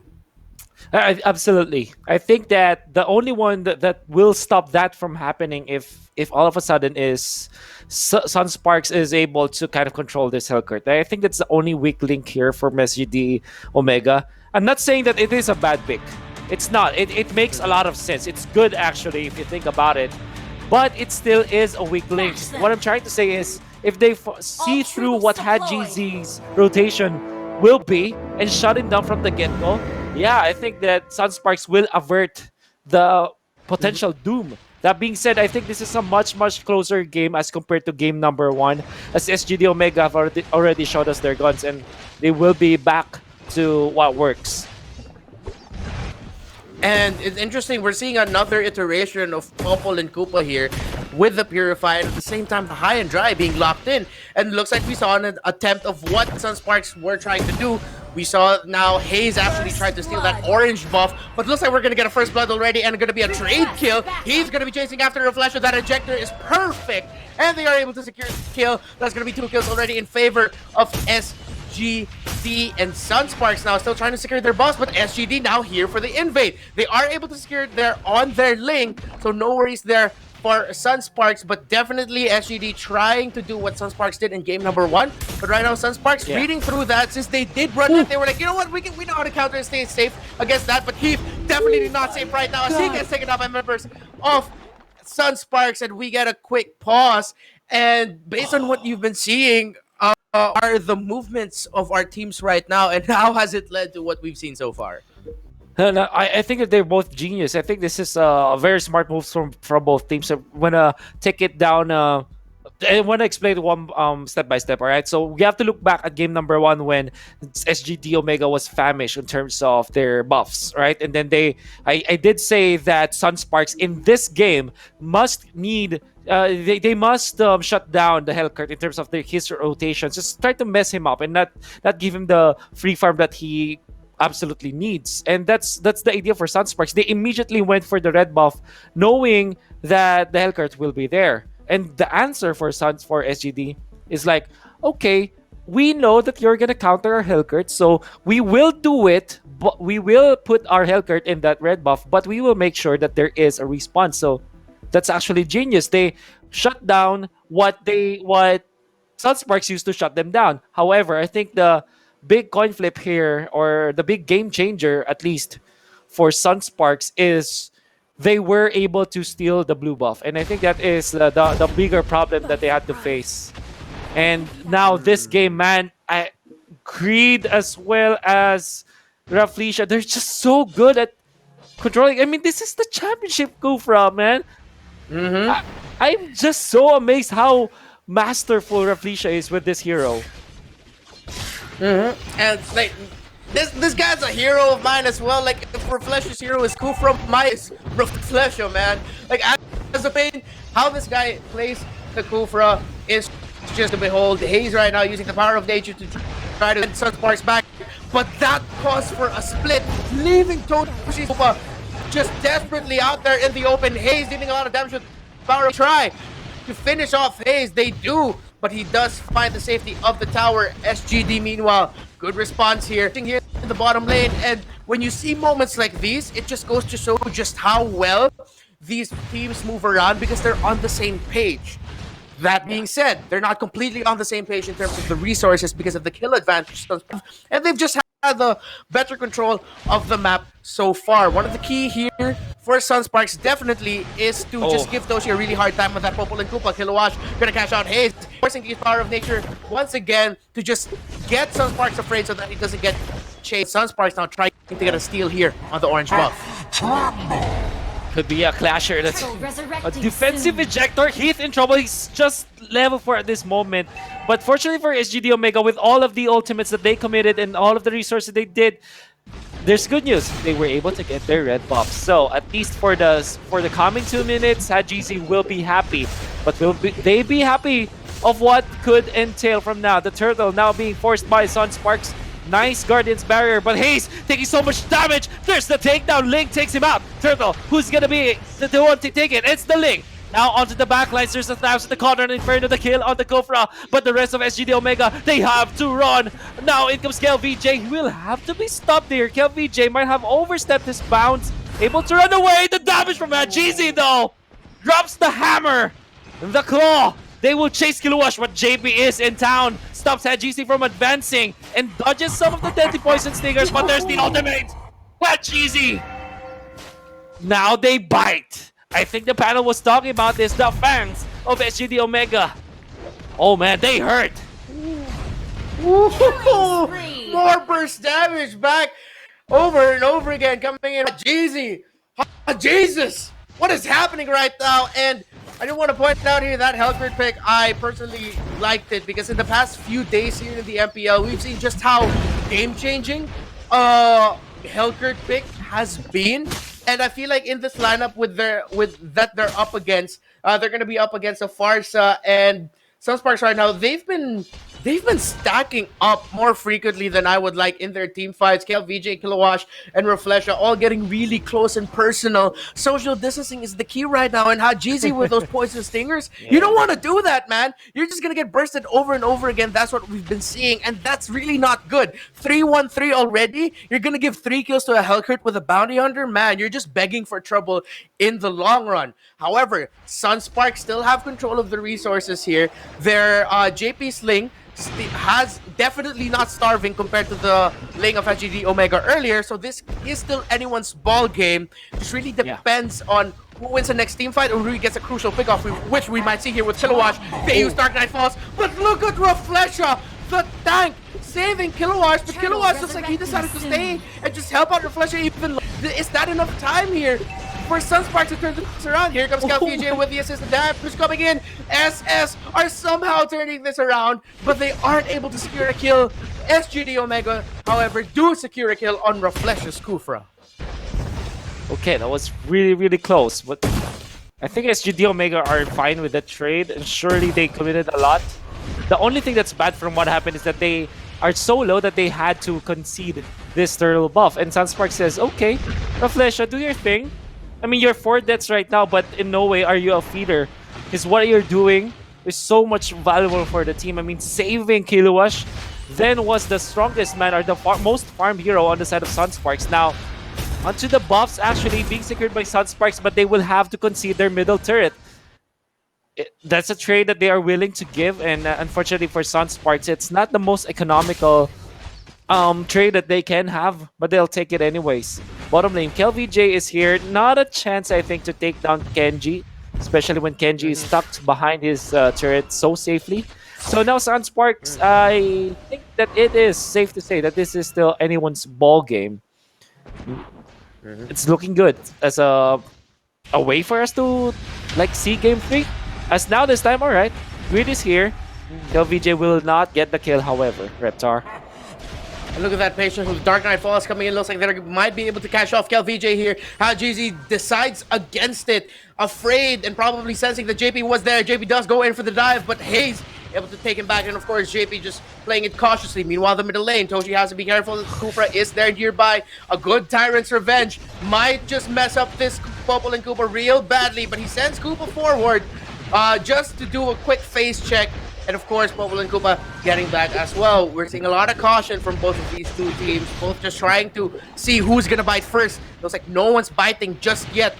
Let's see if they are gonna finally see it. JP gets caught out. SGD Omega trying to go in for a finish. Kilowash really tanky, still somehow surviving through all of that, not even using Codrent Inferno. So once again, another stalemate, still anyone's game. Team just waiting to see for that perfect opportunity. That bite coming in from Koopa, the dog's chasing it, but Hayes takes a lot of damage, and the perfect positioning there for Flesha, stopping SGD in their tracks, thinking twice about moving forward. And with this turtle here, we might see either a steal or a big clash with the two fighters there in the bot lane. They jump in for Reflection, but that's not like the most optimal way. And I think Reed is actually doing a great job with the Farsa. Still only dying once, and his feathered airstrikes usage are actually so safe, but the Grok, why is he there? That's the question. On the right side, though, there's Kiluwash, Kenji in the middle, the SGD Omega far too separated, what the dump from Reflection, catching on to 3. He will try to punish him under the turret. Actually, Elkert is not able to survive. Tams will take him down onto the backlines. Let's kill VJ with the lead, going for Toshi, and they take him down long range. Melee attack. I can't believe I just said that, but that's exactly what happened in there. A long range melee attack. And that is what, I guess that's a good way to see what some of the heroes that Sunsparks brought to the table here can do. And I feel like this is a lot of the control that Sunsparks has been able to muster away from SGD Omega is coming from Reflesh's play right now.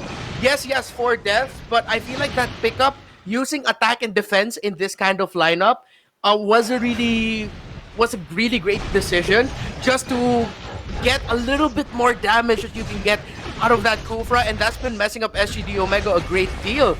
And right now, it's SGD Omega from what was an even ball game. They're now on the back foot. They go in for the steal of that orange buff. SGD Omega getting got out here, but it looks like it's JP who dove in a little bit too deep, using that Tyrant, using that Last Insanity. Speaking of getting caught out, Reflesha trying to get that perfect set with the Tyrant's Rage, not able to get it. He does get taken out. Hayes now on the run. Oh my goodness, what was supposed to be a kill on Greed was Greed using Wings by Wings, able to get out of there. A good save there by Sunsparks though, keeping Greed alive.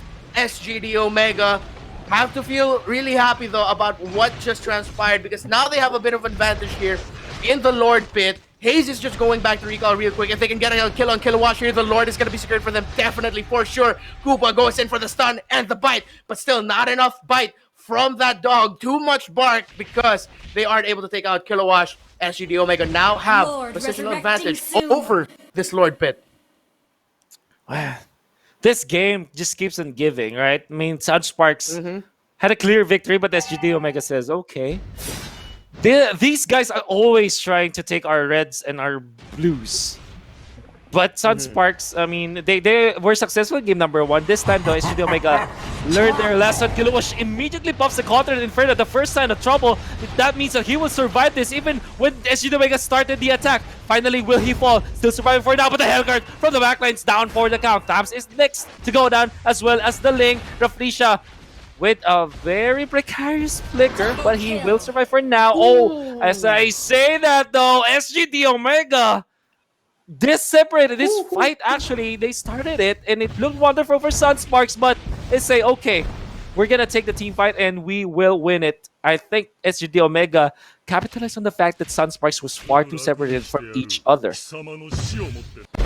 Yeah, they played that space mismatch off really well. Speaking of mismatch, Cho might be missed here, but he's still somehow getting away. Look at that! Float like a butterfly, sting like a bee with a sticker. I use my sticker and I'm out of here. What a move there by Kill VJ. He's still alive. I thought he was done for. Dude, I gotta admit, like on my end, my stream lagged. That's how good Kill VJ's movement was. 1 second he was dead, 1 second he wasn't. Man. Crazy, now crazy movements there by that show. Yeah, Exactly. really. Imagine Allen Iverson crossed over them all. Right. Yeah. And he was able to get away with the basket. Nevertheless, that's gonna be, I think, the enhanced lord at 12 minutes. Sunsparks leading by 5k. Really a substantial amount of lead. Raflisha attacking so much. Pops the ultimate just to survive this. Kenji has got the ultimate. Will stick to the fire missiles this time. Thams, though, quite separated from his teammates. Already popped the ultimate. No, not yet. Still alive. He's actually tanking all of the PNK's damage like a boss, while KelVJ says, "Okay, do your thing there. I'm gonna do my thing here. This top lane is mine and mine alone, and able to take out the turret up top." Looks like that was a bit of a bait play there coming in from Sunsparks. Yes, it was Raflisha who got caught out, but maybe they went in for the dive and tried to make it look like they were forcing a fight, or they were actually trying to force a fight just so it gave enough room for KelVJ to push there in the top lane. SGD Omega, Kenji spotted it out actually, but he just spent so much time there in that fight that it just wasn't enough to defend that turret, and now that's gonna make it harder for SGD Omega to make a comeback and take a control of this, because now they have to worry about the push in the top lane. Yes, it's not super minions just yet, but out of everyone in their line up, it's gonna be Xborg, it's gonna be Kenji, who's gonna be on get back to the lane, make sure you clean up the way so we don't get push duty. And that's going to be really hard for SGD Omega, because in that team fight, they are going to be highly dependent on that last insanity for the turnaround. And speaking of depending on specific picks or specific skills, I think SGD Omega will put a lot of value now with the last insanity that they have to take care of Kiluash. Because this is the only way for them to take down Kiluash at this point. I mean, 13 minutes in, I'm sure there are more armor items for Kiluash now available, as well as damage. And Hellguard might not be able to take him down. Actually, I like that ejector play from Heath. You know, just pushing away Kiluash because, you know, he's the only one who can control him and he's able to run away. Could be a fight though in the middle. Heath with the ejector. In comes Kiluash. Pops the counter Inferno right at the get-go. Farsa's Feather their strike not quite on the mark. He will actually be forced by Hayes and Kenji. It's gonna be the jump from Raflisha, but only to take out the wolf. With all the things that have been thrown in this clash, nobody's dying, as both teams will respect each other, Reptar. Kenji taking a lot of damage, Fat Feathered Airstrike, but he doesn't have to worry, just taking out the Faraga armor for just a bit, and that was a really big stalemate because of just where each member of each team was just approaching from and where they were spaced out. No one could find a perfect catch. Even Raflisha right now couldn't get a perfect catch on Heath there with that Tyrant's Revenge. But with Sunsparks starting this out and with it being mid-health, question is, will they reset this or will they continue? Looks like they're going for the reset because here comes SGD Omega. Kenji one-on-oneing with KelVJ there in the top lane. Let's see who's going to win that fight. But back here in the middle lane though, SGD once again gets brought out of the pit, and Sunsparks was like, okay, we're gonna try doing this again. Oh, no, we're good, yeah. We're not gonna stay here. Who's gonna stay here? We're leaving.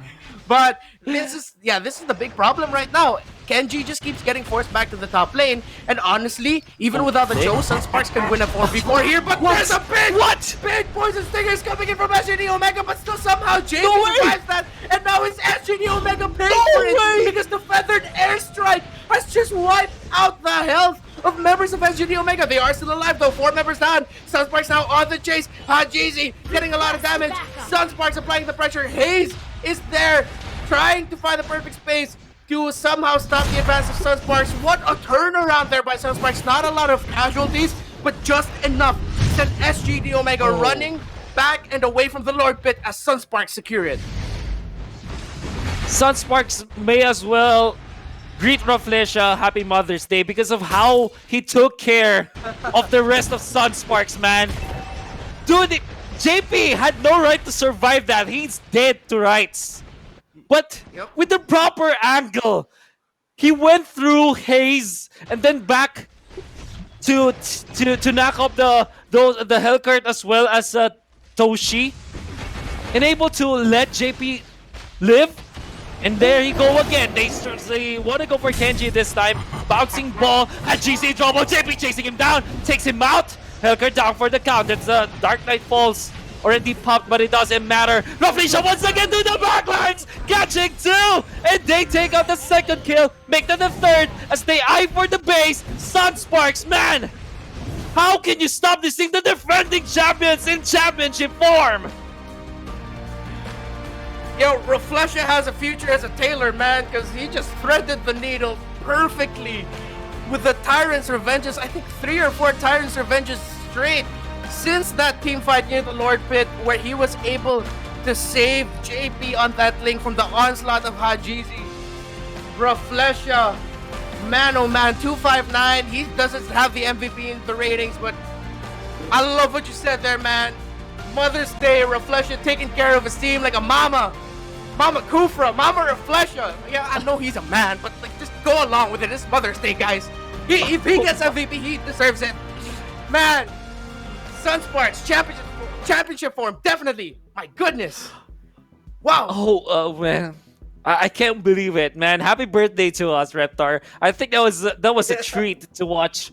Because SGD Omega, here's the thing, right? It's a one-sided game, but it is SGD Omega still fighting. I guess that's a term, right? It's one-sided, but it's not like a stomp or anything, right? It's sided on Sunsparks because SGD Omega also put up a fight, but Sunsparks was better in terms of initiation, was more clutch. They outplayed SGD Omega and they were smarter, I guess, and they were more prepared for this. I'm just happy to be able to cast that game. That wonderful game, Reptar. Whew. Yeah, thank you to all the teams. Definitely a big birthday treat for both of us. But that's gonna be it for me, Reptar. This my boy Wolf. That was it for today. But don't worry, we're not done just yet because we're gonna be heading back to our panelists to see what they thought about that series and of course this game too that we just had.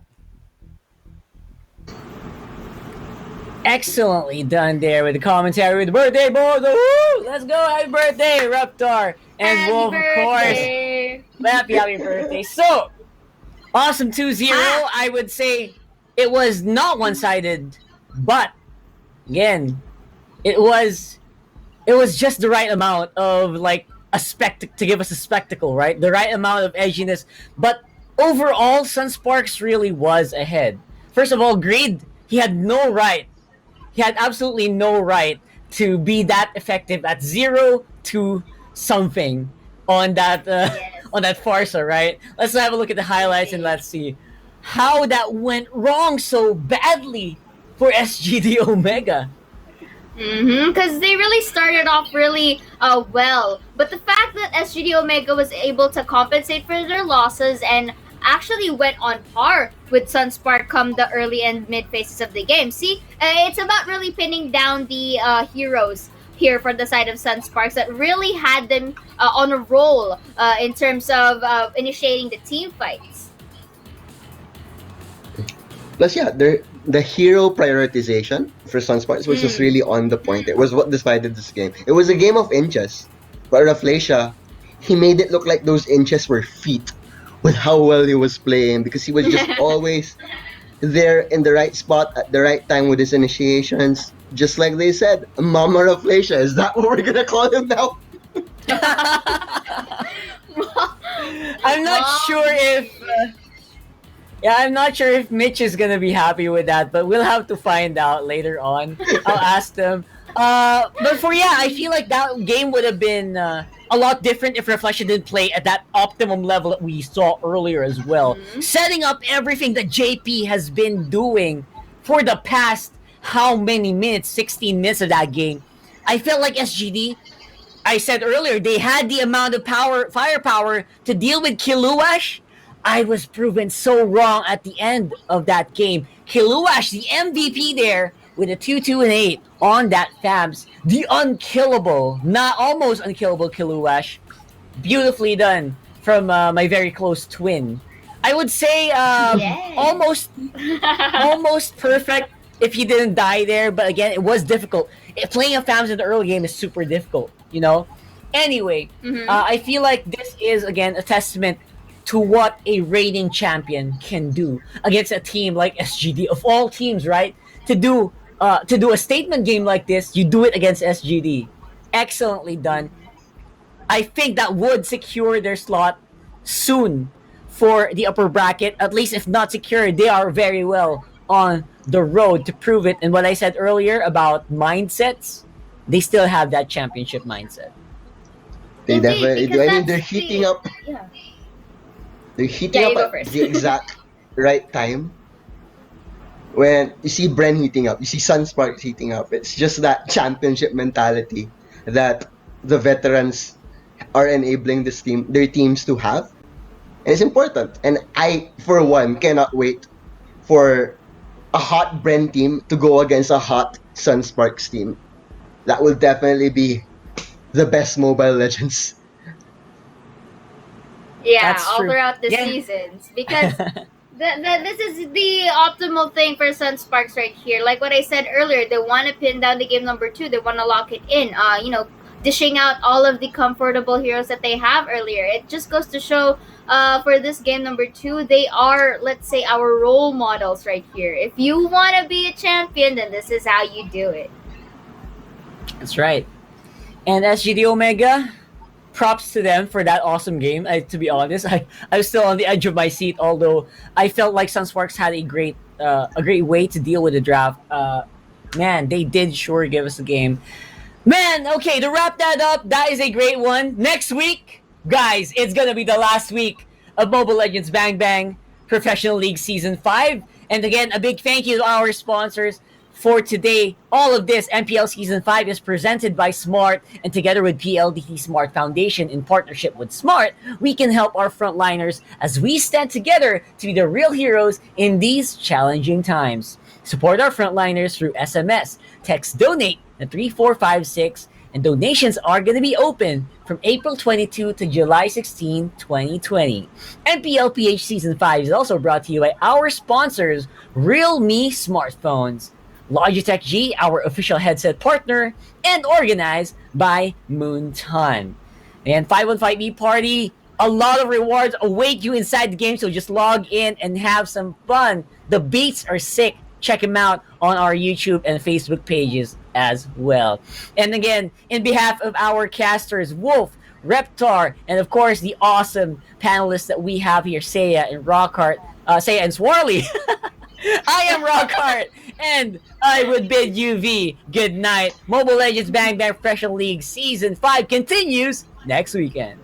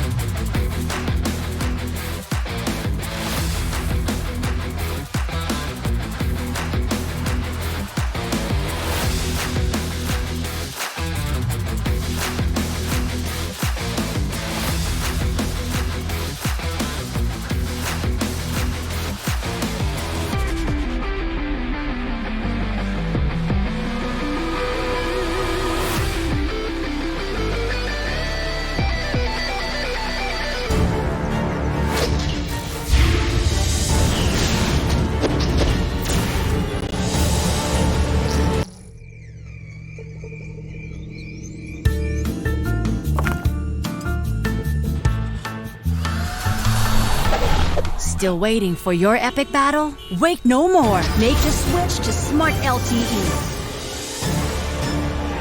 And experience greatness with the country's fastest mobile data network.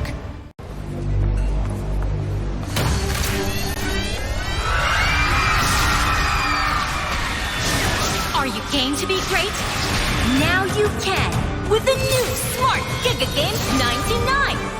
Get 1 gig data all day, every day for Mobile Legends and more. Game to be great with Smart Giga Games 99.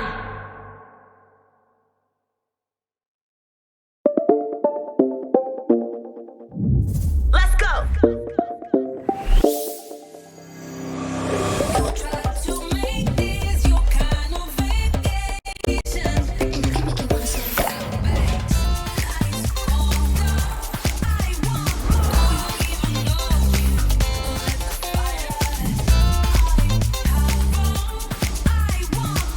Realme 6i. Unleash the power. Realme smartphone. Dare to leap.